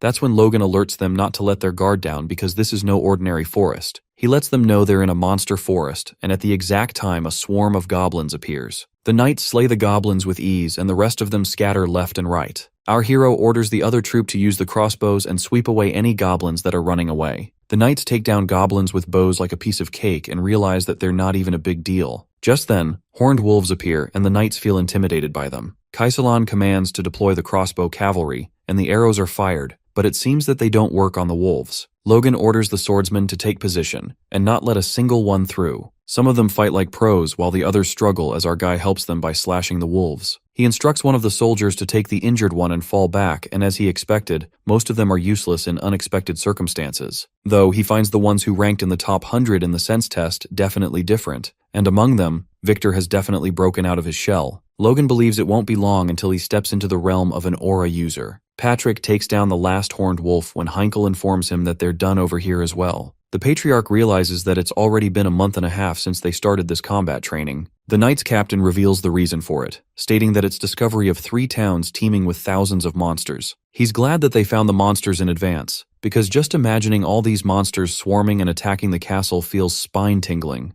Heinkel is curious if the young master predicted this as well, and Patrick doesn't seem so sure about it. Logan, on the other hand, orders everyone to hang in there a bit longer as they just have to cut down these trees. He tells them to carefully move the fallen trees to the town construction site so they don't get damaged. The knights don't look very pleased as they've been cutting down trees and monsters for a month and a half now and it's killing them. Our boy is delighted that these treasured trees were unused because of the monsters, and laughs evilly as he realizes that he gets to train the soldiers and acquire timber for the town, killing 2 birds with 1 stone. There were more monsters than expected, hence it took a bit longer, but thanks to that, they got a lot of information too. In the census tests, some of the cadets ranked 200 to 500 were absorbing force, albeit weakly. Those who swung their swords desperately to survive in any situation, and those with particularly strong survival instincts. Logan assumes that maybe Force Awakening requires a 6th sense, survival instinct, or even fighting spirit. He believes that if they achieve the expected results in the Grandia Civil War this winter, they can rapidly increase their forces for the war with the Empire as well. Our guy laughs as he thinks about it, making Hamar curious about him. As the dwarf asks the reason behind that cunning laugh, Logan changes the subject, saying that now that they have enough timber, they need to complete McLean Town. He asks the old dwarf if he can finish before the cultivation season, as there's 1 month left until spring. Hamar nods his head and agrees, which catches Logan by surprise since he thought it'd be difficult. That's when the old dwarf prompts him that they have the mages with them, and reveals how the workers have also been pretty motivated ever since the dam construction. He adds that they have enough food and building similar houses will increase efficiency over time. Logan looks at Hamar, starry-eyed, and wonders if he's always been this reliable. He's loving the effect of the vacation and teases him, asking him if he forgot the magic tower in the center of town. Later, we see Clayton using magic to help the workers and catching them being shocked. He tells them to pack the soil quickly. Logan thanks the big fella for once again accommodating his unreasonable conditions. He assumes that it must have not been pleasant to build a magic tower in a new town, not a city. And Clayton feels flattered as he brings up the annual support fund of 10 million gold that our guy promised him. Whether it's a city or a town doesn't matter to him, and since it's the center of the largest town in the kingdom that's even bigger than a city, he's rather excited for it. He believes if everything goes as per our young master's plan, this town will become the center of the territory, even more so than McLean or Tesron City. Clayton suggests that he builds a castle in the middle, but Logan doesn't find it necessary. For him, as long as they make it convenient for the people to farm and live in, it's good enough. The big guy thinks since it's a large town, many people will gather, and there will be a higher risk of them rebelling. But the red-headed guy is confident that won't happen if they don't exploit the people. This impresses Clayton even more as he lets out that no matter what, he's going to vote for him. He asks him if he's sure these earthen walls are good enough, wondering what if this place gets invaded. Logan thinks they're good enough because he won't allow this place to ever become a battlefield, as he plans on invading someone else before that happens. The big guy honors that he truly cares for his people's livelihood, but he doesn't think it's anything as compared to his care for his disciples. Later, we see Logan practicing the sword technique as he pierces a hole in not only the boulder, but even the trees behind it. He uses the second form of the divine sword secrets, Killer Iron Slash, a small but powerful strike that can even penetrate steel. The territory is also developing smoothly, and our guy is determined to be stronger. Time flew by quickly, and in 2 months, McLean Town was complete, and soon after came early summer, where we witnessed Dwayne reporting about the town's land reclamation proceeding smoothly. He reveals that they're a bit short on manpower for the size of land, and Logan mentions the refugees coming lately after hearing the rumors. He instructs to accept all of them to make up for it when he suddenly remembers Hamar. It's revealed that he's still on vacation, and it seems that he took a rather long one this time, hence it'll be a while before he returns. Logan is pissed, wondering if he gave him too much time, but with the town construction and additional crossbows production, he realizes it's fine. Dwayne mentions the large amount of mithril that he's heard about being given to Hamar, and that's when our boy discloses that he gave him that,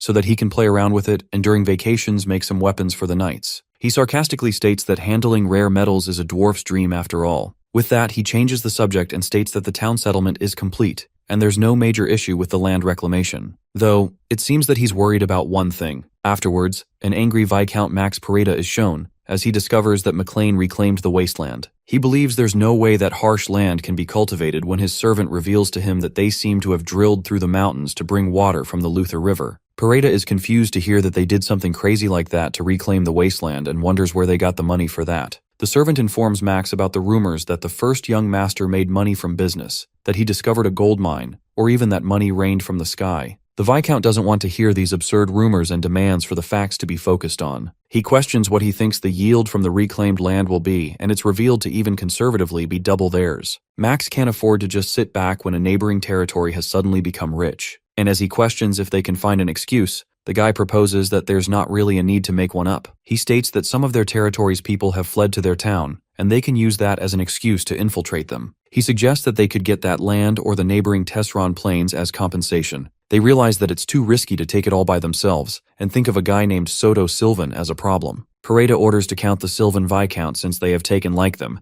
hence he believes they probably have quite a few people leave too. It looks like the two Viscounts will unite and take over McLean. Logan informs his father that they've selected around 300 particularly talented recruits, and that they're training them separately without any assignments. Patrick asks him if he means that there are 300 recruits worthy of becoming knights. Logan lets out that it's what he believes, but Dwayne thinks that is quite a lot and Heinkel finds it an absurd number. Dumbfounded, he explains that even if he trained soldiers like mad for 10 years, only 1 in 100 would awaken their force, which makes it 10 knights out of 1,000 soldiers, but our young master is saying there's 300 of them. The red-headed guy declares that they will also maintain the current training system and continue to bring in more soldiers periodically every year. The fat guy is in utter disbelief, wondering why waste money like this in such peaceful times, and Patrick thinks that their family is currently in a period of significant development, hence excessive military expansion could provoke their neighboring territories. But Logan is aware that those people will provoke them even if they don't want to provoke them. Since McLean Town is now fully operational and the wilderness have turned into plains, he asks them if they think greedy people Sylvan and Pareda will stay quiet. He believes they have plenty of excuses, and this shocks Heinkel and Dwayne,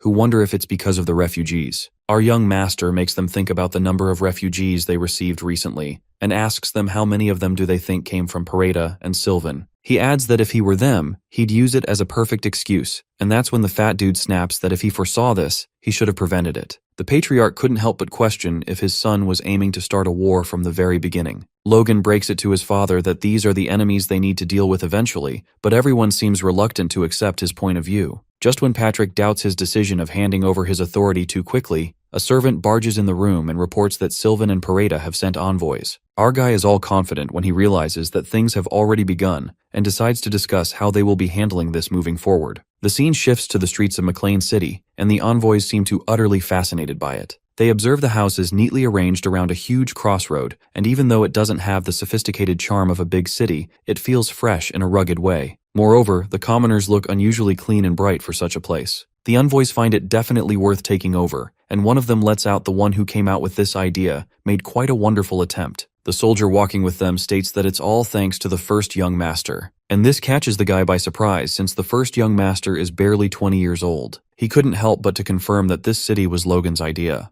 And that's when the soldier starts yapping about how great their young master is all the way until they reach the castle. The envoys arrive at the castle, and seeing them looking so exhausted, the patriarch asks them if they're all right. One of them, referring to our boy, comments that he has truly splendid soldiers. The guy decides to get straight to the point, and since he can't keep all these people waiting, he demands the return of the escaped refugees for recurrence prevention and control over the Tesron Plains, along with the southwestern part of the reclaimed wasteland, adjacent to Pareda. Logan knows that in order words, he means that they give up the entire castle and half of the developed land. He realizes that they're basically asking for war and gives his father an "I told you" look, to which his father nods and signals Heinkel. Heinkel, as the commander of knights, questions if Sylvan and Pareda wants to go to war with McLean right now. This brings out the patriotism in the knights as they order the envoys to get out of here. The guy states that they can't intimidate a messenger like this, and if they don't want war, he demands to have the knights retreat. Patrick declares the one trying to start a war is them, and clarifies that McLean does not fear war. The guy warns that McLean will be left with nothing but ashes and asks if they really want destruction. That's when Logan steps in and questions, how can refugees fleeing tyranny be a bargaining chip?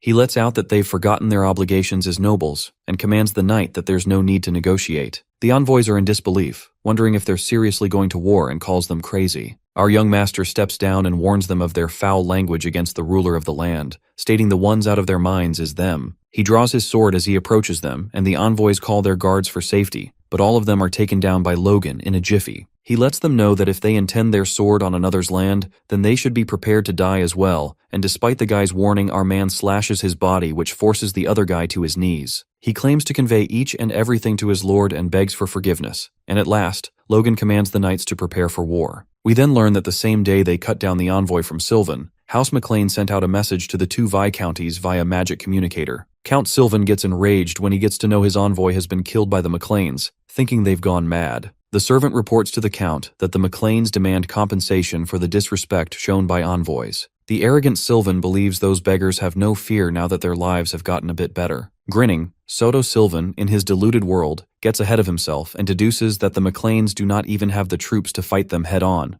Before that, he wishes to show them mercy one more time. The scene then takes us to Tesseron Castle Barracks, where Patrick and Logan McLean learn about Count Sylvan's demands, wanting their runaways brought back, on top of 10 million gold, and the Tesseron planes as compensation. Our guy is disappointed that this is all they had to say, not to mention they hurried to Tesseron as soon as they sent word. The Patriarch curiously asks Logan if there's a reason behind it and believes that the enemy is unaware, but their forces are strong enough to defeat the Viscount easily. That's when Logan opens up that they need to conquer Sylvan as quickly as possible, since the more strength they display, the less likely other territories are to provoke them. Our fella adds that they don't need to draft any more soldiers because if they take over Sylvan Castle quickly with their regular forces, Pareda won't be able to take action lightly. His father understands that it's all about how quickly they can conquer Sylvan and, in that moment, Kaizolan knocks on the door and reports that more than 1,000 soldiers and 300 mercenaries are ready, awaiting their command. As our boy asks if they are all armed properly, Kai assures the young master that they have armor, spears, crossbows, and horses as well, guaranteeing that their forces are stronger than any other. It is revealed that the McLeans have 5 times as many mounted crossbow units as they had during the Territory War, as well as the father and his soldiers, who have learned the Iron Blood Blade and become stronger. Contemplating, our hero does believe that they aren't going to lose even if Sylvan and Pareda were to fight them at the same time. But he manifests that now isn't the right time to make a move, because if they were to conquer both of the territories, they would end up with 5 castles altogether, which would make their territory on par with those of the Margraves. And if that happens, both forces of the first and second prince will try to rope in House McLean during the upcoming fight for the throne. And they must not gain the attention of those factions just yet, because the man Logan plans to place on the throne is the third prince. Logan then narrates that in his past life, the first prince became the king, but he only used House McLean as he wished before abandoning it. The purges he carried out over the years after he ascended to the throne resulted in the kingdom's power suffering greatly. In addition,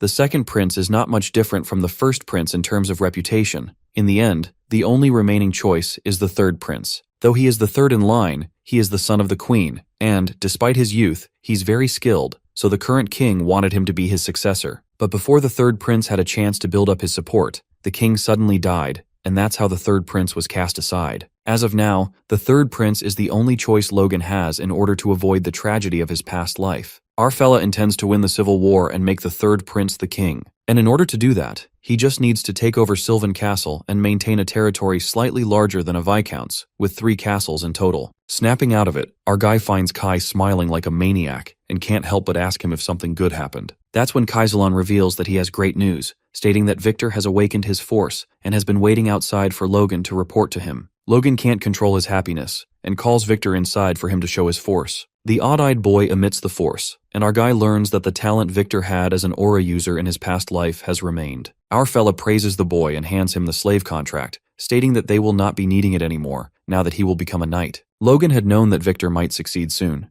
but he decides to postpone his initiation as a knight until after this battle. The boy asks the reason, and Logan clarifies that he can't let someone who just reached knighthood go up against more experienced knights. Our guy assures the boy that he will burn the contract right away and understands that Victor is restless because he wants to cross swords with stronger opponents. But our guy has already picked out an opponent for him, and when the time comes, he'll let him fight as much as he wants. That opponent is his brother, Ronian. After that, Logan decides to send a reply to Sylvan stating that they question the validity of their complaints. But before that, the Patriarch asks him to put all the petty talk aside and spill what's in his heart. Grinning, our guy wants Sylvan to shut up and fight them. Shortly, the McLean army arrives at Soto Sylvan's territory, waving their flags. The knights standing on the roof spot the flame flags, and the McLean leaders dare Soto to come out and fight them. Meanwhile, Viscount Sylvan emerges in disbelief as McLean came unannounced and gets angry at them for underestimating him. Just then, the advanced knight of Sylvan, Callian, requests the Viscount to let him fight Patrick McLean. Callian affirms that their 120 knights and more than 2,000 soldiers are ready to fight since the McLeans sent that ridiculous threat. Soto Sylvan presumes that their forces are much stronger than the enemy's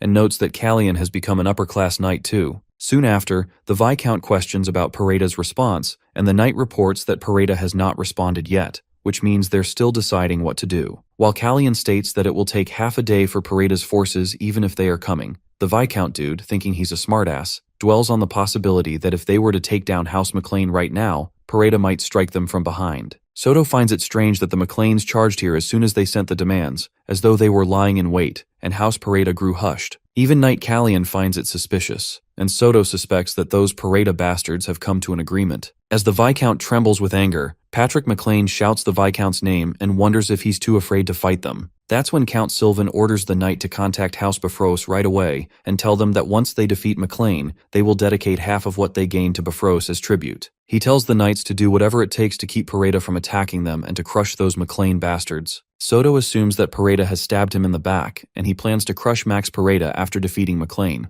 or so he thought. The McLean knight supposes that it's better to provide covering fire first before charging into the castle, but the Patriarch refuses, stating they can't do this just yet, and they can't have Viscount Sylvan escaping. Meanwhile, Logan agrees and, smirking, he's well aware that Sylvan's forces will come out soon as they think they're superior. Plus, our fella knows Soto Sylvan very well, that he can't stand being insulted. Upon hearing this, Heinkel is confused because, as far as he remembers, Master Logan has lived in McLean his whole life, wondering how the hell he knows Sylvan so well. Shortly, as anticipated, Sylvan's army marches out of the gates while the Patriarch looks at the 3,000 regular forces of the enemy that are 1.5 times the McLean's. Sylvan's strongest knight steps forward with his soldiers, but they witness the McLean army standing its ground, unbothered. Callian wonders if their opponents do not know how to count, calling them insolent. The high-ranking knight notices the McLean ragtag soldiers have decent armor, assuming that they did indeed make a lot of money. The blue-haired knight believes that Sylvan has the knights leading and cavalry supporting them, with all of them being in a standard formation.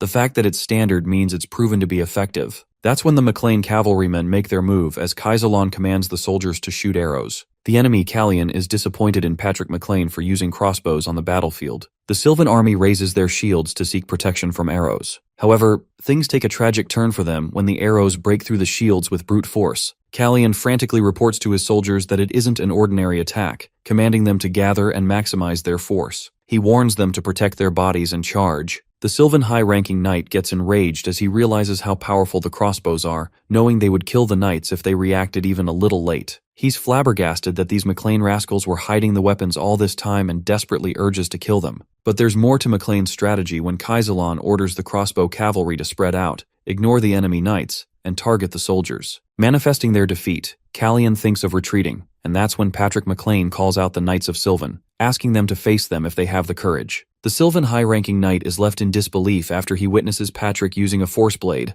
wondering when that lowly bastard reached the advanced rank. Soon after, the Patriarch then commands the brave Knights of McLean to annihilate the enemy. The captain of the McLean Knights, Heinkel, is rendered speechless given that only 6 months ago, the Knights of Sylvan were on the same level as them. But now they're easily overwhelming them, plus some of them are advancing to the next level during the battle. It's then that Heinkel is hit by a realization that their master's training wasn't in vain after all, referring to the Patriarch and Logan. Just as Heinkel is in his moment of awe, the soldiers of Sylvan attack him, but in that split second, the McLean Knight incredibly makes them disarm without harming them. The Sylvan soldiers are in utter astonishment, realizing that while Captain Callian is also a high-ranking knight, he's not as fast as Heinkel. It is all thanks to the Iron Blood Sword. Heinkel overcame the wall that he was stuck behind for a long time to become a high-ranking knight. With intermediate knights not being a problem at all, he's only left to deal with the high-ranking knight of Sylvan, Callian. At that moment, Logan emerges and leaps towards the blue-haired knight. I mean, to be grilled by a 20-year-old will be a harsh blow to that knight. It is then narrated that Logan completed the second style of the Divine Sword Secrets. He had progressed almost to the level of a high-ranking knight, but all he had assumed was easy to overcome had remained impenetrable for the last few months. It was a period of anxiousness where he felt he could glimpse beyond it. If it's a high-ranking knight from another fief who hasn't learned the Iron Blood Blade like his father or Heinkel, then he'll be able to surpass the wall. With that, our knight charges at Callian, who's startled as Logan clashes with purely brute power without any technique or dexterity. Callian calls him a numbskull, and his pride is hurt badly when he's pushed back against a mere intermediate knight. The blue-haired knight realizes that he's let his guard down and warns the McLean brat, Logan, that he won't go easy on him. As our dude presumes he's talking bullshit, Callian materializes 3 swords with his force aura. Logan assumes that only the real sword is the one he's holding in his hands. However, as Callian comes to attack him, our fella learns that all of his swords are real, while the blue-haired knight thinks he got lucky as he aimed for Logan's neck. Our guy praises Callian's intriguing stunt and reveals that he's got some tricks up his sleeves too. Suddenly, Logan emits a strange aura, and Callian could feel his swords flailing the closer he gets, as if they've been entangled in this. It is at that moment the Sylvan Knight loses it and screams at Logan not to fuck with him. Meanwhile, our guy is impressed that he created more swords despite being under the pressure of the Force Blade. Just like that, Callian frantically charges at him, and, surprisingly, his several swords manage to falter Logan's aura. Shocked, our guy feels like he's fighting 5 men at once. He immediately calms himself down, and decides to restrain just 1 or 2 blades, so that he can create a gap.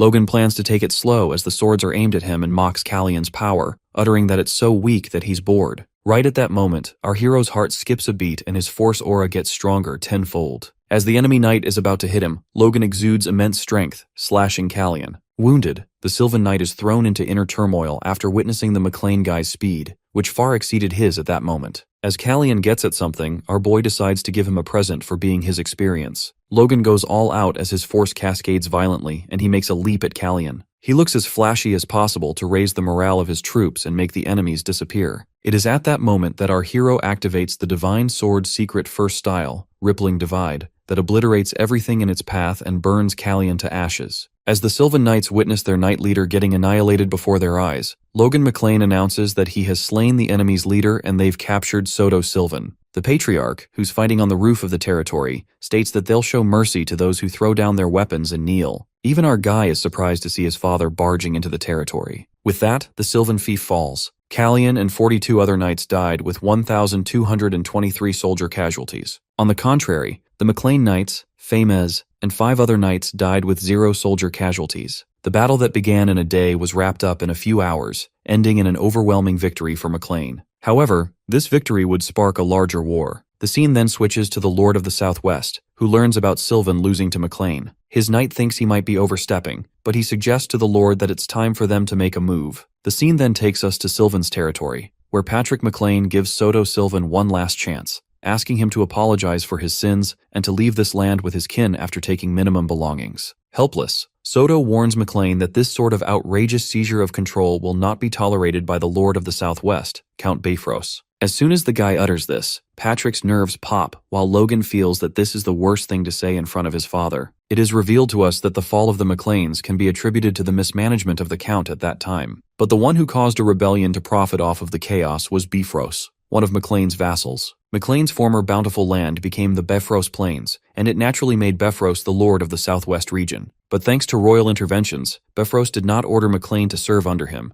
nor would he have gained much from doing so. Still, hearing Bifrost's name is enough to ruin his father's mood. Enraged, Patrick believes that Soto wishes to die without that opportunity, and in that split second, Logan decapitates the Count of Sylvan. Our guy states that he respected Soto's wishes for an honorable death, and finished him off painlessly. While his father appreciates him, our boy ponders that they did give Soto a choice, and hopes that the other nobles won't use this as a means to attack the McLeans, especially Bifrost. But Logan decides to be careful as the Lord of the Southwest is an enemy they can't handle yet. The scene then takes us to Sylvan Castle, a few weeks later, where Logan reports to his father that Parita has made no moves yet. His father wonders if there's a reason Parita would do so. Our fella then asks about the Tesron Castle and Patrick responds that Clayton, the mage, is there, so he should be able to hold even if something happened. Logan thinks it through and contemplates that brute force was not the only attribute that caused their victory against Sylvan. Viscount Sylvan underestimated them while the McLeans brought the most force they could. With only one card up their sleeves, the Golems, they wanted to keep hidden, staying behind Tesron. But managing 3 castles is still a hassle, and our guy reckons that they need to make things more efficient. That's when Logan suggests his father shift the center of their lands, since if they set towns as the center, it will make it easier for them to manage castles. Even the servants of Sylvan agree with the idea, and keeping the knights stationed in the town of McLean will make them prepared to march to Tesron or Sylvan on command. The Patriarch thinks it's a wise idea while our guy won't need to touch things himself now. After that, Patrick recalls that they captured 75 of the Sylvan Knights, and learns that they are all in cells. He then asks Logan to persuade them to serve under McLean, and our fella finds it easy since no man would have sworn absolute loyalty to Soto Sylvan. Smirking, our dude loves how a single battle earned them this many knights. But if Sylvan had moved even a little more cautiously, they'd have had quite the casualties, and they'd only have been able to capture a quarter of the knights. Our guy affirms that it won't be like this in the future. Nonetheless, he decides to stop dwelling on this victory, and is about to warn his father to stay vigilant. In the meantime, the Patriarch lets out that even the forces of Parita no longer seem fearsome, and with a brisk smile, he thanks his son Logan. Flattered, our guy decides to let his father enjoy it for today. Just as there's a moment of peace, abruptly, a servant frantically barges in and informs the McLeans that they've gotten a message from Lord Bifrost. The servant reads the letter out loud, uttering that as the Lord of the Southwest, he expresses deep discomfort with the yearly wars by McLean. The Lord mentions that with a request from Viscount Sylvan, Parita and McLeans must cease their conflict immediately. Upon hearing this, the Patriarch simmers with anger since Sylvan started it, and now is asking for intervention, adding that the Baldy has no sense of shame. But the letter doesn't end here, and Lord Bifrost acknowledges the reason for this constant conflict is because he has not properly performed his duties as a lord, and not properly pushed for coexistence within the region. For that reason, the Lord invites the heirs of each family of the Southwest on his 50th birthday, next month, to come discuss future goals for the region as a whole. This letter doesn't settle well with the Patriarch as he shrieks and calls it bullshit. The intensity of the Patriarch's scream tears away the servant's clothes as he finds it absurd. While the poor servant concludes the letter that highlights the importance of participating, Patrick sees this as a polite way to make a threat and clarifies that they won't bow to these threats. Amid the chaos, Logan declares that it sounds interesting and persuades his father that it's not a bad idea to visit Lord Bifrost. Calm washes over the Patriarch as he respects his son's will, but he bangs his hand on the table, stating they won't themselves kneel to Bifrost. That last frantic scream even tears the servant's pants and the poor guy is left naked yet traumatized. But even the paper tears away and Logan wishes to bury that guy now. Nonetheless, the Patriarch decides to listen to Logan, and our guy discerns that no matter what they do, they can't win against Bifrost yet. Patrick nods and calculates that they have 2 advanced knights, 15 high-ranking knights, and a total of 300 knights. The servants are surprised that the Patriarch is detailed on knights, and Logan adds that things may seem to be going well for them,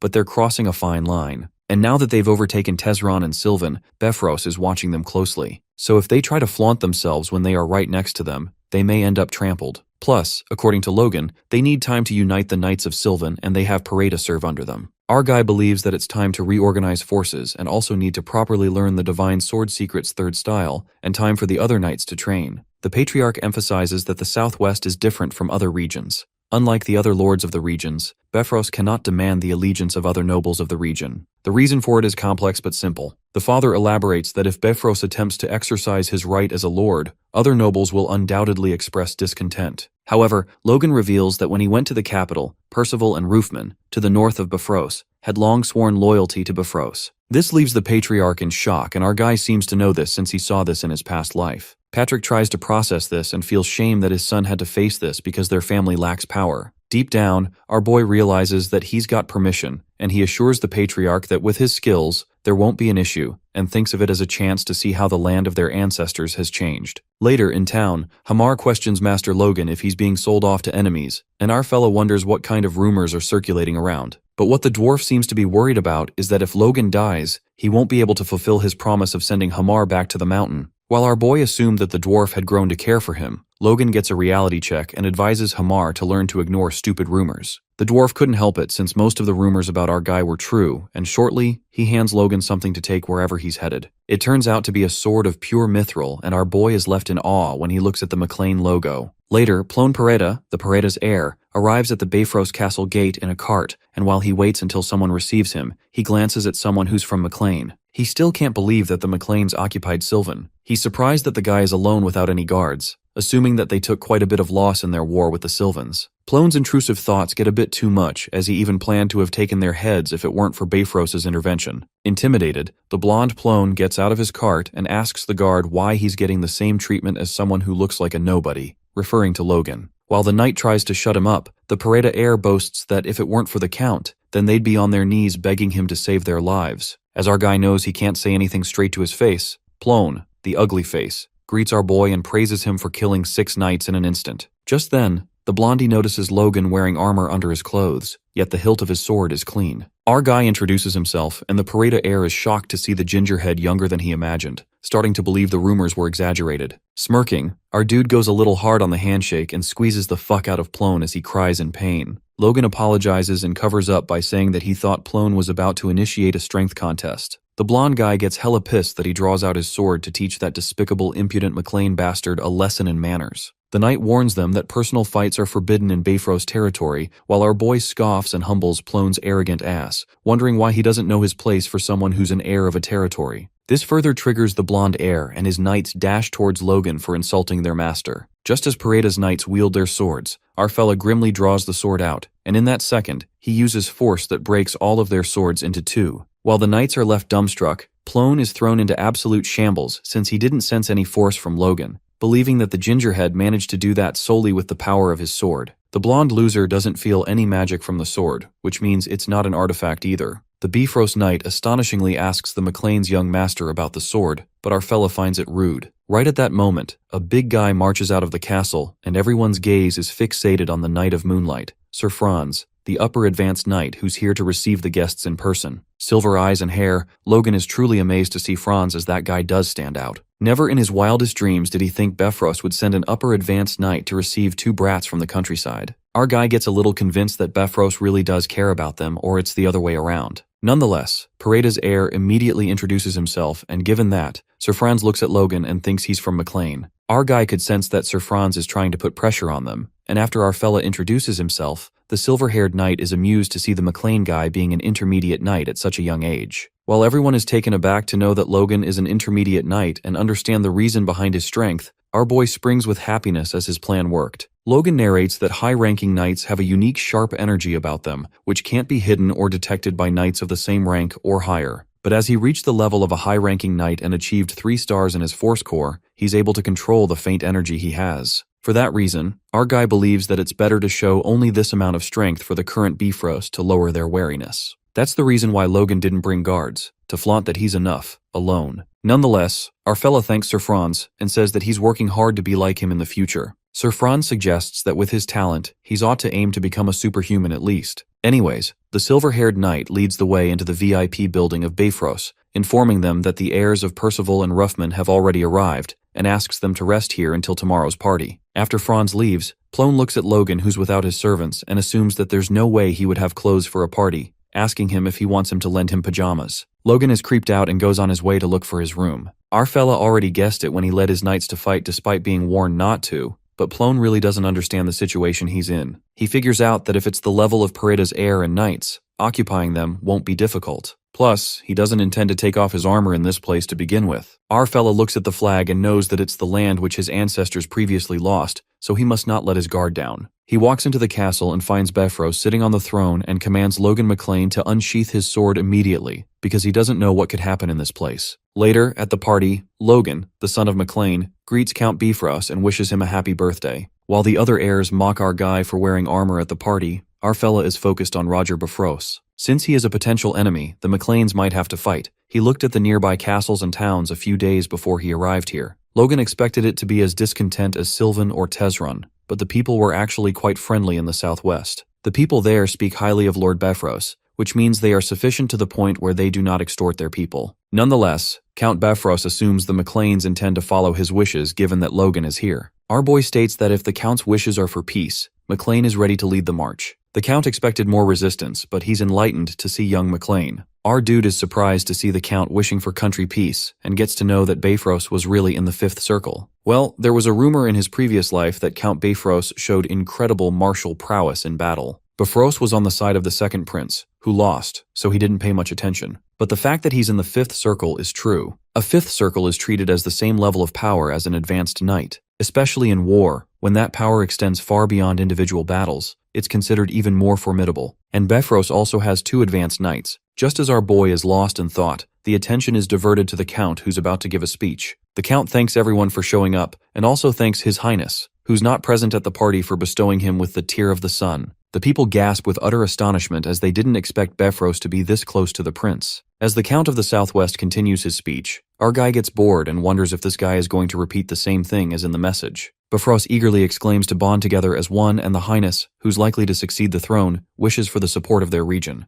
But Logan sees this as a fancy way to say shut up and come under the second prince. At that very moment, Count Bifrost changes the trajectory of his speech towards the heir of the McLeans. As the room fills with anticipation, the Count praises our boy who led the McLeans to the victory of 2 wars recently, and a genius who became a knight at the age of 21 only, stating that even the advanced knights he knows have failed to reach such prowess. Our fella smiles awkwardly and wonders what Bifrost is planning with all this flattery. That's when the Count wishes to make an offer, not intending to force Logan, and reveals that Count Valtermine, the grandfather of the second prince, is searching for talented men like him. Bifrost expresses that he would like to recommend Logan to Valtermine to be his student if he'd like. Meanwhile, an uproar erupts in the crowd as they can't believe that the Count is talking about the superhuman, master of the blazing heat sword. Our guy, stuck in a tough spot, respectfully refuses the offer, reasoning that he already has a teacher he's devoted himself to. While Bifrost assumes that Logan's teacher was his father Patrick, our fella corroborates that his father is not the teacher,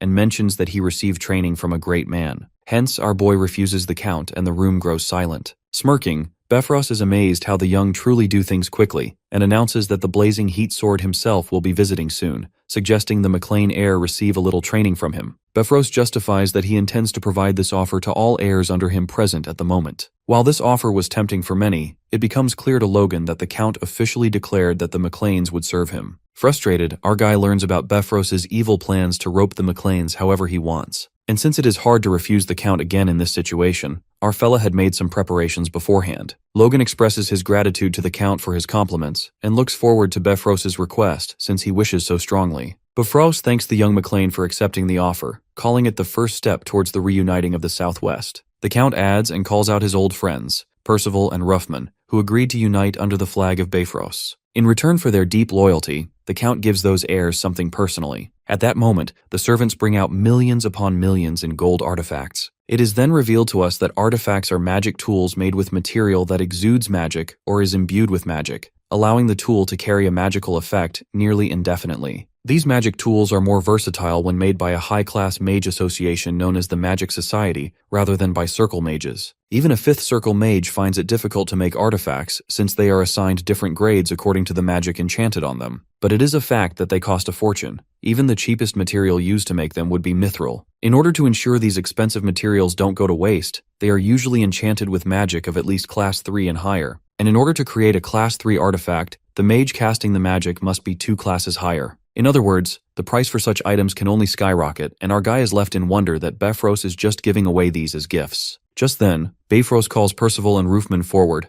asking if they swear allegiance to him. Both heirs swear allegiance to Count Roger Bifrost. The Count then bestows upon Ramon Percival the Sword of Lambton, and to Eric Ruffman, the Hammer of Saxon. Eric and Ramon gush with happiness to get such lavish gifts while Bifrost boastfully claims that he's never stingy with his gifts. He makes it clear that noble houses willing to become vassals of House Bifrost going forward will also be rewarded like this. Our guy could sense that the Count is watching as he blabs about the rewards. Suddenly a drunk guy declares that the sword Logan McLean carries is a better weapon. It turns out to be dumbass Plone, the Pareda heir, and he rudely says that the Count was making a big deal out of his gifts, adding that the sword Logan carries looks nicer to him. While everyone is confused, Plone keeps stating facts as he's drunk. As his servant shuts him up, our fella, embarrassed as fuck, assumes that this bastard Plone is trying to drag him down with him because he damaged his ego. Our boy then narrates that for the sword Hammer made him, he named it Lux, after the ancient word for hope and light of dawn, and it really is as strong as most artifacts would be, because it's truly a masterpiece created by a master-level dwarf craftsman and customized for his build. Getting his hands on a dwarf-made masterpiece is simple, but all these greedy nobles never think to use such methods. Freaked out, Logan was going to negotiate with the Count by using a tip and buying himself more time, but that damned fool Plone barged in and turned the tables. Count Bifrost expresses great curiosity in Logan's sword, and our guy justifies that he was just lucky enough to get his hands on a dwarven-made weapon. Intrigued, the Count believes that if that is indeed a proper dwarven-made masterpiece, its rarity alone would make it comparable to an artifact.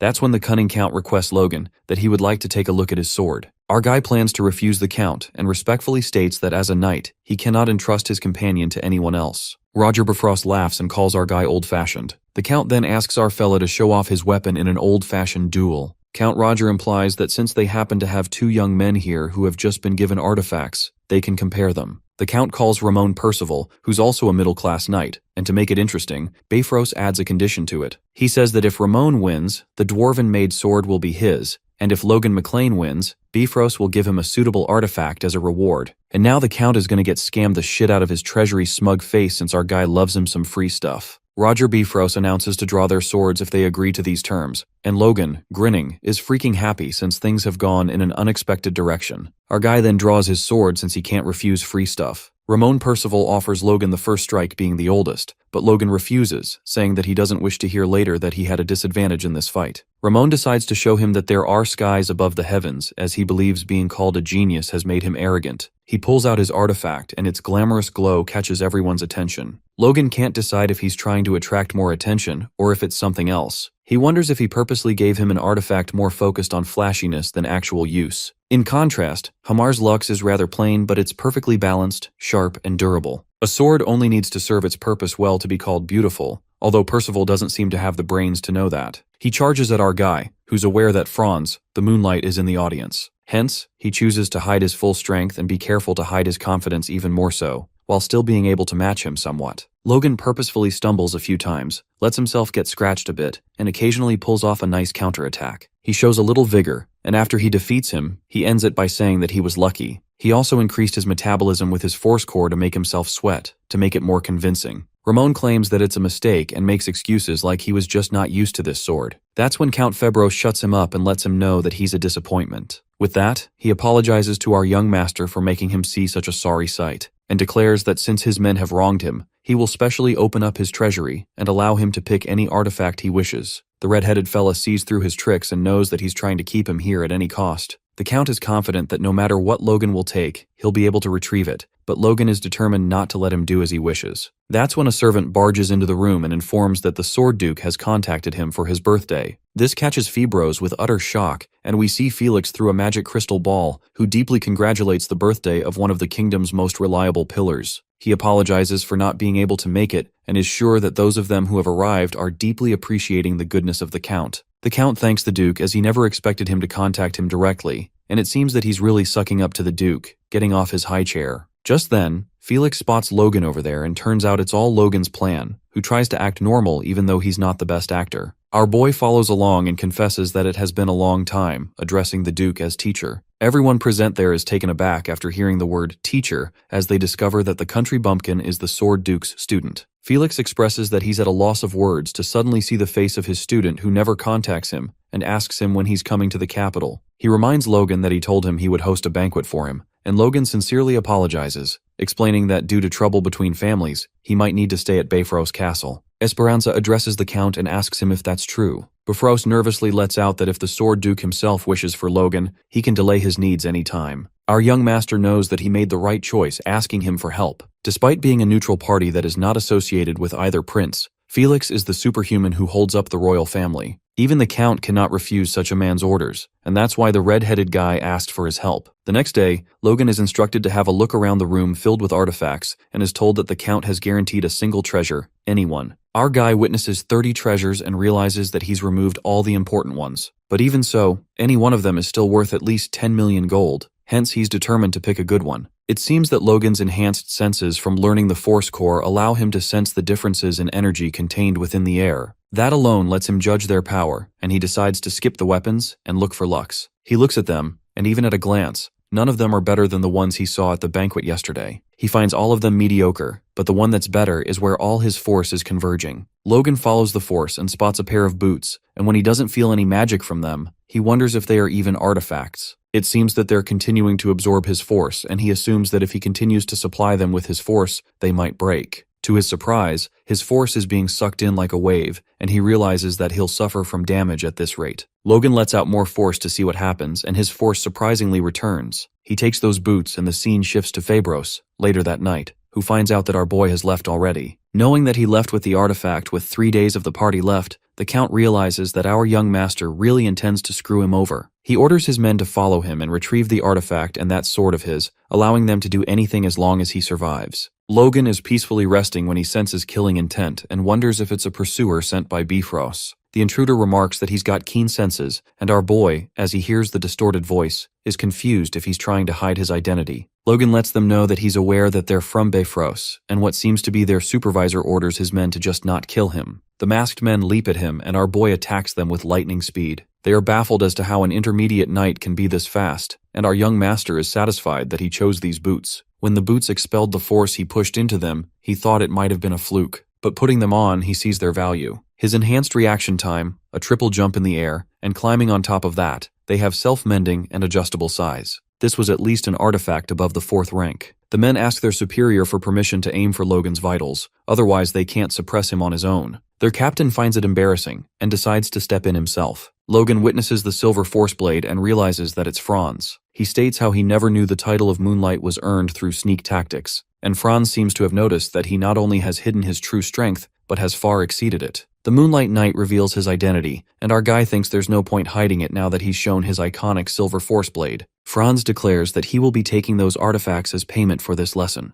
and our young master asks him if he's not embarrassed of his title, to which he tells him that this is the reason he intends to make this a harsh lesson. Logan observes the peculiar stance. It's as if he's holding a whip, and just as Franz moves his force blade, it's revealed that it can actually move like a whip. Our hero finds his attacks relentless against the opponent, and even though he's been using his force blade since earlier, it isn't working. Now that it's come to this, our man decides to use everything he's got. The masked men witness Franz's force as sturdy as ever, and Logan is baffled that he didn't feel any impact, even though he used the first and second forms. He dodges a close attack, knowing that he would have died if he had let his guard down. The Moonlight Knight is shocked as to how our guy is doing that, since that couldn't be the artifact's doing. He's curious if those were the secrets of the Sword Duke. Logan sees him standing intact, which makes him realize that his attacks didn't really connect. If it weren't for his amplified abilities and the boots of the Wind God, he would have taken that attack just now head-on. He guesses that he's not strong enough to take him yet, and decides to do something that might work against him. The red-headed guy announces that he'll show off the Sword Duke's secret arts, but he needs a moment as he's still a little unproficient with it. Franz, acting all curious, claims to look forward to witnessing his skills, while Logan contemplates if he should pull out his secret art that he's barely grasped even after a month of spending time as a high-ranking knight. Our guy focuses, figuring out that if he loses here, he'll lose Lux and the boots, and that he will ensure he will never hold a sword again. He opens his eyes, only to see the Moonlight Knight attacking him,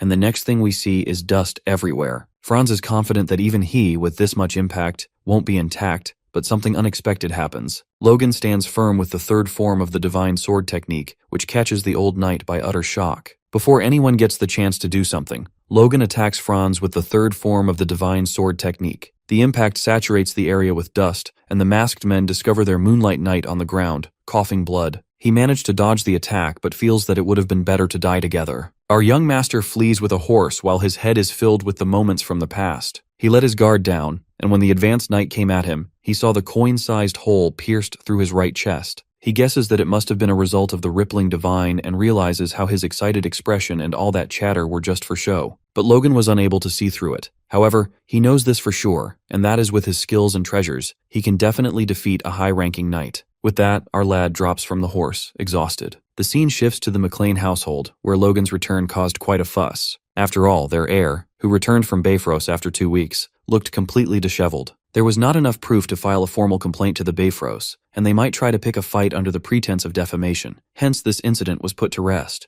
Patrick believes his son endures these hardships because their family lacks power and cannot bear to see his face. Our boy assures his father that they will be able to pay them back soon, and to do that, he knows he needs to organize his forces. Later, we see Ronian practicing his skills as per his older brother's command, who told him that there was no need for him in the war and that he should hone his skills. The young awakened is determined not to be treated like a child by our hero since he's also a sword of their family. He's occupied with his thoughts when Logan's voice brings him back and he's surprised to see him. Logan suggests that he take a break and introduces Ronian to the person he will be training with from now on. Turns out it's Victor, who introduces himself as the new knight while Ronian inspects him to be the same age and is curious if he's a force user too. Our main character reveals that it hasn't been long since the odd-eyed kid awakened, hence he's been spending time adjusting to his force until now. And since they're the same, he assumes that they'll be good motivators for each other. Ronian asks him what he means by them training together, and Logan lets him know that it's sparring. He wonders if they want to give it a try right now, and the next thing we see is both the young awakens sparring.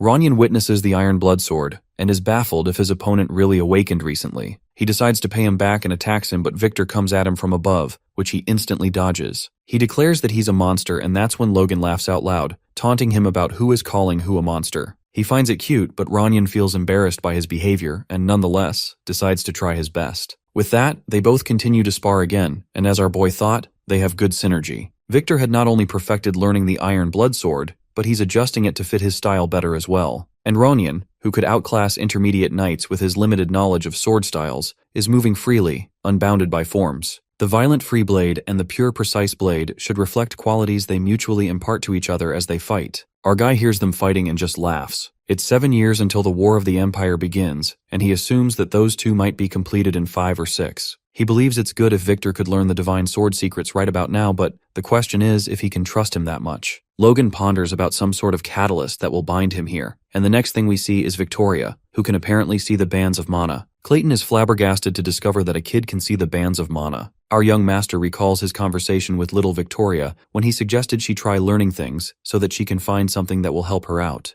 The little girl was curious if she could learn how to move clay dolls with yellow strings, and that's when it was discovered that she has the ability to see mana bands. Back to the present, Clayton decides to put it to a test and instructs the kid that he will be sending his mana in a certain direction, and she has to tell him where it's connected to. He sends his mana, and Victoria tells him that it's connected to the old man, and then he tries again, and she guesses it right again. The bulky fella is impressed to the core and believes this child is the real deal, because not even the grand mages or legends could see mana with their eyes. Logan is curious if seeing mana is that impressive and assumes that it's going to cause a fuss if he admits he can see it too. He asks the girl if she's sure about her decision to learn magic and she's ready to do it, if that's how she can control the giant doll, aka Golem. Our guy wonders why a doll, and that's when she reveals that if she has a strong doll, she'll be able to do more things. Logan is weirded out when he sees Clayton and the other mages acting all cute for Victoria. He realizes that both siblings are geniuses, and that raises more questions about their parents. With that, he thinks it's time he heads to Grand as their forces are getting stronger at a good pace. He remembers his promise with his master and plans on going by himself real quick because he feels bringing an aide would just slow him down. A few days later, we see a group of knights surrounding our main character in order to protect him while he just wants them to get lost. Captain Henderson of the 18th Squad of the McLean Knights reports for duty to Logan. He feels honored to serve him today, and believes that being able to accompany our young master to the capital today means that he's serving a future legend. He plans on making sure to claim his place as one of his trusty hands. His thoughts are interrupted when Logan orders him to get them some firewood. Our boy is displeased because he wanted to go by himself, but his father insisted that he take at least a minimum number of aides, as it will be impolite to the Sword Duke. He agreed to a few knights, but seeing Rick, he asks him why he's here. Rick justifies his presence by saying what would people think of the heir of a noble family walking around without a personal servant. Logan doubts that he's here for that, and not because he wants to visit Grandia.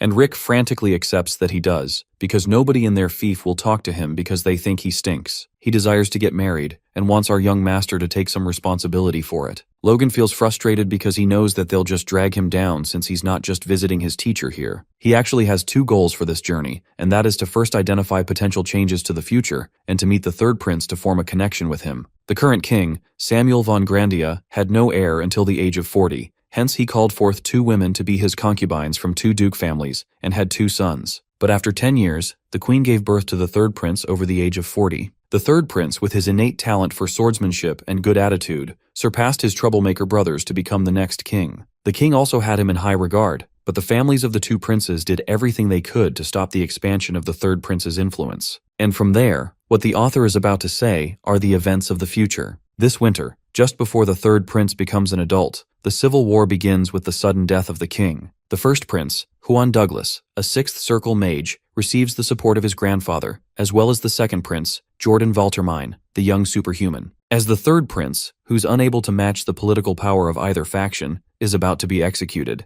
when Felix declares to be the newfound king's blade if they spare the third prince's life. The most prominent of neutral nobles with that statement, the third prince was able to keep his life. After that, the first prince gained the upper hand, but he drove the country to ruin over the next 5 years, until the Empire attacked. That king used Ranyan as bait during the war with the Empire, but this time, Logan is determined to never allow him to become king. And knowing that the second prince is cut from the same cloth as his brother, he decides to see with his own eyes if the third prince is worthy of being king. Just then, a guard informs him that his identity has been verified, hence they should head inside. Henderson, along with Rick and some other knights, are in awe as they witness the Sword Duke's manor. Rick then spots a beautiful maid and whispers to Logan, implying that if he gets things going with the Duke's maid, it would benefit their family as well. His words are cut off when he's hit on his head, and that's when someone calls out our boy's name, instructing him to follow him. The guy tells the others to follow Ermin, and it's just him and Logan now. Logan finds him familiar, and that's when the guy introduces himself as Luis Howing, Duke Felix's overseer. Our young master is surprised as he discovers that he's Captain Luis of the Grandia Liberation Front. In his past life, unlike him, who was burning in vengeance, he was a man with ideals. He still clearly remembers the last time they met. It was when Luis needed Logan's help since he was the only one who could interpret it. He told him to memorize everything, and even if he must burn the book, he should remember everything and pass it on to someone with talent. There was something else the captain gave him along with the secret text, but our guy can't remember it as he feels a sharp pain in his head. Luis asks him if he's alright and he thanks him, letting out that he must not have rested well last night. The captain advises him to take good care of his body while he's still young, telling him how it all comes back when they age. Logan remembers that he said that in his past life too and is glad that he got his grip now. He decides not to think about that memory from the past, much as he just needs to ensure it doesn't happen in this life. He's escorted to the room where the Duke and his wife are waiting for him. And as he enters, he expresses that he's overjoyed that they seem well as ever. Felix's wife guesses that he must be Logan and admits that she's heard a lot about him from her husband. She acknowledges the fact they owe him big time, and he congratulates her on the birth of their heir. The Duke occasionally tells his wife to sit as she's been standing the whole time, and that's when she reveals that he has something she wants to ask our lad. She asks Logan if he could choose the child's name, and upon seeing his shocked expression, Felix lets him know that they've been discussing it for quite some time now. They believe it's all thanks to him and wish for him to choose the name of this child. Our young master is speechless because he's aware that a name decides and illuminates the path a child is to walk. That is the belief the people of Grandia have held since ancient times. Nobles seek out well-respected individuals the moment their children are born to name them. They even hold feasts in celebration of their children's names. But to leave such an important task to him when they've only met twice is shocking to him. Logan can see they've had significant influence on each other's lives, and even though it's a heavy responsibility, he sees no reason to refuse. Hence he agrees, and the Duke then rushes his wife out of the room so she can rest amidst her persistence. Meanwhile, our dude just sits there, giving himself the title of the one who named the sword Duke's child. As soon as she leaves, Felix confesses that he's not great with words and suggests that they talk with bodies. He's surprised by how quickly Logan's level has risen in such a short time and demands to see how strong he is now. The next thing we see is them standing against each other, ready to duel, and our guy attacks the Sword Duke, but they're blocked easily by him. He believes if it's a battle against the Master, he can test his limits, but Felix tells him to stop and questions what he thinks he is doing. Felix asks him if he's implying that this is his full power, and as Logan refuses, he instructs him to try his hardest. Our boy realizes that this is the first training they had since they became teacher and student,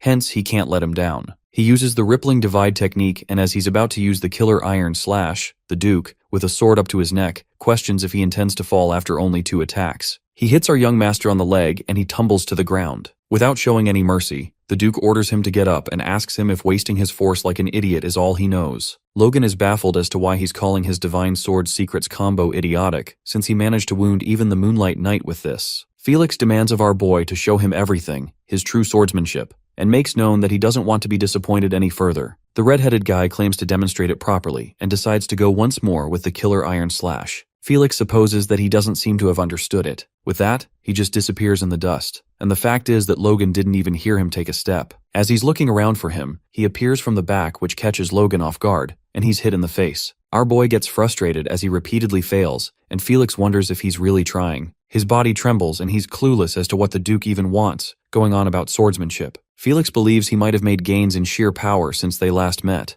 but he finds his swordsmanship unchanged, worsened to be more precise. He lets Logan know that his fundamentals are broken, and questions if he thinks all good swordsmanship is to put all his force into some special move. The greatest swordsman reveals that his fundamentals need to be the basis of getting stronger. Even if he gets to the next level with luck or talent, it merely raises the height of the next wall. Our young master wonders if that's so, since he easily gained power because he regressed, along with the memories he had from his past experiences. He spent all his time on the Divine Sword Secrets, and the fact that he acted so arrogant with just that bothers him. He realizes that after he'd come back to the past, he misjudged himself because things were going his way. Logan insists on getting another chance from the Duke so that he can repave his fundamentals from the start. The next thing we see is our boy passed out, being taken to the medical ward. Felix states that the sword is learned with the body. The more painful it is, the better one learns. And Luis laughs as he detects how he has taken a real liking to Logan. The Duke proposes that maybe if he didn't waste his talent, he would, although he admits that he does like his determination.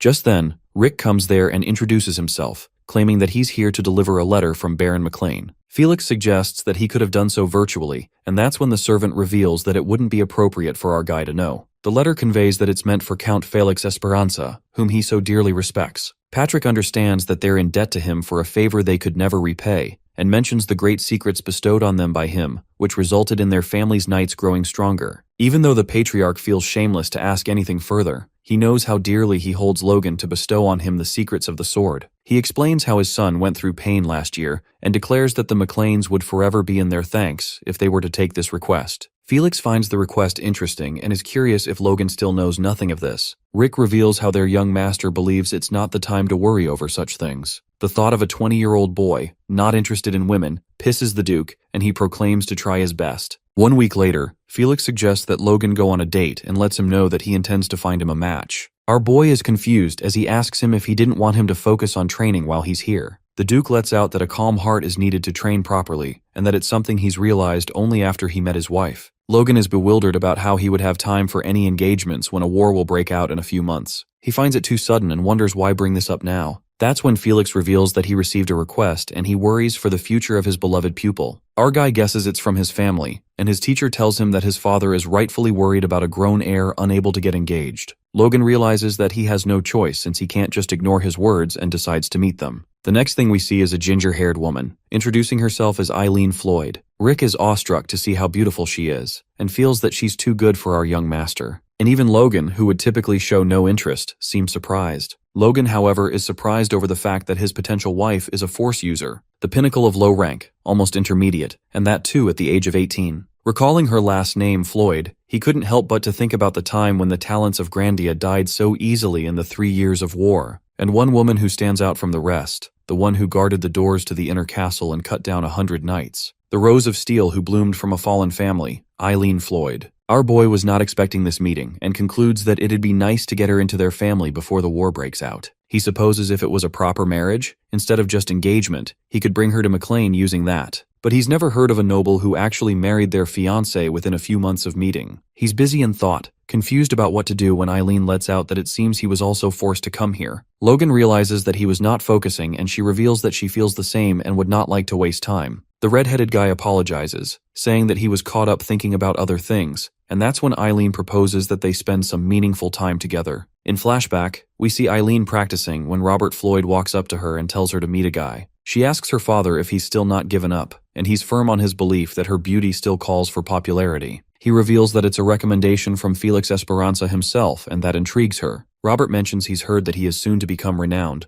although he believes it will not be as much as her, who attained force at 12. Eileen's first fiancé broke their marriage after being beaten up by her. After that, she was banned from training, but only for 2 years. Soon after, she beat up her new fiancé, who was qualified to become a knight, and proved her superiority to most knights. The maiden who beats up knights, with a name like that coupled with her will to be a knight, word about marriage soon disappeared. Hence, Robert feels the need to seize this opportunity for her. He believes a young man the Duke himself has proclaimed to be talented might be a man who could handle his daughter. Back to the present, Eileen lets out that she's heard Logan is the Sword Duke's pupil, and asks him if he could cross blades with her. The next thing we see are both servants freaking out as they try to stop their masters. Eileen's maid is worried if she's going to beat up her potential fiancé again when the Count begged her not to. Eileen assures her that it's different this time and mentions how those 2 former fiancés looked down on her and were acting rude, hence the reason she taught them a lesson. She still wishes that she could have beaten them up more, but right now it's different. Logan, on the other hand, is being threatened by Rick, who's desperately trying to make him back out. Our guy tells him not to worry, but Rick is concerned because Logan even requested the training area to be sealed off. The red-headed guy was wondering about that lady's power and is curious if she really slew 100 knights by herself. He decides to check it out while the servants argue about who's the strongest. Eileen declares that she's trained with the blade alone for 10 years and lets him know that she's beaten a knight before, hence she hopes he won't underestimate her. Logan informs her that he doesn't plan on going easy on her at all, therefore he hopes she won't mind if he's rather rash. Eileen comes at him and he dodges the attack effortlessly while hitting her. As a result, she drops to the ground, letting out a groan.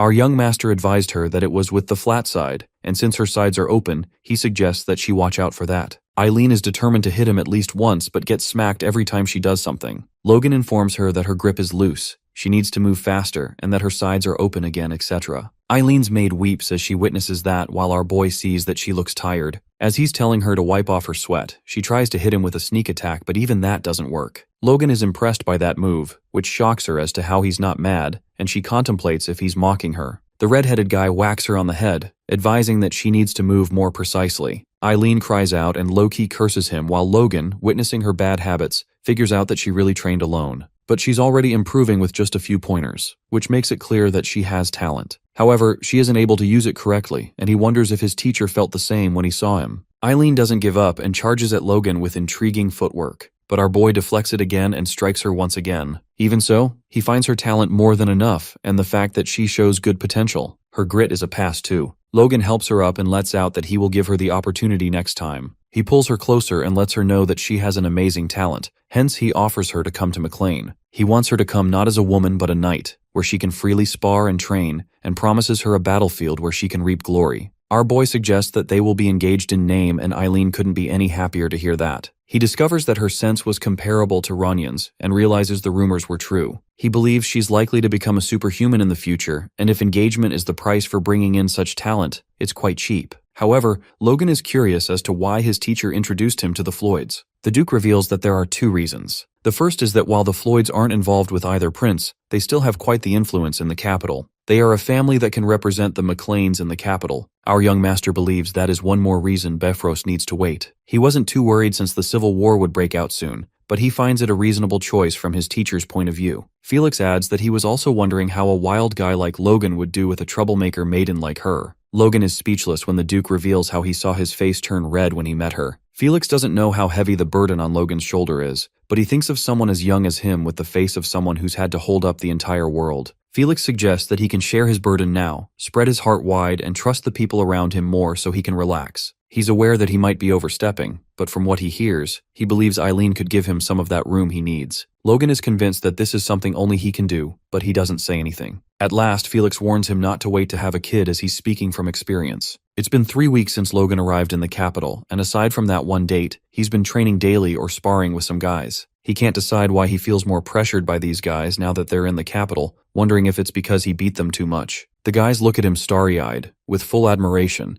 and that's when the story takes us to a flashback. The knights from McLean are being looked down upon by Felix's knights, who inform them that the Duke requires his knights to be mid-ranked. One of them remarks that people like them should still be learning how to swing a sword. That guy acknowledges the fact that Henderson from those guys might have some potential, but he suggests that his friends should go and ask some knights in training next time. As they leave, Henderson finds it weird that they're strong, but not as strong as the Iron Blood Sword. Another one of the knights agrees with him and recalls how our young master said he received the Iron Blood Sword from the Sword Duke himself. Hence, they wonder why these knights use a weaker blade style. This raises questions in their heads, and they are curious if Logan did not get it from the Duke. Nonetheless, they conclude that he couldn't have created it himself and assume that our boy has blessed them with skills better than the Duke's. Hence, the reason why they are so grateful and touched by Logan now. He, on the other hand, being unaware of all this, is not sure what's up with these guys, but since they're not causing any trouble and seem to be focusing on training, he wonders if he should give them something to do. At the same time, we see Philip trying to sell products to the passers-by, claiming that this is the essential vanity product that made nobles gasp. He's calling out young lads in order to persuade them to buy it when he sees a young man looking exactly like Logan. Realization hits him, and the next thing we see is our young master sitting on top of a horse. He lets out that there were too many competitors while Logan just tells him to keep his head up. The red-headed man declares that he'll make sure he earns even more money and warns him not to do this kind of flashy stuff for sales. He tells him about another business he's about to leave him with and introduces him to the 18th squad of the McLean Knights, who will be in charge of guarding him. Philip is confused as he wonders what he's trying to leave him with that he'd need guards. Logan assures him not to worry and claims that it's just a bigger version of the business he was already doing. With that, he instructs him to get as much weaponry, war horses, and lumber as possible before this year ends. Philip couldn't help but freak out and ask him if he's trying to wage another war. Our boy states that he's just being careful, and this clearly wasn't enough to assure the future businessman. Philip is curious about their budget, and that's when it's revealed to be 30 million gold. Philip panics even more, but Logan learned this from fighting the Sylvans, that if they increase the number of their crossbow cavalry, soldiers will be able to take on low-rank knights. Individual soldiers can defeat a group of force users, and if it succeeds, it will change the norms of the battlefields. It may not be on par with the crossbows of the Empire from his previous life, but it should come close. Philip thinks our young master doesn't quite understand how this works. He breaks it to him that he won't be able to get half the supplies he wants because if demand suddenly goes up, the price will also skyrocket. Especially for the horses, since more money doesn't mean that horses suddenly birth triplets or ponies grow up faster. Logan wonders if he said that too late as he thought it'd be fine before the war. This freaks out Philip and he decides to break it down for him. He feels the need to stop this crazy act and declares that the price will likely triple. Our boy believes it can't be helped, and he suggests that he goes up to double the current market price. However, Logan adds that if he successfully buys them cheaper than double the current market price, he will get an equivalent bonus. Philip is curious about how much, and it's revealed to him that it will be 3% of the price difference. This was enough to bring the guy to his knees as he declares to do his best. Our young master supposes that money really solves everything. He got a hint for how he should train from his teacher and gained Eileen, a talent he never expected. Things are going well for him, but there are a few things he's still stuck on. He thinks about King Samuel and the fact that he still hears no bad news about him. Nor did he see signs of internal conflict, and that makes him ponder if the king's death was truly a sudden death that no one expected. Nonetheless, Logan decided to get his teacher's trust and believes it'd be better if he had a chance to meet the third prince, but forcing it would make him look suspicious. He decides to return with Eileen after naming the Duke's child. The scene then shifts to Felix, who informs Logan that His Majesty has called for him. They both are escorted inside the castle, and our guy is nervous about why the king wants to meet the son of a countryside baron. The Duke senses that he's worried, and assures him that His Majesty just wishes to see the face of his pupil, and since he places high value on talent, he supposes it will benefit him. Logan observes the castle that even the Empire was hesitant to destroy, and ordered for it to be preserved. The beauty of Grandia. After the war with the Empire, it was designated as the headquarters, a symbol of the kingdom that caused as much trouble as its beauty. Our boy is determined for that future to never repeat again and enters inside. They both show respect and greet the master of this nation, who always tells them not to keep his manners in front of him. He orders the Duke to raise his head and wishes to see his pupil's face as well. Meanwhile, Logan is still processing the fact that he's really meeting King Samuel von Grandia. Based on the past events, our young master is aware that the king eventually comes to be known as the Worthless King. He looks quite healthy right now, and that's the reason why no one expected him to die. If he had shown any signs of weakness, the power struggle would have sorted it out, and there wouldn't have been a civil war, but things are still going as Logan thought. The king remarks that our boy seems to have the grit sufficient for him to teach him, and admits the fact that he's the first youngster to stare at him so intently. Logan quickly apologizes and lowers his gaze, but Samuel doesn't want him to learn any more of his teacher's excessive manners. Felix reveals that Logan's prowess is as strong as his will, since he also has the bravery and wisdom to lead his fief to victory, despite the odds, and believes that he will become a good foundation for the kingdom to progress. Samuel is curious as to how the two of them met, and the Duke reveals everything. The king laughs after hearing such a curious string of fate, as he would have never expected it. He confesses that he's very grateful to our young master because he felt indebted to his friend because of that wound. It was one that he felt so sorry for that he couldn't even bear to bring up, and for that problem to have been resolved is the same as resolving the problems of his heart. The Duke is in awe to witness His Majesty speaking too highly of Logan, but the king finds it nonsense, saying that he wouldn't be the king right now if it weren't for him. The old man feels like expressing his gratitude to him somehow,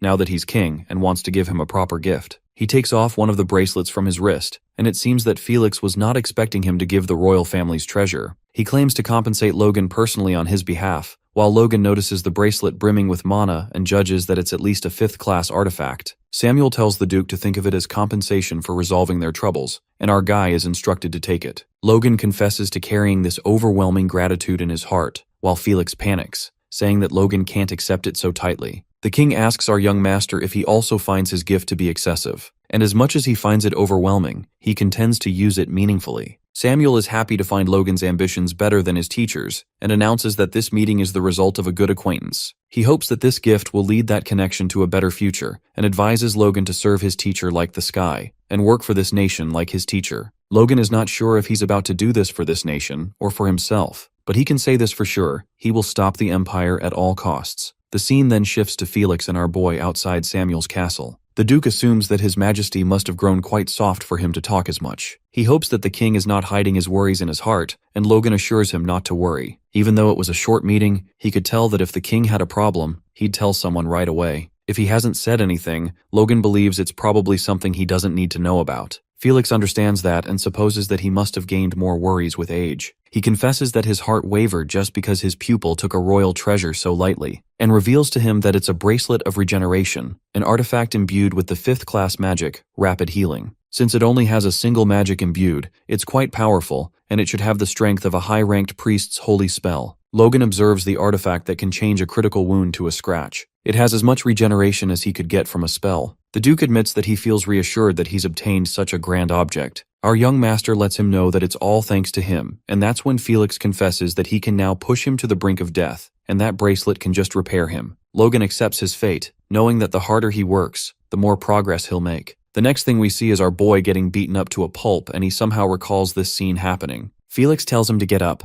and that's when one of his servants rushes into the room and gives him the news. A week after meeting the king, the event everyone has been waiting for finally arrived. The Sword Duke finally has a child and throws a big party for it. The people spot our young master and come to him, while he realizes that the title of being the Sword Duke's pupil draws this much attention. He finds Felix happier than ever before, and that's when a servant announces the presence of the Bishop of Grandia's United Holy Order, Crimson Matthew. Crimson Matthew congratulates the Duke on the birth of his descendant, and he sincerely thanks him. Most nobles receive a holy blessing at birth, among which is the blessing of the fifth god of the nine, Agna, goddess of trees and life. It is a blessing that all parents wish for the sake of their child's health, and on top of that, a blessing from the bishop himself. It's no wonder he's so happy now. Matthew raises the baby high and declares that this mere servant requests the great time gods that oversee this world. Logan sees the holy power and realizes that it's closer to the root than force and less visible than mana. That's why other people can't feel it at all and only see a bright light. Matthew, in the name of the goddess of life, Agna, blesses the newly birthed Esperanza. The people congratulate the Duke, assuming that with such a powerful light, the child is bound to grow up well. However, Logan figures out that something's wrong and turns out the holy power was deflected off the baby's body. Felix asks the bishop if something's wrong and he assures him that it's nothing. He makes an excuse, saying that he's quite tired from giving a blessing after so long,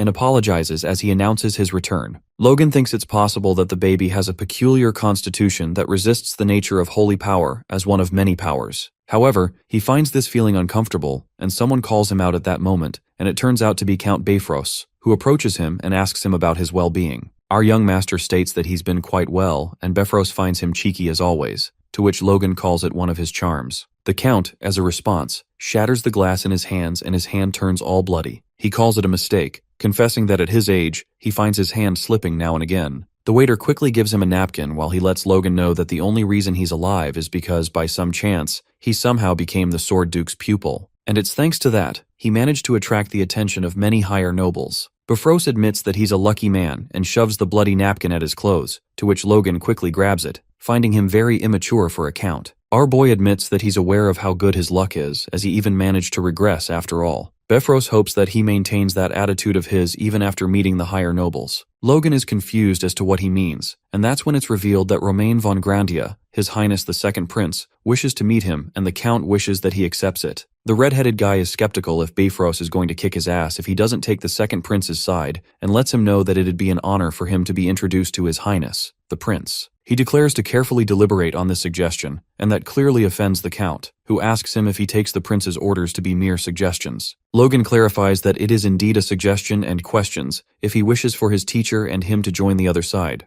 Bifrost suppresses his anger while Logan decides to notify him of the date soon. The Count warns him if this is one of his deceptions, he will be paying a price far greater than he could ever imagine. The red-headed guy is aware that once the Civil War begins, he won't have the time to even think about him. There are only 3 months left until that, and he needs to push the meeting off until then. He's disappointed in Bifrost acting as a messenger for the Second Prince despite having power equal to that of Margraves. The Count reports everything to the Heat Sword, Jordan Valtermine. He's one of the 5 dukes of the kingdom, a superhuman aura user, as well as the Second Prince's maternal grandfather. Logan is in his thoughts when someone tells him to make his decision carefully. The guy turns out to be Lord Varon Kairos, who acts all happy to meet his nephew after a long time. Varon Kairos is our boy's mother's elder brother and the successor to the Kairos family, related to the McLeans by marriage. However, not once has he acted as his uncle, and right now he's bringing up their ties and bonds by marriage. Logan sees him acting like this after throwing him out once the succession battle began. He wonders if their ties were not already over, and Kairos tells him not to say something so sad. He admits that mistakes have been made in the past, but, according to him, kin is kin.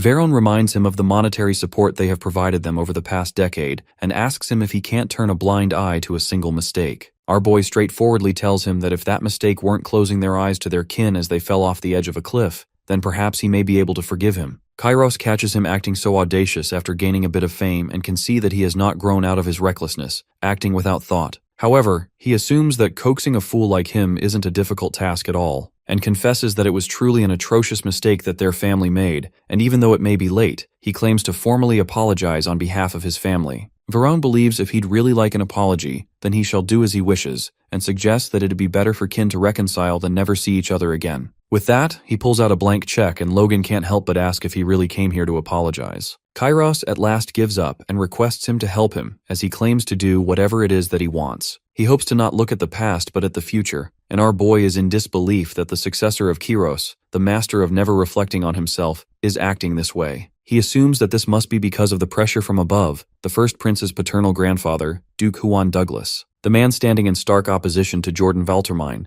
the only 6th circle magician in the kingdom. Whether it's Bifrost or Kairos, 2 of the 3 richest men in the kingdom are brought to heel in the end by the Duke's plans. But if it's the 3 richest men of the kingdom, then he believes he has something to entrust to them. He tells his uncle to raise his head and lets him know that there's nothing so difficult about small favors between kin. Just as Kairos felt happy, Logan whispers something into his ear and tells him that if he did this, then meeting with his highness, the first prince wouldn't be hard at all. Just then, Lefman, a vassal of the Esperanza family, announces the party's most important ceremony will now begin. He invites the person that will give the young lady a name, and that person is none other than the Duke's pupil, our young master. Logan picks up the baby and it seems that she received an aura shower from his teacher as soon as she was born. He senses her vitality overflowing even though he's already thought up plenty of possible names. He can't recall any of them. He declares the child's name to be Stella, which carries the meaning of star in the ancient language, and hopes for her to become a beacon of light, shining radiantly in the night sky. The Duke gladly accepts the name, but Logan still finds it odd that holy power was deflected off her. However, he decides not to think much of it, assuming it's nothing. Rick comes in with a ton of letters in his hands, informing Logan that the nobles wish to meet him after the naming ceremony. Our boy tells him to leave them in his room since he's just going to refuse them all because they need to return to their fief. The Civil War will break out soon, and even though Logan never got the chance to meet the third prince, he needs to head back and prepare. The fief seems to be progressing well too, as Dwayne informs him about their harvest being 20 times greater than expected, which alone will last them 3 to 4 years. Our boy feels the need to return and see it with his own eyes. Just then, Felix walks in and asks him if he's heading back. He instructs him to stop his training for now and reveals that he has a final secret art to teach him. Logan is surprised that the Duke is teaching him a secret art out of nowhere. And at that time, Felix confesses that he knows our boy possesses something even greater, that is the ancient secret art. He acknowledges the fact that he once spoke badly about it, but he believes if it's used right, it would be better than his. However, he reminds Logan that fundamentals are what's most important, and declares to pass on to him an art that can amplify his fundamentals. Our boy seems intrigued, knowing that the basis of his martial art style that he's built up restricts the movement of the opponent and maximizes his own, leading him to ultimately control the area of battle. The Duke states that the heavy sword is the first proper manifestation of that thought, and what he's about to teach him is the purification of his martial arts, which led him to become an aura user. He instructs Logan to watch him closely, and Logan witnesses him disappearing when he didn't even see him take a step. The Duke then appears from behind him, and it seems that our boy can't chase this movement with his eyes,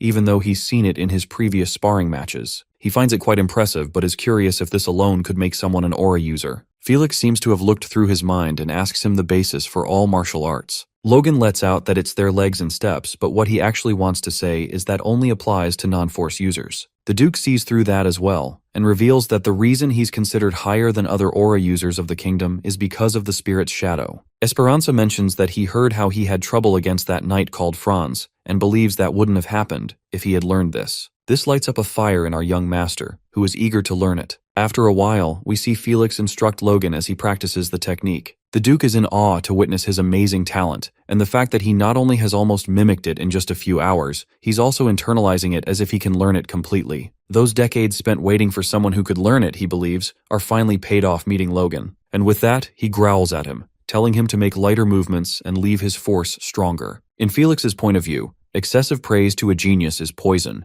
and even though he believes our boy still thinks of himself as inadequate, he thinks a little humility isn't a bad thing. He instructs him to keep practicing and seeing an expression on his face. He asks him what's wrong. Logan certainly finds it an amazing movement and feels like he's moving twice as fast as before. But to him, this doesn't feel like a method that a knight could have created but an assassin. The Duke lets him know that he's not completely wrong and reveals that when the king was still a prince, he made Felix, a fresh knight, his personal guard. It seems that His Majesty had always had plenty of enemies even before his rise to the throne. The Duke unravels how he's experienced many horrors that are hard to speak of, and how the young knight, excited to have been appointed as a royal knight, faced more bloodshed than even the knights on the front lines to protect a person against a horde rushing towards them. That young man continued to imagine, even more so than the assassins, because he needed to move faster and more stealthily. A martial art that can control space with a single splash could be the solution, and when Felix learned the spirit's shadow, he felt like he had somewhat reached that goal, and finally he was able to awaken his aura. He advises Logan not to get too cocky simply for having understood the theory, and train his whole life with the sword. Now our boy knows the path the greatest swordsman in the kingdom took to become a superhuman.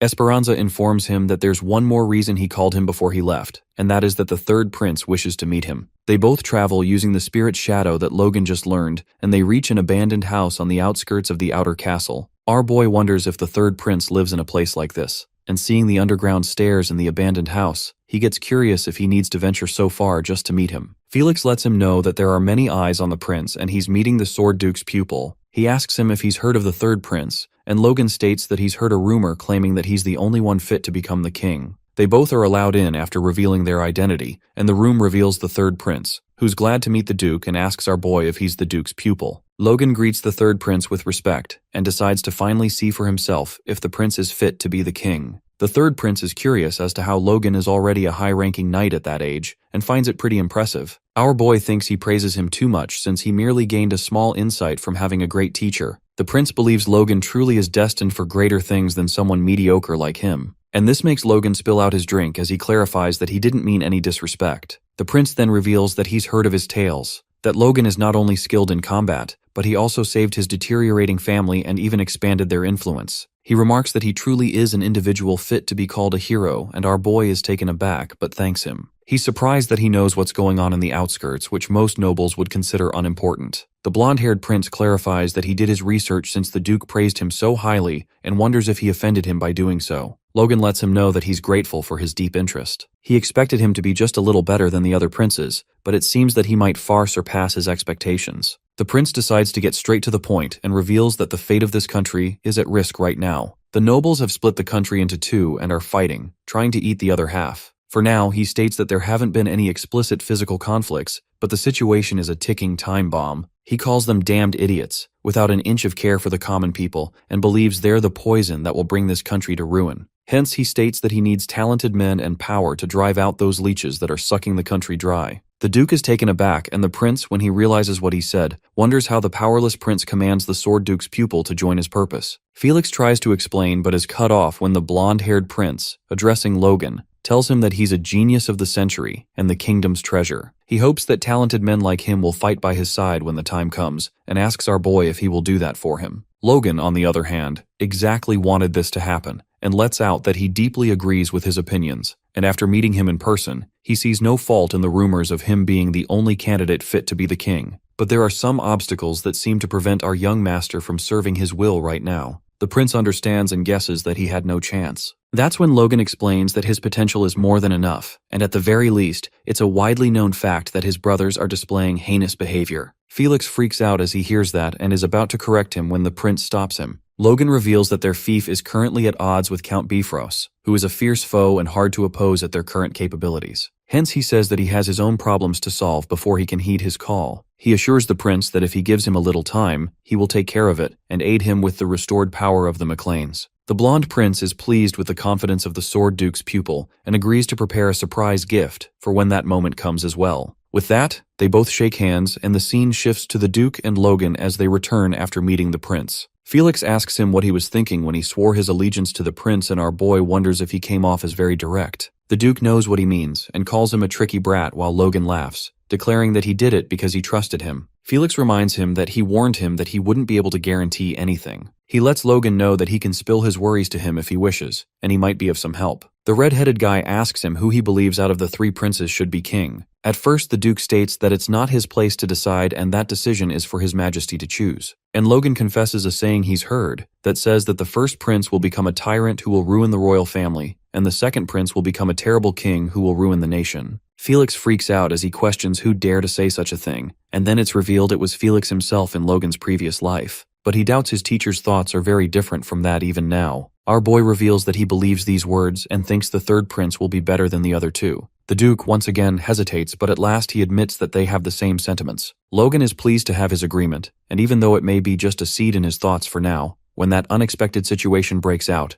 that seed will bloom. He tells Felix to protect the third prince until he comes of age. The Duke confesses that he has always found Logan quite intriguing, but right now he has no clue what he's thinking about. In the past 2 months, Logan has accomplished many things. He checked on the king and became acquainted with the third prince. He gained trade routes and networks from Kiros and received a promise of cooperation. He believes this should make their acquisition of supplies for the Civil War easier. Hence, he decides to return to MacLean. The scene shifts to them on their way back, where we see Henderson reminiscing over the time they devoted themselves to training during their time in Grandia. The knights believe it was worth accompanying the young master on this trip. However, the biggest gain from this expedition is our young master's engagement. They never thought he'd find his match in the capital and wonder what he likes so much about her that he decided on the first date. Meanwhile, inside the cart, Logan can hear everything and thinks that it's her power, her combat ability, that he likes. He's bringing her to use as a knight, but it's still an engagement on paper, and because of that, he had some trouble convincing her father. Eileen calls out to Logan and reminds him to keep his promise because she knows she can't leave without results after coming all this way. Our boy understands the feeling of leaving the place they've been their whole life. Hence, he assures her not to worry.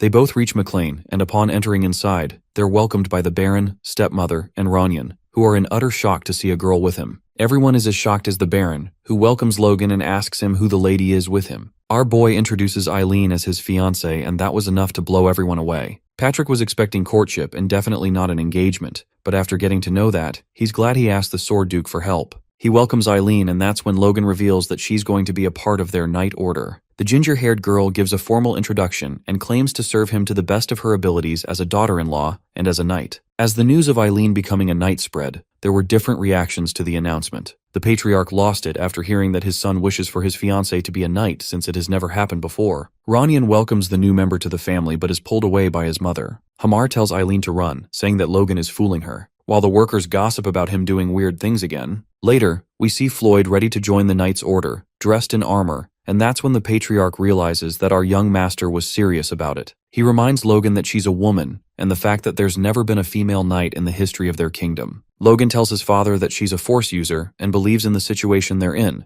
They need to recruit as many useful people as they can. Patrick reminds him that the training regimen of the McLean Knights is much more intense than other knights. Hence he thinks even if she is talented, she is a woman and a lady of noble birth. His words are cut off when Eileen declares that she can do this. She claims to erase all his doubts about her abilities from her being a woman. She is determined to make them acknowledge her as a knight. Soon after that, we see her laying face flat on the ground, exhausted. The ginger-haired girl calls them insane and is curious if all knights do this type of training. She observes that some of them have weaker force auras than her, and yet she's struggling. Logan asks her if she's regretting it, being well aware that they need to finish preparations for the war against Bifrost. He was going to make her join them, but it seems that he can't wait for her at this rate. Eileen admits that she's regretting the fact that her training hasn't been up to par. She knows that even though he promised her a battlefield of glory, he can't keep that promise if she doesn't work on herself. And the fact that she needs to realize her honor as a knight herself. Our boy claims to provide her with a battle to prove her honor as promised. There's a metaphorical saying that the rose of steel is not going to stop at one tiny apple. 1 week later, we see the training in process where the knight Kieran is now included.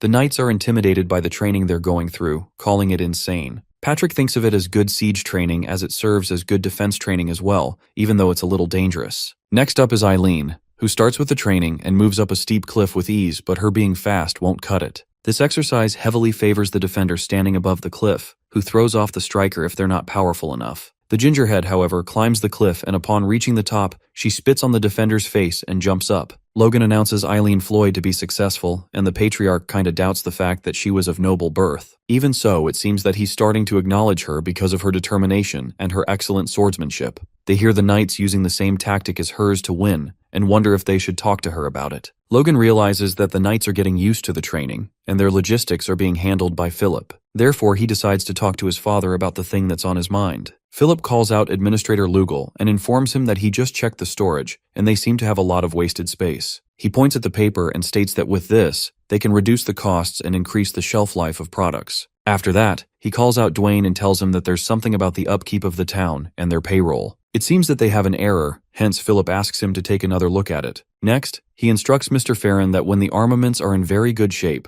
cleaning oil from Kalia is half the price of Kale's. The administrators are truly impressed to see him work, considering that he arrived at the fief only yesterday. Dwayne is aware that Logan ordered Philip to assist in running the fief, but seeing him work, he can tell he certainly works differently. The administrator mentions all the weapons and lumber Philip procured that has been arriving at their fief, and wonders what our young master plans on doing with all of that. Dwayne isn't surprised because no matter how he looks at this, he's convinced that they're preparing for war. On the other hand, Logan tells his father about the war with Bifrost that will occur soon, and Patrick is confused if that's all he wanted to tell him. He asks Logan if Bifrost will invade soon, and that's when our boy reveals that they're going to be the ones instigating it. The patriarch tries to suppress his anger and demands to know his reasons for that. Logan sees him restraining himself and explains that the reason Bifrost hasn't invaded them yet is because of his teacher. He asks his father how long he thinks that'll last, to which Patrick believes that they can keep growing their strength until then, as they still lack in many ways compared to Bifrost. Our boy lets his father know that if he were them, he'd make sure that day would never come and is convinced that it needs to be now. The patriarch is baffled if his son knows something he doesn't, and Logan thinks for a moment and asks him if he told him that he knew when the king would die, and that it'd be soon, would he believe him? Patrick freaks out, wondering if his son is trying to commit treason, but that's not the case. Logan tells him to assume this is true for now and questions how he thinks the situation would play out. His old man guesses that it'd cause issues in the battle of succeeding the throne,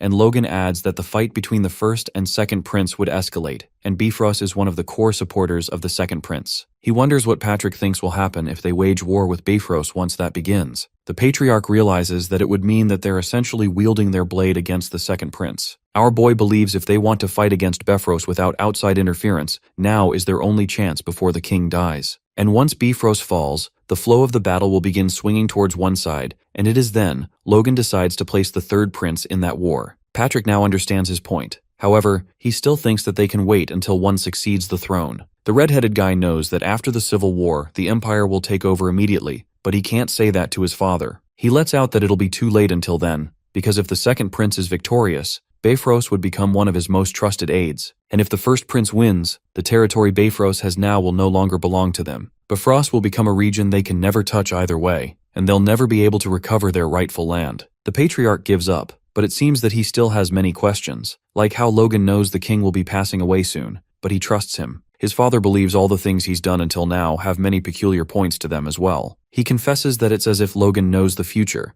and he understands the fact that Logan may be in a situation he cannot tell to other people. Hence, he decides to ask him one more question and claims not to inquire further. He points out all the things he's done and all of the things he intends on doing in the future and asks him what it is for. Our boy lets him know that it has always been to make their family prosper. Patrick is satisfied with the response and chooses to trust him. He takes over the responsibility of convincing the aides even though Logan is concerned that he can't do it alone. And so, after a few days, the patriarch summoned the people of the family, and after listening to him, they jumped as if they were electrocuted. It was a natural reaction, considering how their fief just became habitable, but the old man did not give up. He reminded them of the shame of losing their land, the assassination attempt from Bifrost, and the danger that will inevitably come. As their blood continued to chill and boil, they soon realized the necessity of war. And 2 weeks later, 3 days before the end of the year, there stood 152 knights, 1,000 crossbow cavalry, including trainees, and 1,532 infantry. Patrick orders his troops to advance, but before the war starts, the story is taken to a flashback of Logan's war plan. He knew as of now they have no chance at a full frontal assault against Bifrost,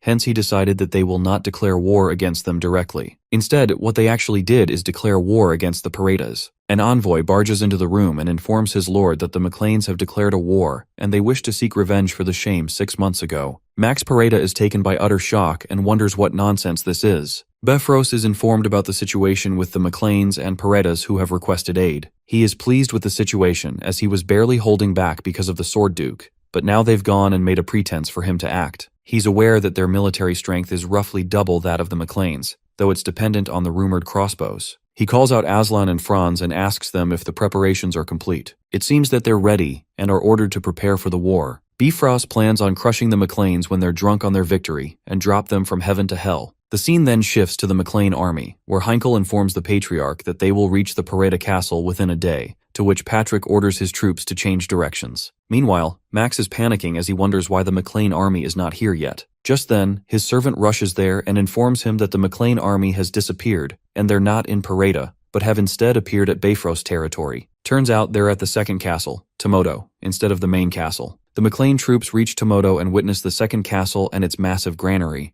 Heinkel reveals that this castle is Bifrost's lifeline where they store the majority of their weapons. Hence, if they were to occupy it, the enemy would suffer long-term consequences. However, he's not sure if they will really be able to win just by occupying this castle. The story is then taken to a flashback where Logan tells his father that they'll be declaring war on Pareda, even though his true target is Bifrost's castle, Tomoto. The patriarch asked him if he's trying to lure out Befros using Pareda, and that's exactly what he plans on doing. He intends to do their utmost to avoid clashing with their main forces, and in the meantime, they plot to occupy the castle. Patrick lets him know that they won't even have 2 days before they meet the Befros army. And Logan thinks it's okay because he believes that they just need to hold out until His Majesty passes away. Once that happens, all nobility in the kingdom will be forced to drop what they're doing and attend the national funeral. It would be a direct decree from the royal family which holds immense authority, strong enough to stop a war. The patriarch is flustered. Even though Logan told him the king would pass away, he still can't believe Logan came up with this. He asks him if he's absolutely certain of the date, and our boy is confident about it. It's a day that he can never forget. The death of the king will be announced at midnight on New Year's Day, and there are 2 days left until then.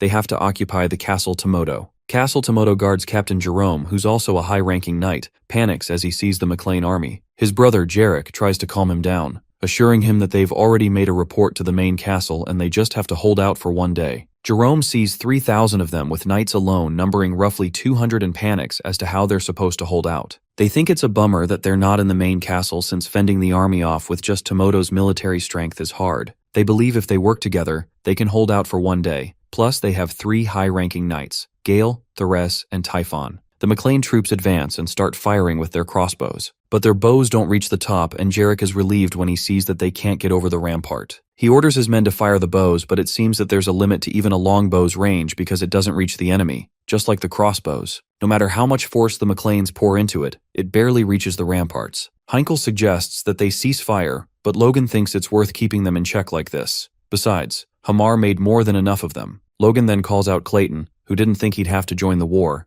and requests something. Jerome is confused about what they're doing since they're not getting any closer and are just firing arrows. He wonders what they're planning, and just then, they hear a sound as the ground starts shaking. That's when a golem appears, and at first, the guard knights freak out but are left confused when they see what that golem is doing. In a flashback, we see Clayton asking Logan if he's really planning on utilizing the golems in the war. Our boy believes they could use them to defend themselves from arrows or wipe out the enemy easily, and promises to provide him with mana stones if that is what he needs. Clayton is taken by surprise as he learns that this battle is that important. However, he lets Logan know that kind of operation is not possible. Our young master is confused as to why, and that's when it's revealed that the problem is that it concerns the mages' lives. The bulky fella unravels that it's not well known, but when golems receive over a certain amount of damage, it is transferred to the caster. He's busy explaining, but Logan's dream of having a golem army is shattered in front of his very eyes, hence he's in denial. Clayton suggests that they could do something else, and the story shifts back to the present. The golems dig a tunnel and go underground with the mages while the guard brothers keep an eye on them. Jerome panics when he sees them not shooting arrows anymore and wonders what they're planning.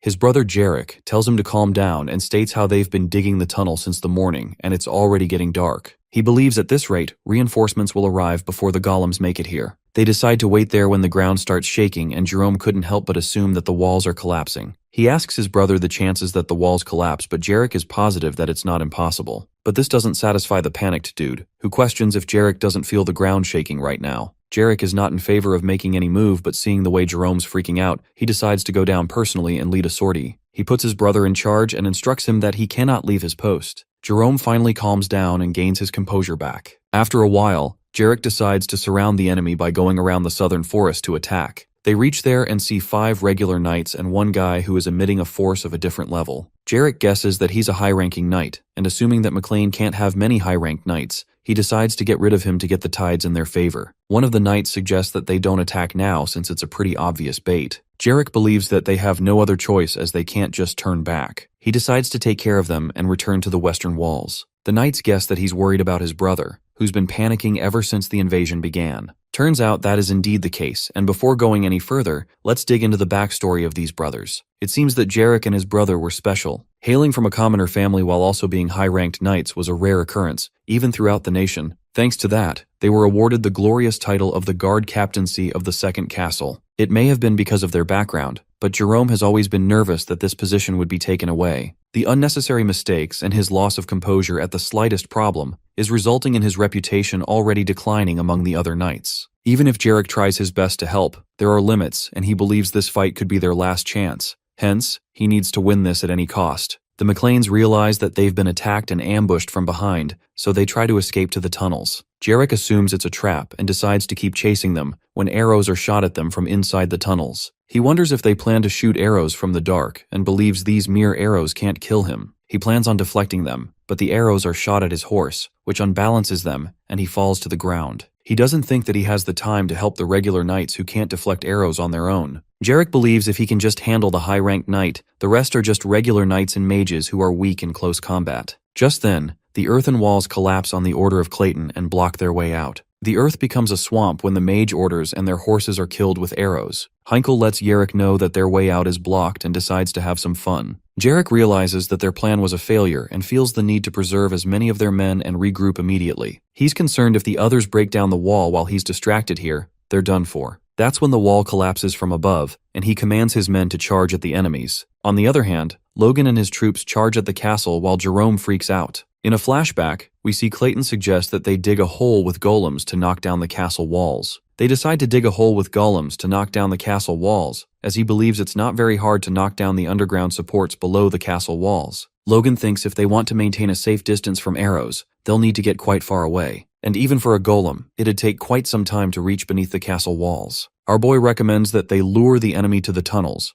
and Clayton figures out that he wants to divert their forces. However, he's not sure if they'll fall for it so easily, but Logan is confident, knowing that the tunnel alone won't do much. Hence he tells Clayton to shake the earth itself, and even though it's not impossible if he uses earth magic, he can't cause actual earthquakes. Logan believes it's okay since it just needs to induce that reaction in them, and when their forces have been diverted to verify the situation, that will be when they attack the castle walls. Jerome curses when he sees the McLean army charging at them. He wonders why it is now when his brother isn't here, and that's when he realizes that this is what they aimed for from the start. He orders the knights to fire the arrows, and that's when Ranyan and Eileen jump up the walls of the castle. They find these walls easy to climb as compared to the cliff they've trained on for the past few months. Eileen gets onto the castle rampart and slays the enemy when another one of them gets there and is about to kill her, but he is stabbed from the back by none other than Ranyan, who tells his sister-in-law to get a grip. The ginger-haired girl wonders if she's scared. It seems that she's only realized what it means to be in a battlefield after slaying a person for the first time. She shrugs off her thoughts and apologizes to Ranyan for showing him such a shameful sight. Ranyan, the young brother-in-law, seems to be aware that she wishes for glory on the battlefield and confesses that he does too. He wants to contribute to their victory and become even stronger, so that he doesn't lose to Victor, who grows stronger at a scary rate. Logan sees them getting all excited and observing his younger brother. He wonders when Ranyan became an intermediate rank knight. He feels proud but then realizes that it's not the time for that as it's still too dangerous to run so wild right now. He figures that the high-ranking knights will be drawn to those two and jumps up the wall as well. Our boy ought to draw the enemy's attention while the patriarch must take down the guard captain of Tomoto Castle. He declares openly that he's Patrick McLean, and that's when Jerome strikes his sword at him, but Patrick manages to block it. The guard knight claims he will take the patriarch's head, and assumes that even if Patrick is an advanced knight, Jerome was a high-ranked knight just like him until recently. He assures himself that he can do it, but unfortunately, he's defeated by Patrick. The Knights of Tomoto are concerned about the golden flash they just witnessed, but Jarek is in a trance. It seems that he knows his brother is defeated, and that's when it's announced that the reinforcements are coming. Jarek takes over the command and orders the knights to fight until the end, so as not to let their comrades' deaths be in vain. He declares that there are no reinforcements and leaps towards Logan, who asks him if anger has clouded his eyes. The blonde-haired knight feels furious and is determined to kill every single one of the McLeans. But his words are cut off when our boy, with lightning speed, reaches him. Jarek is in utter disbelief as to how Logan got there, while Logan lets him know that he's the one who will die. Clayton and Heinkel return from the cave and Logan is glad to see them safe. Heinkel informs our boy that 2 enemy knights escaped through the wall. He doesn't think it's a problem as all other enemy knights have been taken care of, and they've successfully taken over the castle. The commander is pleased that they were able to win without much effort, and thanks them for that. Clayton doesn't think they did much, and that's when our young master grabs his shoulder. He tells Clayton that he's just going to ask him for one more favor if that's the case, and requests him to make a pool around the castle before the enemy arrives. After a while, not only is the moat completed but the mage even fixed the castle walls. Our boy praises the earth magic while the bulky mage cries, having a strange feeling that his magic is starting to specialize in construction. Logan observes the 5-meter deep moat and believes if the enemy falls in with heavy armor, even a knight wouldn't be able to walk out easily. He then instructs the soldiers, who are busy pouring oil on the castle walls, to pour so much that they'd slip the moment they step on it. With that, their defensive preparations are done, and it's going to be noon soon, which is well into their expected time frame for the arrival of the Bifrost army. Exactly at noon, the enemy arrives and Logan orders everyone to prepare to fight. The king dies at midnight and our boy plans to stake it out here until tonight. Bifrost questions the McLeans if they dare to plant their flag in his castle and dirty the surroundings so much. He then asks Franz about the whereabouts of Jerome and Jarek, and it seems to him that they've been slain. Bifrost calls them damned fools that can't even hold the fort and calls out Aslan Liar, a superspeed knight. He asks him about the information on the enemy forces, and Aslan reveals, from what they've heard from their men that managed to get away, that there are under 150 knights and less than 2,500 soldiers. Furthermore, he briefs that their lord appears to be an advanced knight, and they have around 10 people who appear to be earth mages. Bifrost scoffs as he discovers that Logan has prepared his secret weapon and questions Aslan about the expected result. The superspeed knight confesses the expected result to be their overwhelming victory. Meanwhile, Patrick sees the enemy having over 300 knights, and their number of soldiers easily exceeding 5,000. It seems that they also have mages of the Wind Magic Tower, and Roger Bifrost himself, who is publicly known as a 4th Circle mage, but in reality, he's in the 5th Circle, so caution must be taken. On top of that, they have Aslan, the superspeed knight, and Franz, the Moonlight Knight. Logan guesses that his father must be getting nervous at the differences in forces. Just then, they hear a loud voice telling them that in the lands that belong to their lord, they announce this filth that has invaded without knowing their place. The knights cover their ears from the noise, and Logan realizes that Bifrost amplified his voice with magic. He orders his men to prepare to fight while Bifrost claims to uproot the McLeans himself and commands his men to charge. Our boy sees them charging without shields, and in order to find out the reason for such confidence, he orders the crossbowmen to fire. The arrows deflect as they hit them, and as it turns out, their soldiers are being protected by the mage's magic spell. Bifrost finds their peculiar weapons worthless compared to magic, and Logan realizes that aiming at knights with this won't help. Hence, he instructs his army to aim for the soldiers and orders the knights to move to their designated locations and prepare to fight. Our boy decides to take them on himself if the crossbows don't work and is curious about how they will attack. Franz and Aslan both reach near the castle, and the next scene takes us back to the backstory of the superspeed knight. He had a short stature, long arms, and a peculiar face. His appearance has always caused him to be preyed on whenever he goes, but things have changed. He did not listen to those idiots, and with bone-breaking effort, he became an advanced knight. He sees the enemy as his prey, and as he gets near, he notices that something has been done to the walls. Aslan assumes that this can't stop him and jumps on the wall. Eileen sees him trying to climb up and calls him a monkey, and at the same time, he slips and falls into the moat. The knights see him falling and alert the others to beware, since even a top-tier knight was defeated by these walls. Aslan shuts them up and decides to give the ginger-haired girl special attention. Meanwhile, the Patriarch is up against the Moonlight Knight, as he confesses that he's heard a lot about him and believes his son was indebted to him. The knights of each team are busy fighting against each other while Eileen struggles to fight Aslan.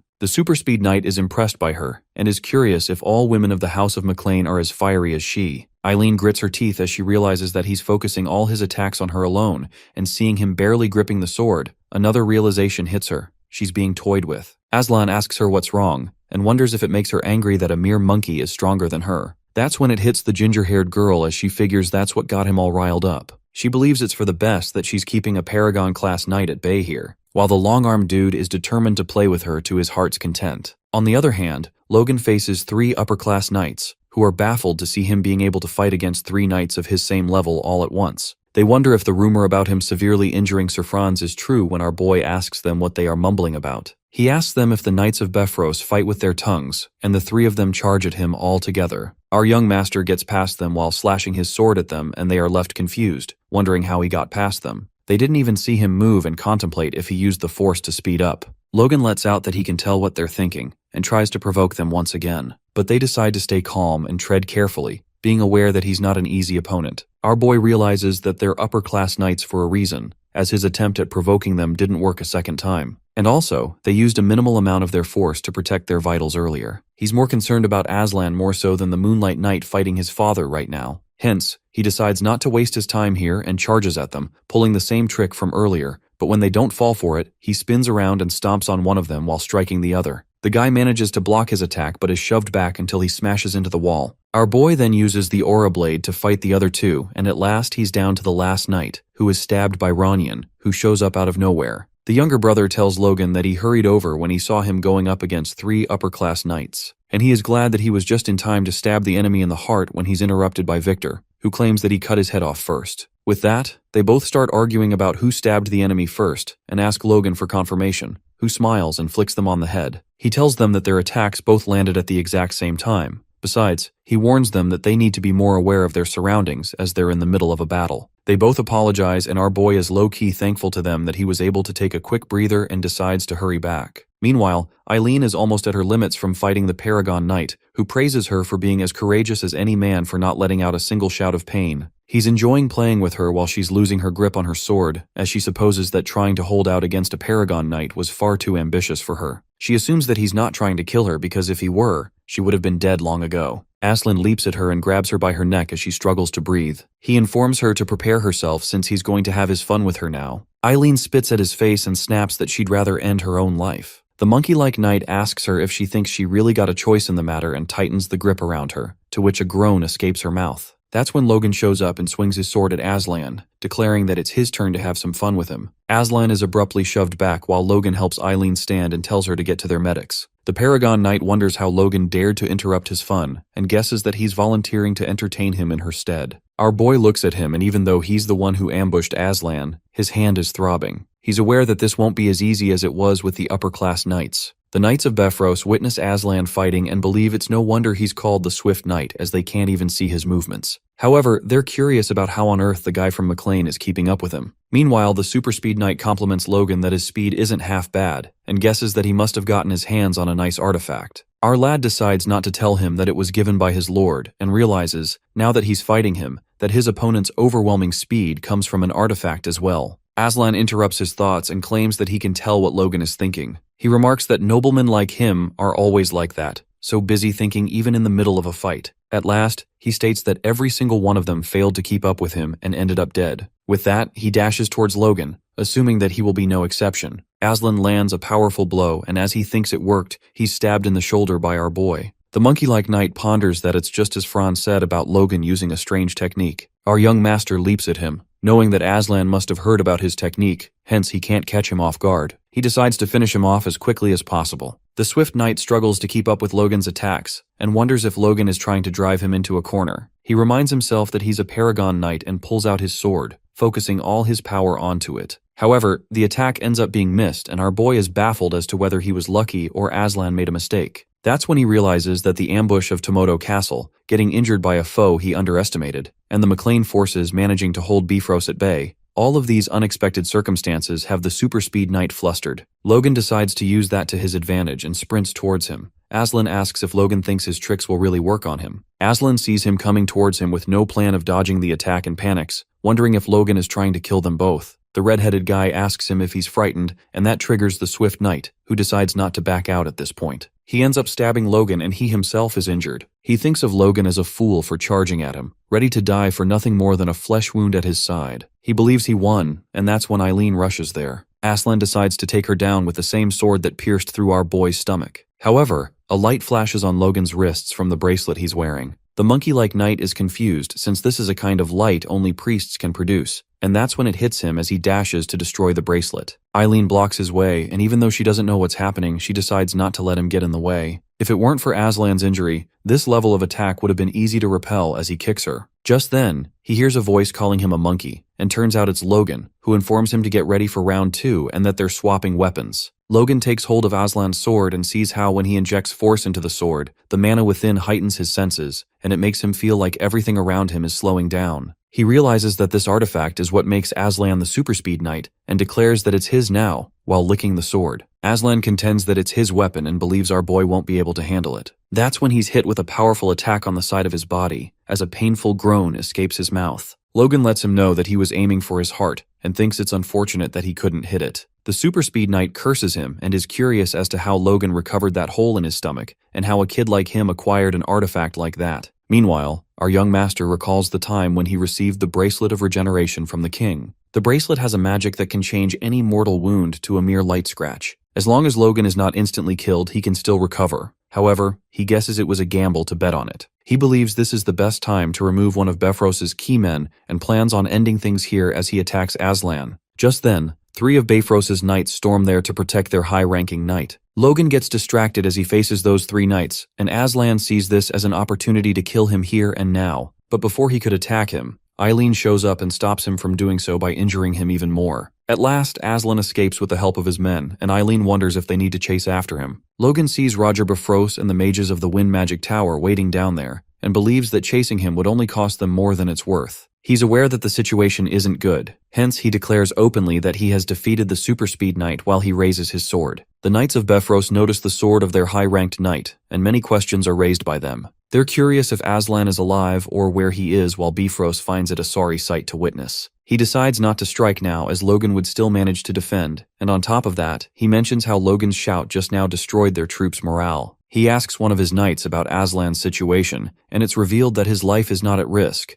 But since they didn't bring any advanced potions for this war, he won't be able to participate any further. Bifrost calls the McLeans rats, as he realizes that they really prepared themselves. However, he's aware that the longer this goes on, the more it troubles them. He decides to see how long they can last, and with that, he announces to his men to retreat. Everyone is confused, including Franz, who's been fighting Patrick this whole time. He finds Patrick lucky, as the fight would have come to a close soon. The Moonlight Knight remarks that he's figured out that even the McLean's advanced knight isn't much, before he leaves. At the same time, Logan rushes to his father, who apologizes to his son that he was only able to hold Franz here. Our boy knows that even though they're both advanced knights, there was bound to be a difference, as Patrick only rose to that level recently. He tells his father to rest, assuring him that the enemy is tired, hence they have some time until they invade again. Everyone gets a breather, and Logan hopes that is the case until midnight. Later, the flag of Pareda is spotted on the field, and it's revealed to the McLeans that the Paredas have joined Bifrost too. Bifrost, seeing that they brought their army, confirms with Max if they intend to assist them, and Max hopes that they will be of some help to the Lord of the Southwest. He assumes that with the army of Bifrost, the McLean defeat is guaranteed, hence he plans on being on Bifrost's good side. Logan already knows the reason why Pareda is here, and that's when the Patriarch notifies him that they have no choice but to do it. Our boy agrees and lets his father know that they've got everything ready. We see a family scared of the war going on as their daughter asks them how long they need to stay inside. The family sticks together and prays that when the new year dawns tomorrow, this war ends. Meanwhile, Bifrost orders his men to bring him the heads of all the McLeans. The McLeans shoot with their crossbows, but they're only able to take down the men of Pareda with them. Logan instructs them to keep firing while we see Franz all hyped up as he commands his men not to relax until their feet touch the walls themselves. With that, he climbs up the walls, and our boy orders his men to drop the enemies into the moat. However, the Moonlight Knight successfully climbs up the walls and claims he will end Logan for sure this time. Just then, he's attacked by Patrick, and seeing how fast the attack was and the use of a greatsword, he recognizes the sword to be Aslan's. The Patriarch lets him know that the name Velocitas was inscribed onto it, and the scene then shifts to a flashback. Logan told his father that this sword doesn't suit him well, hence he gave it to him to use, but his father was aware that Logan was just being kind. Hence Patrick tells our young master to go. Even though he knows that he may be weaker than the Moonlight Knight, with this sword, he believes that he can do it. Our boy has no choice but to believe in his father as he rushes away, and on the way, he bumps into Victor, who's dealing with 2 knights at a time. Logan takes them down for him and asks him if he can still fight, to which Victor complains that he could have taken them down himself. Our young master instructs him to drop as many people climbing as he can, and if it doesn't work, he tells him to let all of them climb the walls. After a while, Bifrost notices that their men have been able to climb the walls much easier than earlier, and it seems that the McLeans aren't putting much effort into defending. The enemies wonder if the McLeans are getting tired, or if they're plotting something. When Logan sees no enemies left below, he announces for everyone to retreat, and that's when the ground starts shaking. Everyone stops what they're doing while those from Bifrost remain clueless as to what's happening. They wonder if this is an earthquake, but it turns out it's actually Clayton doing all this. The bulky mage puts all his energy into the magic while the men of Bifrost jump down from the castle. The McLean knights are curious to see what's happening when they notice the enemy running away. That is when the castle walls start collapsing, and all the enemy knights are buried under the rubble of the fallen walls. Bifrost realizes what just happened and curses them while Logan rushes to Clayton, who's extremely exhausted from putting all his energy into the spell. He and his students used the last of their energy to topple all the walls, and our boy praises them for their good work. He believes a significant portion of their enemies must have been buried together with the walls. However, Clayton assumes that with their physical capabilities, the high-ranking enemies are most likely fine. Logan thinks it's fine since it's all going to end soon, and Roger Bifrost lets them know that they've destroyed their last line of defense with their own hands. He states that they're just speeding up their demise and activates his magic. Our young master instructs Clayton and his students to back off, and the Patriarch asks him one last time if he's sure about this. The red-headed guy assures his father not to worry, and, as Bifrost is about to attack, a red light appears from the tower. Logan remembers it clearly. On that day, in his past life, on every tower of the nation, a red light notifying people of the news flashes brightly. Roger witnesses the red light and realizes how bad the situation is for them. The light materializes out of the castle towers, and Patrick McLean wonders if something has happened to the royal family. Our guy looks at the Bifrost army and implies that they must know the meaning of this light, advising them to cease the war immediately and link communications with the king. Enraged, Count Bifrost trembles with sheer anger and curses the situation since it was the perfect opportunity to wipe out House McLean. As Knight Callian asks the Count what they are going to do, Roger Bifrost, on the warpath, fiercely commands his men to prepare for combat. While Bifrost spirals out of control, the Patriarch questions the Lord of the Southwest if he's out of his mind and if he wishes to go against the royal order. But Roger Bifrost, blinded by anger, states that he sees no light but the imbeciles in front of him. The Count goes insane, adamant to annihilate the McLeans more than ever, such that even Logan freaks out to see him completely flipped out. Our fella did not expect that Bifrost would attack despite the risk of treason. Well, he thinks that the only option they're left with now is to fight. Bifrost commands his men to execute the red-headed filth, but before blood can be shed, Clayton, the mage, intervenes with the communication orb. Clayton informs the Minister of Defense that Count Bifrost is refusing to stop the war. The minister asks Bifrost if he intends to commit treason, and hereby declares to all the people of this land that the king has passed away. Hence, all nobles of the empire are mandated to participate in the funeral, which takes precedence over all other obligations, including war. The Lord of the Southwest, begrudgingly, halts in his movement and accepts the royal will. However, Bifrost makes it clear to the McLeans that the war isn't over and retreats. After they leave, the McLeans celebrate their victory, while Logan takes a sigh of relief, since it was very risky at the very last moment. If Clayton hadn't brought the communication orb, Roger Bifrost would have attempted to wipe them out with his magic. Our guy gets terrified at the thought that human anger can be quite dangerous, and plans to not solely rely on his knowledge of the past from now on. Soon after, our fella asks Clayton how he knew the orb would come in handy, to which the mage answers that the palace was contacting the orb in the tents where he was taking shelter. Logan expresses his gratitude towards the mage, and acknowledges that his tower truly had the largest contribution in the war. In return, Clayton requests additional funding, and Logan happily agrees. Meanwhile, our guy checks on the others and sees Eileen. Eileen gets so weirdly happy after meeting our guy that it makes him creeped out. Logan thought she'd be mad since she almost died to an advanced knight in her first real battle. Eileen justifies that it is something every knight needs to go through, and our fella finds it amazing because he himself ran away in his first battle. While Eileen calls it nonsense, Logan confesses that not many know this, but that's how his first real fight went. Our dude was standing there frozen, and this is the reason why he was worried for Eileen, who did more than he could imagine. Our fella, quite impressed, hopes to continue seeing great things from Lady Eileen, making her blush. The scene then switches to the next day. As soon as the sun rose, the father ordered the troops that were able to move to inform the people that Castle Tomoto had now become the McLeans. Questions were raised about needing to head back to the capital immediately for the king's funeral. It appears that Logan decides not to rush to the funeral, believing that no one would care about some baron from nowhere being a little late, and the Patriarch agrees, saying they need to recoup the losses of the war. Patrick decides not to be so late and to wrap things up to depart quickly, and before that, they need to rebuild the castle walls that were destroyed mid-war. Poor mages were first told to break the walls, and now they are the ones who are rebuilding the walls, making them wonder if they are freaking workers. Clayton assures his fellow disciples that they've been promised a long vacation after this. In the meantime, the little boy Grick upgrades to a 4th circle mage, and Clayton couldn't be happier to see his students grow. Perhaps it's all thanks to this labor. This incident later becomes the foundation for the Golem mages of McLean to begin walking the path of war engineering and, with some time, Grand, the capital. Later, Patrick and Logan McLean come to visit the Duke in the capital Grand.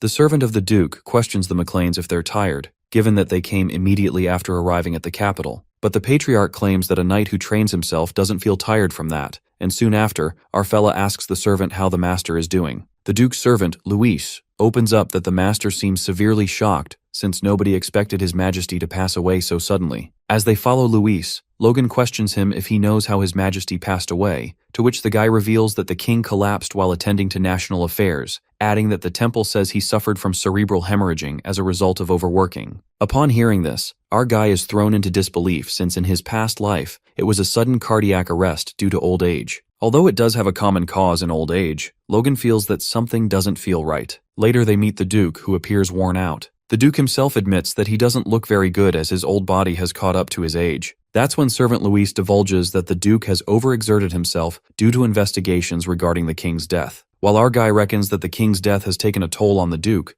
Felix apologizes and greets Patrick McLean. The patriarch expresses his honor to meet him, and Felix apologizes for meeting him in such circumstances. The pain in the Duke's voice is apparent when he says that during the past week, these old bones have felt more powerless than ever. Worried, our guy wonders if the situation in the capital is that bad, and Felix nods. He abruptly blows up and calls Juan and Jordan damnable bastards. Logan knows that he's talking about an influential figure in the First Prince's faction, Juan Douglas, and similarly in the Second Prince's faction, Jordan Valtermine. Felix is stressed about the nation possibly splitting into two because the two dukes have forgone maintaining balance between their factions and have developed hostilities with each other. And what's more is that they dared to pressure Felix with the Third Prince's life. While Patrick finds it utterly shameless, Logan states that they are pressuring Felix as he's the patron of a prince yet to come of age. Felix exasperatingly admits that he must take part in their faction in order to save the Third Prince's life, and our guy assumes that if he refuses their demands, the Third Prince will be endangered. As Duke Felix breaks down, Logan contemplates that in reality, no faction would risk drawing attention to themselves by having the prince die suddenly at this time.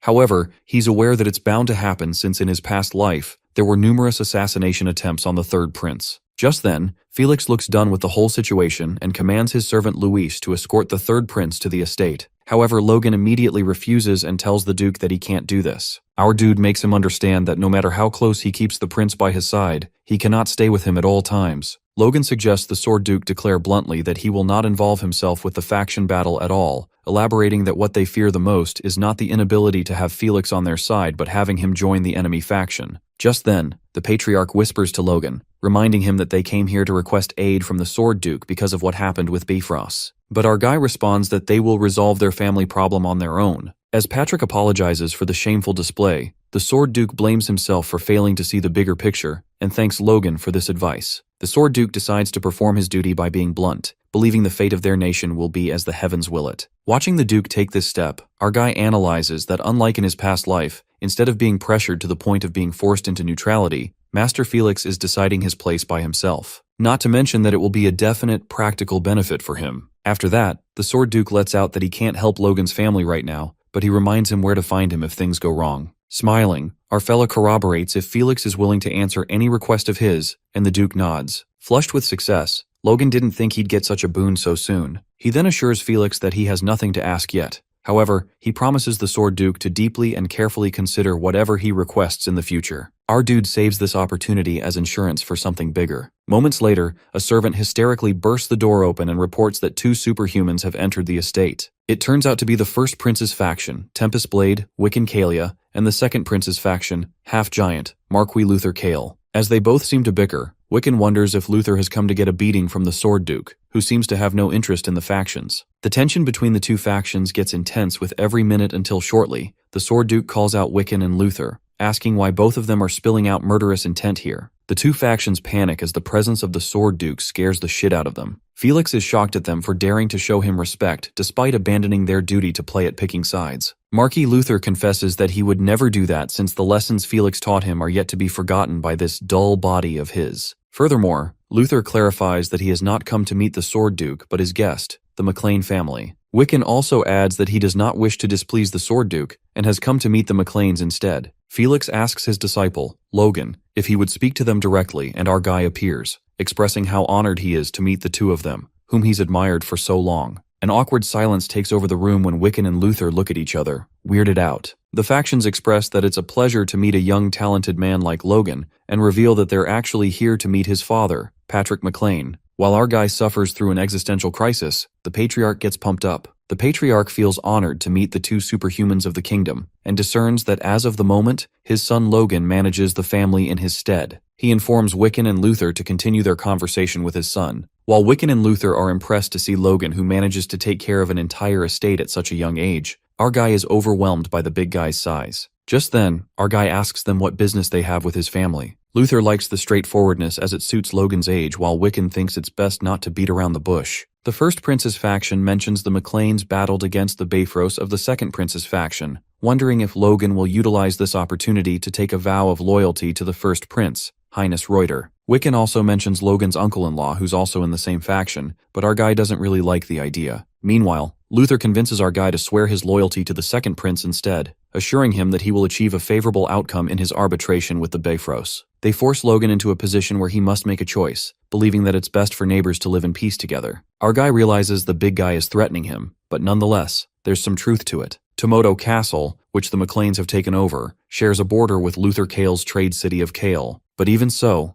Logan has no intention of joining either of the factions. Gulping, our guy is under pressure. It's obvious with just a little consideration that if the McLeans were to join the first prince's faction, it could unintentionally pave the way for the second prince to cancel the war against the Bifrost and trigger a civil war. And even if he joins the second prince's faction, although Bifrost and McLean will be forced to reconcile, there are chances that Wick and Kalia may invade, claiming to have been disregarded. Hence, our fella comes to the conclusion that refusing is the best option. Logan then makes it clear to the two superhumans that he can't make a rushed decision, and suddenly, the Sword Duke intervenes, enraged. He furiously questions the two factions what they think they're doing, calling it a pathetic display, deducing that they have dropped all the pretenses and decided to draw a line outright, involving his disciple at that. Freaked out, Wiccan and Luther justify that they're clearly making a proposal to the McLean household and simply wish to discuss the future with them. The Sword Duke corroborates with them that this does not involve him, and the two factions fiercely swear that it has nothing to do with him. The Sword Duke, taking advantage of his authority, clarifies that this is the way it should be, and reveals that he has no business involving himself in faction disputes after all. The Duke strictly announces that he has decided that he will no longer participate in the faction wars.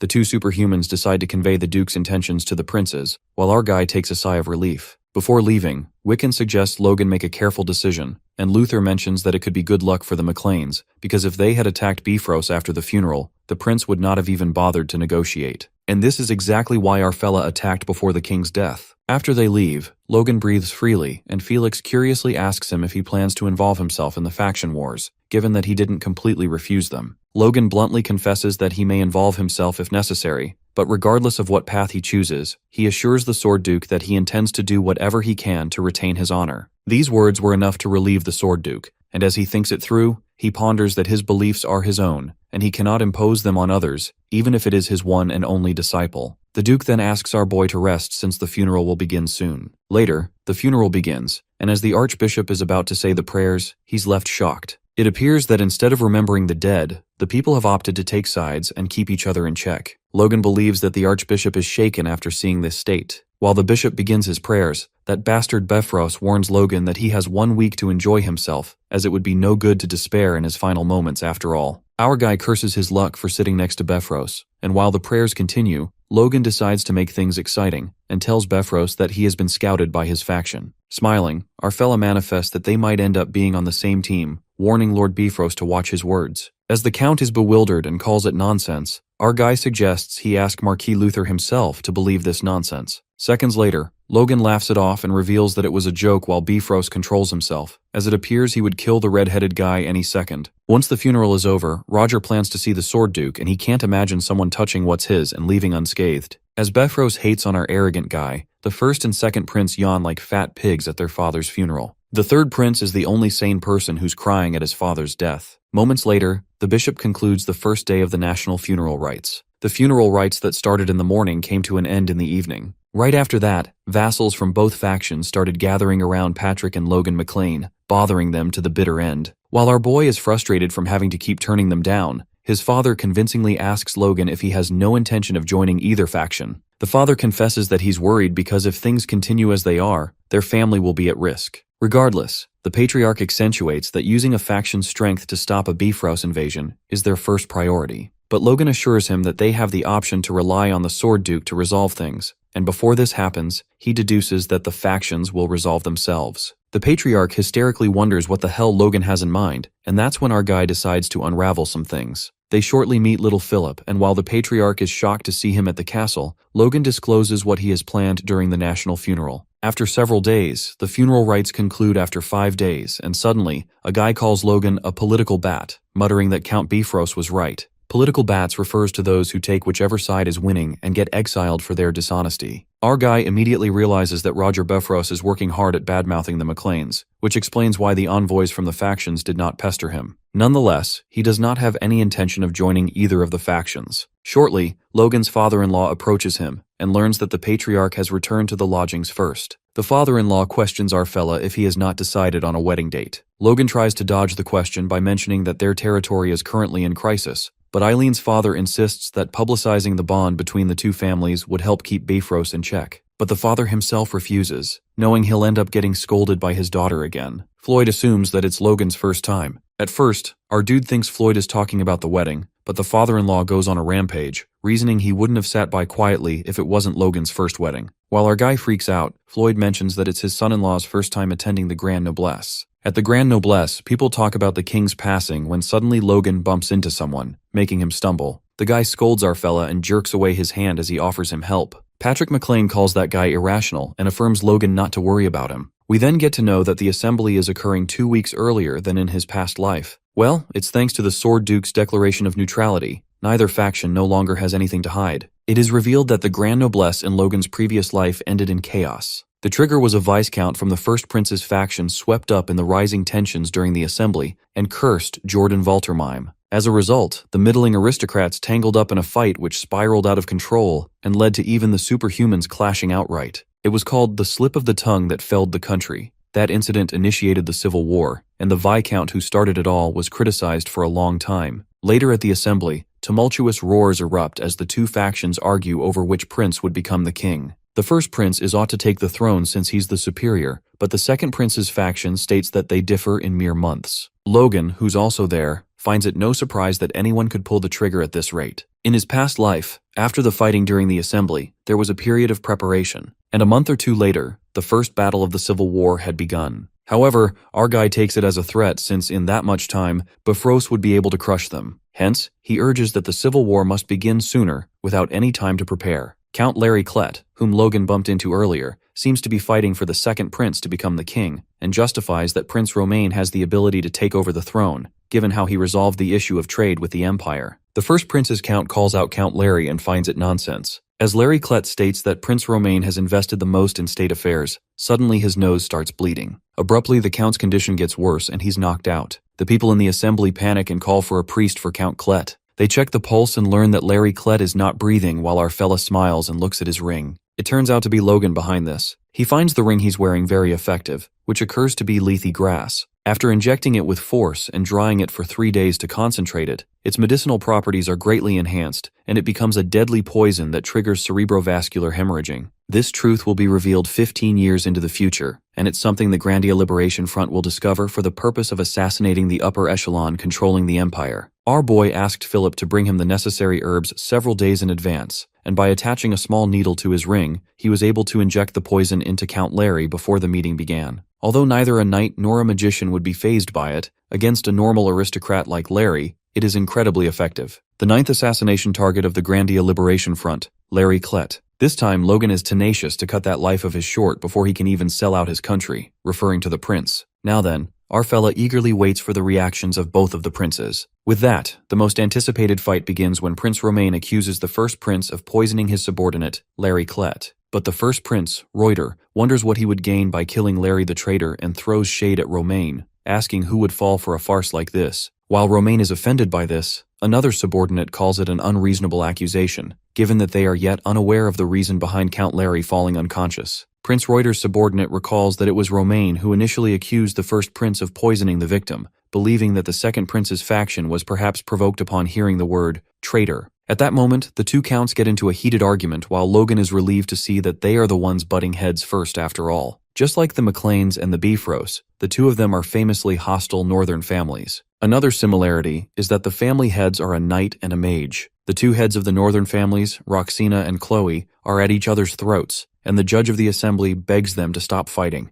However, the judge is rendered speechless when he witnesses that the mages and knights stand guard to begin a fight at any moment. Before things could get any worse, the Sword Duke barges into the assembly and exclaims that it's not a matter to be dealt with through emotions, but with a proper investigation to unveil what truly happened. Deep down, our fella knows it won't be easy for Master Felix this time. Prince Romain claims that there's no need for an investigation when things are clear, but Prince Reuter strongly agrees with the Duke. The fat Reuter blames the second prince for having no proper justification, so he decided to get rid of a useless puppet by staging a farce. This angers Romain as the first prince dares to say that after such an underhanded assassination. Reuter believes that the second prince shouldn't be opposed to an investigation if he's so forthright. As it gets intense, the Sword Duke walks forth. However, he's blocked by Juan and Jordan, who warn Duke Felix not to intervene and make it clear that he won't have an easy time against the two of them. The Sword Duke questions the two dukes of each faction if they know the meaning of this, and Patrick McLean, who is witnessing this, is taken aback by the fact that the three sole dukes of their kingdom are in conflict. The dukes of the factions make Felix understand how pointless this assembly is. Therefore, it's better to simply come to a conclusion. At that moment, things take a drastically shocking turn when Second Prince Romain disowns his brother Reuter and declares that they shall prove their right to the throne by force. It was as if the first prince was waiting for that exact moment as he tumultuously calls forth all the men who follow him, and that's how both of the princes announce their preparation for war. Meanwhile, the Sword Duke, who tried so hard to save the crumbling nation, watches it fall apart right before his eyes. The scene then switches to Jordan Valtermine, the Duke, who scolds his subordinate for asking for more time to finish dealing with the McLeans when the war could start at any moment. The subordinate appears terrified, as Jordan's name as the blazing heat sword truly signifies his strength. In reality, the big guy is an exceptionally cold and calculating man. One wrong answer, and that will be the end of everything. The guy assures Jordan that it won't take long, but the Duke calls it inefficient. The Duke callously states that the only efficient solution would be to bring the McLeans under their faction, so their forces would be added to their own. Jordan even sent Luther Marcus to do that, but someone warned that the McLeans were too rotten to take in. At that moment, the subordinate apologizes to the Blazing Sword, reasoning that he had lost himself in his greed and did something unforgivable. Duke Jordan tells him to abandon his greed for now, and after they win the war, he plans to deliver those men to his very doorstep. The Duke decides to give the McLeans a light warning and commands his subordinate to summon his best troops. Several days later, at Castle Tomoto, the envoy of Duke Jordan contacts the McLeans. The envoy respects the Baron's decision to stay neutral and not join any faction. However, the envoy strictly warns them of severe punishment if the McLeans go back on their word. Patrick takes Duke Jordan's words to heart, and after the envoy disconnects, the Patriarch is done with the rude behavior. Well, Logan isn't surprised, as the envoy was from the Valtermine Duchy after all. Nonetheless, even with the situation as it is, they don't have to rely on a master for anything, while the Patriarch suspects that Bifrost is gathering forces and heading to the capital. With the current state of affairs, Patrick assumes they will be able to rest at ease for a while. Logan nods and focuses on what they can do for now. It is then revealed that the Civil War, which arose because of Larry Klett's death, resulted in physical confrontation just 1 week later. In the beginning, both sides were thinking of taking action to assassinate the third prince, but an unexpected incident arose. While the conscripted forces of both factions were in motion,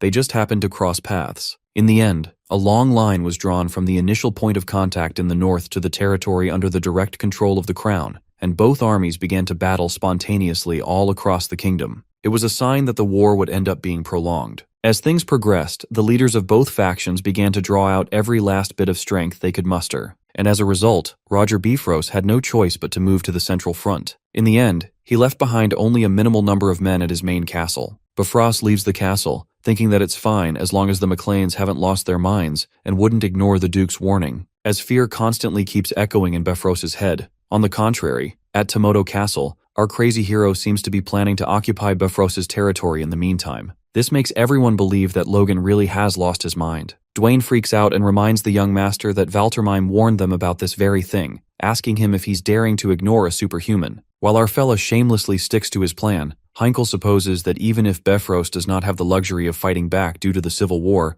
this may be taken as a challenge to the second prince. The night manifests the worst-case scenario, that as a result, the McLean family may be made an example of as the family that got crushed after they went against the second prince. That's when our fella bursts out and doesn't agree with Heinkel since they had been at war with Bifrost way before the Civil War. He elaborates that this is merely a fight between families, so taking it as a challenge to the second prince would be too broad of an interpretation, not to mention that both the second prince and Duke Valtermine are aware of this. Flabbergasted, Heinkel realizes that young Master Logan had already predicted this and took over Castle Tomoto. He has a hard time believing this, and says it's as if the young master saw the future. While this makes our fella laugh, the Patriarch warns them that Valtermine is the kind of man who will hold him accountable later, if not now. He asks Logan if he has thought of this possibility, and our guy refuses, claiming that there's no way Duke Valtermine would hold them accountable. Call it assuming or delusional. Logan manifests that they take over Castle Bifrost and become strong enough to be a bargaining chip for both factions. This sounds like bullshit to everyone, and so the Patriarch asks Heinkel and Dwayne to leave the room. After they leave, Patrick asks Logan if he's aware that there's a fatal flaw in his reasoning. The Patriarch elucidates that the Civil War must not end before they occupy Bifrost and grow stronger for this plan to work. And our fella seems to be indubitably certain that the Civil War will be prolonged. That's when our red-headed dude is hit with a reality check because, looking through history, there are rarely cases where a civil war lasts longer than a year. The fact that the Grandia Civil War lasted for 3 years is what made it a special case. While Logan accidentally overlooked this point, his father said this before the attack on Tomoto Castle. The patriarch doesn't wish to pry into what's going on in his son's mind, and believes that whatever he's doing is for the sake of the McLean family. But he advises Logan to make up for these kinds of blind spots. And now their plan is to take back the land of their forefathers, referring to Bifrost Castle. Sooner than expected, the McLeans attack Bifrost's main castle, while a Bifrost knight warns his men to hold out until reinforcements from Pareda arrive. Our knights witness that the enemy has no intention of surrendering peacefully, while the patriarch asserts that there's no need to draw this out and plans to capture the castle at once. In the meantime, Lentor, a high-ranking knight of Bifrost, emerges and lets out that the lordship has left this land for the sake of a war that will decide the fate of this nation. Lord Roger Bifrost has left the honorable duty to him as the last line of defense.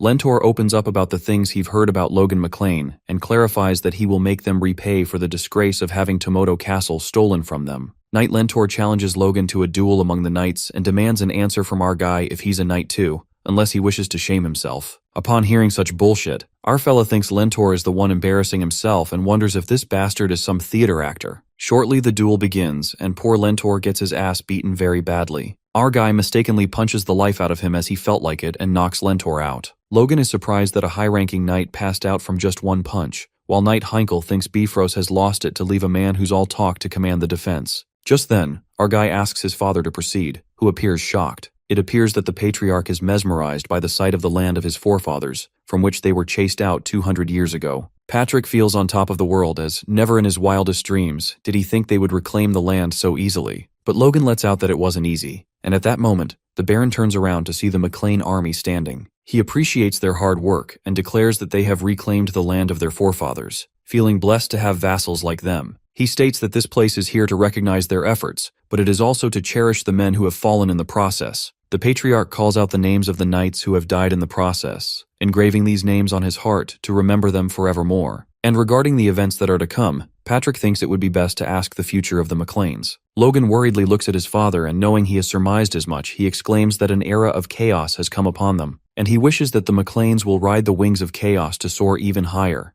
Therefore, he asks the knights to become their wings, and everyone screams with reverence for the McLeans. On the contrary, Count Roger Bifrost learns about his castle falling, asking his knight what the hell Pareda and Lentor were doing. That's when the knight reports that the castle had already fallen before the Pareda forces could be dispatched. Bifrost simmers with anger and declares that they will go back at once to tear the McLeans limb from limb. However, the superhuman, Duke Veltermime, commands him to stop. Bifrost tries to reason with the Duke that his land was taken by those savages and asks Jordan why he insists that he must not attack. Veltermime reveals that the forces deployed to the central front on both sides currently are nearly equal, and this could go wrong if they remove the Bifrost forces at this time. Duke Jordan threatens Roger and asks him if he's trying to save his land while ignoring their mission. Scared as fuck, Bifrost fuels the Duke and lets out that those bastards ignored Jordan's warnings. That's when Veltermime lets out that he will tear the McLeans apart himself, but only after their mission is over. However, before that, the Duke plans to send them a notice so that they join their faction. While Bifrost is utterly confused, the Duke, reeking of malice, plans to drag the McLeans to the front lines and use them as meat shields.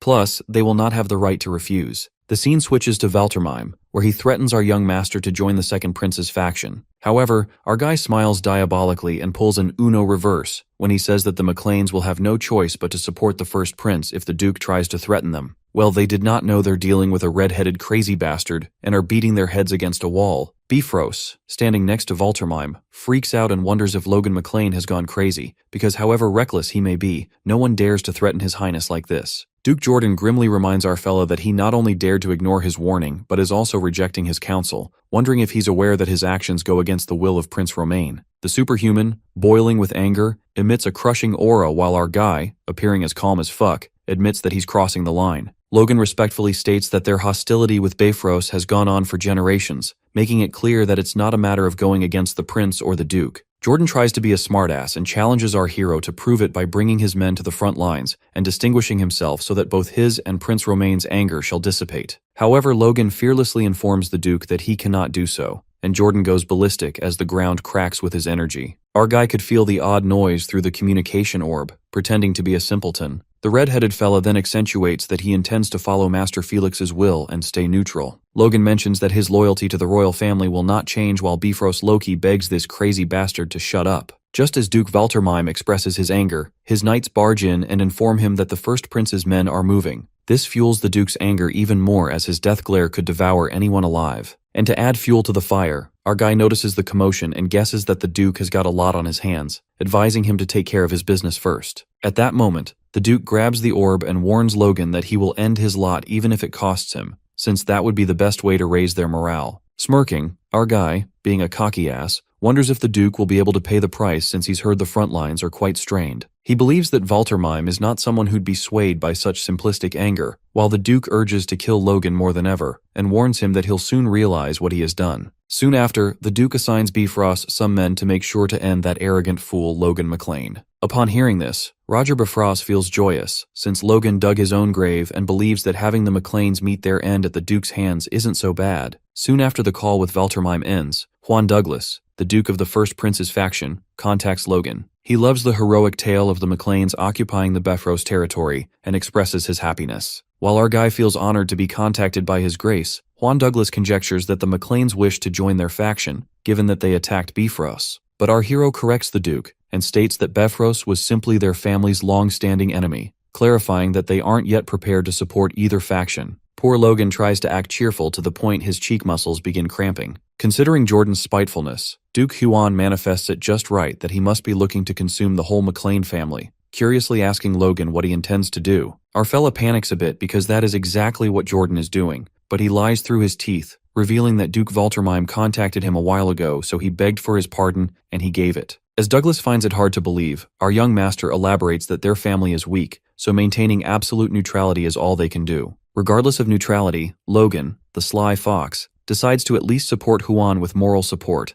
and implores the Duke to crush the remaining Bifrost forces. The Duke bursts into laughter and loves how Logan speaks his mind. In the next second, Juan Douglas makes it clear that he won't let it pass if the McLeans intend to deceive him. Our fella does get terrified for a second, but by being blunt, he did manage to solidify the McLeans' neutrality. Later, Max Pareda learns about the shocking news that Bifrost has been occupied. The fact they haven't even deployed their forces makes them feel utterly useless. The servant calms down Lord Pareda and deduces that the Count would not sit by and let the McLeans do as they please. The servant, grinning evilly, assures his lord that Count Bifrost will surely punish those fools. However, their dream to crush the McLeans goes down the drain when the second prince's knight informs them that they can't persecute House McLean because their neutrality has been approved. Pareda is left staggered and the servant gives false hope to his lord, believing the McLeans won't be able to act against them if they are neutral. While Pareda puts his dangling trust in his servant, a subordinate arrives hysterically and reports that they've received a message from the McLeans. Pareda's servant summarizes the key points that postulate that Pareda will pay a monthly tribute of rations and supplies worth 10,000 gold at market price and reduce sharecropping by 1/3. Moreover, they have to allow monthly internal inspections by the McLean family, and lastly allow them to freely assign soldiers whenever it is deemed necessary. Our fella gives a clear declaration that, given the current situation, they can't launch a direct attack on Pareda, but regardless of who becomes the next king, they will be the lords of this land. Logan scares the shit out of Pareda by ending his message with a warning to obey these demands to avoid death in the near future. The scene then takes us to Bifrost Castle, where Dwayne informs our young master that Pareda has requested to become one of their vassals. Overjoyed, our fella plans to cut them inch by inch until they can take their entire forces in whole. Still, our boy thinks it's a shame that they weren't able to do anything to Percival and Ruffman. But Dwayne believes they have achieved much already, and Logan agrees since they've eliminated all current threats anyway. The McLeans then celebrate their victory in the war, and while everyone enjoys dancing and wine, an angry Victor is busy warding off the boys that approach his sister Victoria. Shortly, Patrick points at Logan to get started now. Our guy then calls Knight Heinkel to come forth, rewarding him with 1 million gold and a great territory worth the same for leading the Knight's Order and achieving victory in the war. Upon hearing this, the people are thrown into utter shock as they drool over the reward and recall that their land was broke as fuck. Well, the people realize that young Master Logan scraped everything out of the castle's treasury like a hungry bastard, so that explains why they have so much wine. Our fella still desires to steal Bifrost's artifact storage, but sadly, it was emptied by the military. After that, Logan calls out Sir Clayton and acknowledges that the Golem Magic Tower achieved the most during the Battle of Tomoto Castle. As such, the mage turns red as he's rewarded with a piece of land within McLean Town to forever be used by the Magic Tower, exempted from taxes at that, plus a monetary reward of 1 million gold. Clayton bursts into tears of happiness frantically while our dude announces they will be granting monetary rewards to others as well, telling them to drink their hearts out. As his parents look at him proudly, Logan is flattered and feels like showing off with other people's money is the best. Just then, Eileen catches his eye as she seems excited, and our boy wonders if she's that happy about the reward since the Floyd family isn't exactly destitute. Blushing, Eileen lets out that it's not just money, it's the first time she has earned money herself. She is thrilled since there are few opportunities a woman has in this country to earn money, and just by being a knight, she's managed to realize a part of her dreams. Their moment is interrupted by Romaine, who asks Logan if there's something in store for their blacksmith Hamar. Our guy Loki finds his bratty little brother looking out for him just because he gave him a sword. Logan assures Hamar that he's prepared the perfect gift for him. Later, we see someone arriving at the McLean territory, and it turns out to be a fellow dwarf who curses his owner. Well, it's kinda unfair since our main character gave money and land to the others, but our dude Hamar gets a disabled coworker. The dwarves arrive at a location, and the ginger-haired dwarf, Tamar, wonders if he's going to work here. They feel their skin crawling as they see the place swarming with humans, and assume that their master this time is an oddball. That's because they're buying dwarves and transporting them in such a good carriage. One of them wonders if they're not just livestock to shuttle on a cart to those nobles,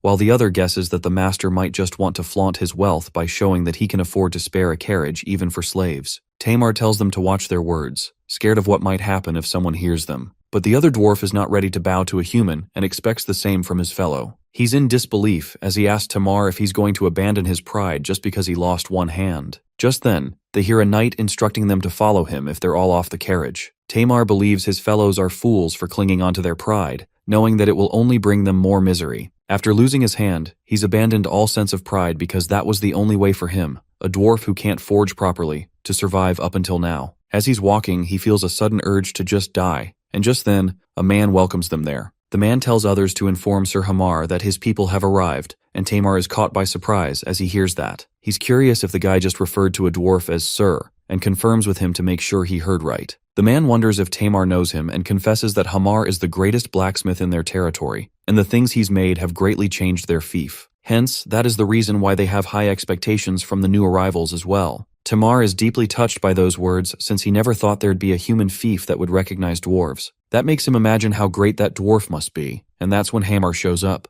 The old dwarf is relieved to see his brethren arrive and is glad to see them all in good health. Tamar is in shock to see him, while Hamar, seeing them all healthy, declares that he'll be able to make them all work like dogs. The dwarves are surprised as they hear that, and Hamar just tells them to hurry up inside as they have tons of orders waiting for them. The image of Hamar that the ginger-haired dwarf imagined is shattered, and several days later, Logan shows up there and asks the old dwarf if he got his present. Hamar lets him know that thanks to the help, their crossbow production is going much faster. Our boy thinks it's a relief and is curious to see those dwarves who are working faithfully as cogs in this workshop. Logan observes the system where each person is responsible for a single part and believes it's definitely fit for mass production. However, he can only imagine that the dwarves' pride led to much pushback. Hamar informs him that after showing them the number of orders they had to work through, they quieted down. He mentions a slacker that wanted to be a manager, and that turns out to be Tamar, who thought being an inspector would suit him well, but that matter was resolved peacefully by the old dwarf, who disciplined the ginger-haired fella. Logan laughs as he praises Hamar for resolving everything so nicely,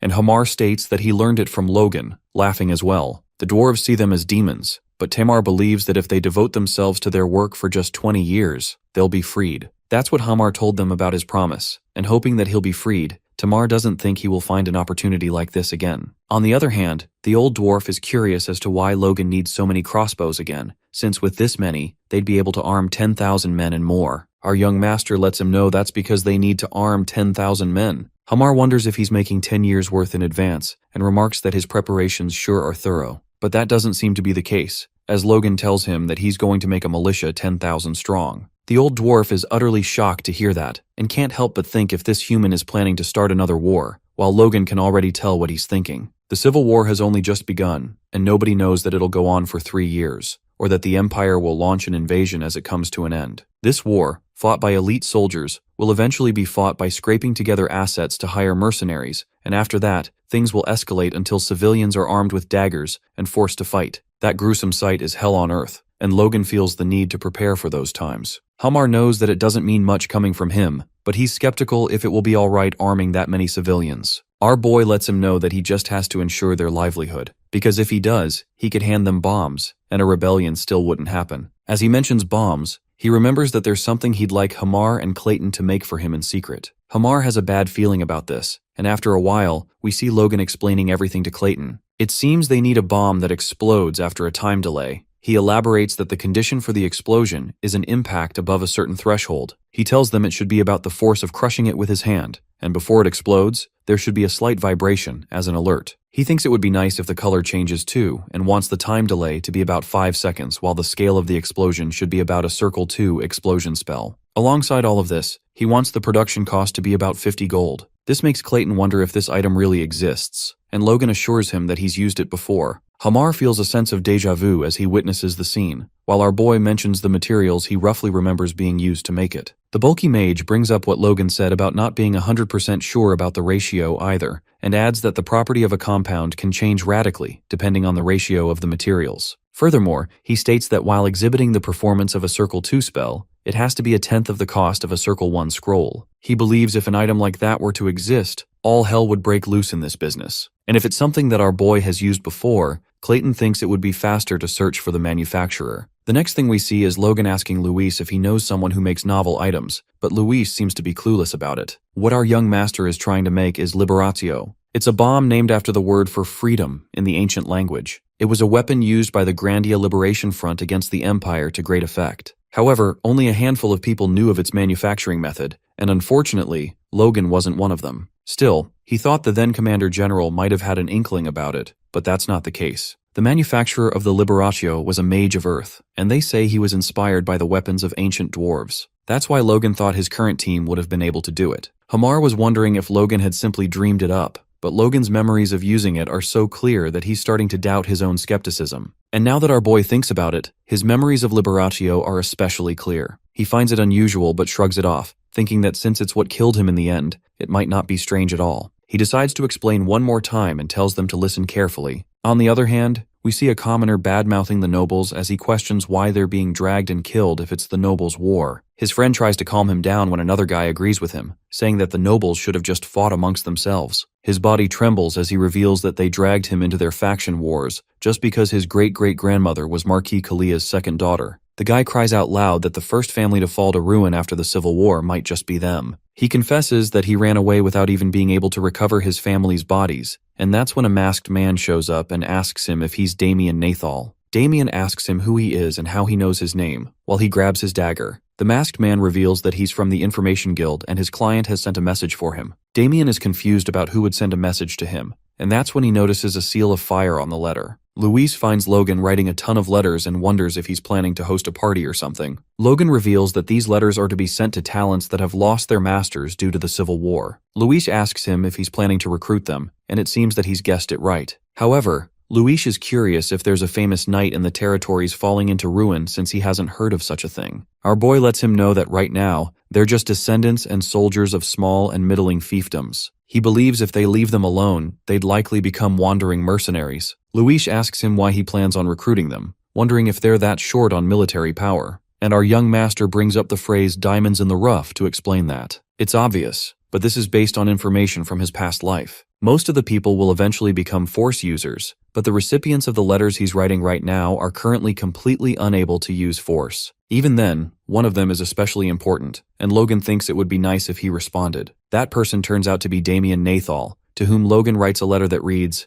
"I am the eldest son of the McLean family, and the work you left behind at the academy called A Poem of a Month of Drunkenness left a deep impression on me." He states he had thought of Damien as an incredible talent, and is now contacting him due to the unfortunate events that have recently befallen him. He offers Damien a place to settle down if he's looking for one and claims that they require talents like him. He wants him to consider the McLean fiefdom to settle down and, as Damien reads the letter, he's baffled as to what bullshit this is. 2 months later, in the McLean town, we see all the recruits arriving. The knights are confused about where all these people came from, and one of them reveals that they've all come here saying that they've received a letter from our young master. Damien is also one of them as he shows his letter and states that he is here after receiving a letter from the great young master. The knight notices the seal to be that of the McLeans, but, seeing Nathal's appearance, he wonders how a derelict man like him got a letter from Logan. Damien is curious if McLean is planning to bring in refugees of war in order to grow his territory. However, he's confused about being invited and wonders if the letter was sent to him by accident.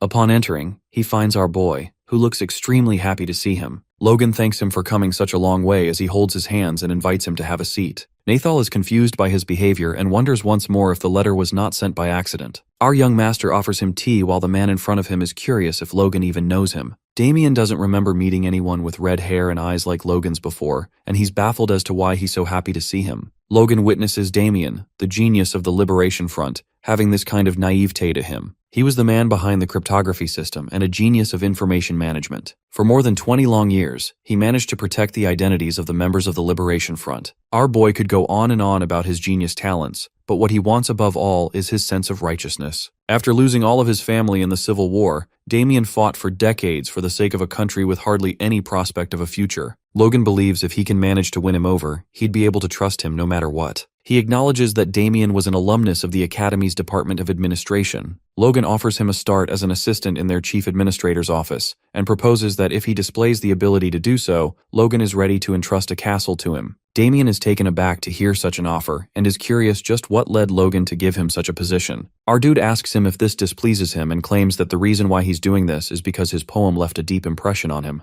Given his talents in poetry, Logan claims he believes Damien would also have the ability to understand the context of any work and be familiar with connotations as well. He states that it would be a great help in management and administrative affairs. This makes Damien wonder yet once again what kind of bullshit this is. Even though Logan said it himself, he knows that it really is utter bullshit, but he's ready to do whatever it takes to get his hands on him. Their family is small yet, but when the McLeans rise as a family, he's convinced that Damien's information management abilities will become a great asset. Until then, even if it doesn't suit him, Damien will have to work hard as an administrative officer. 1 week later, we see a super happy Dwayne, who declares that Damien and Philip are the best, and that they alone can do the work of 10 men. Dwayne is curious as to where Logan picked them up from, and Logan guesses that maybe the job does suit Nathal after all. He instructs Dwayne to do what he can to help him settle down, and Dwayne is very much happy to do so. With that, he brings up an entirely different issue regarding the refugees that have been gathering due to the Civil War. They've reached the maximum occupancy of the town's resident count much faster than expected, and it seems that they may have to rush the plans regarding the second town.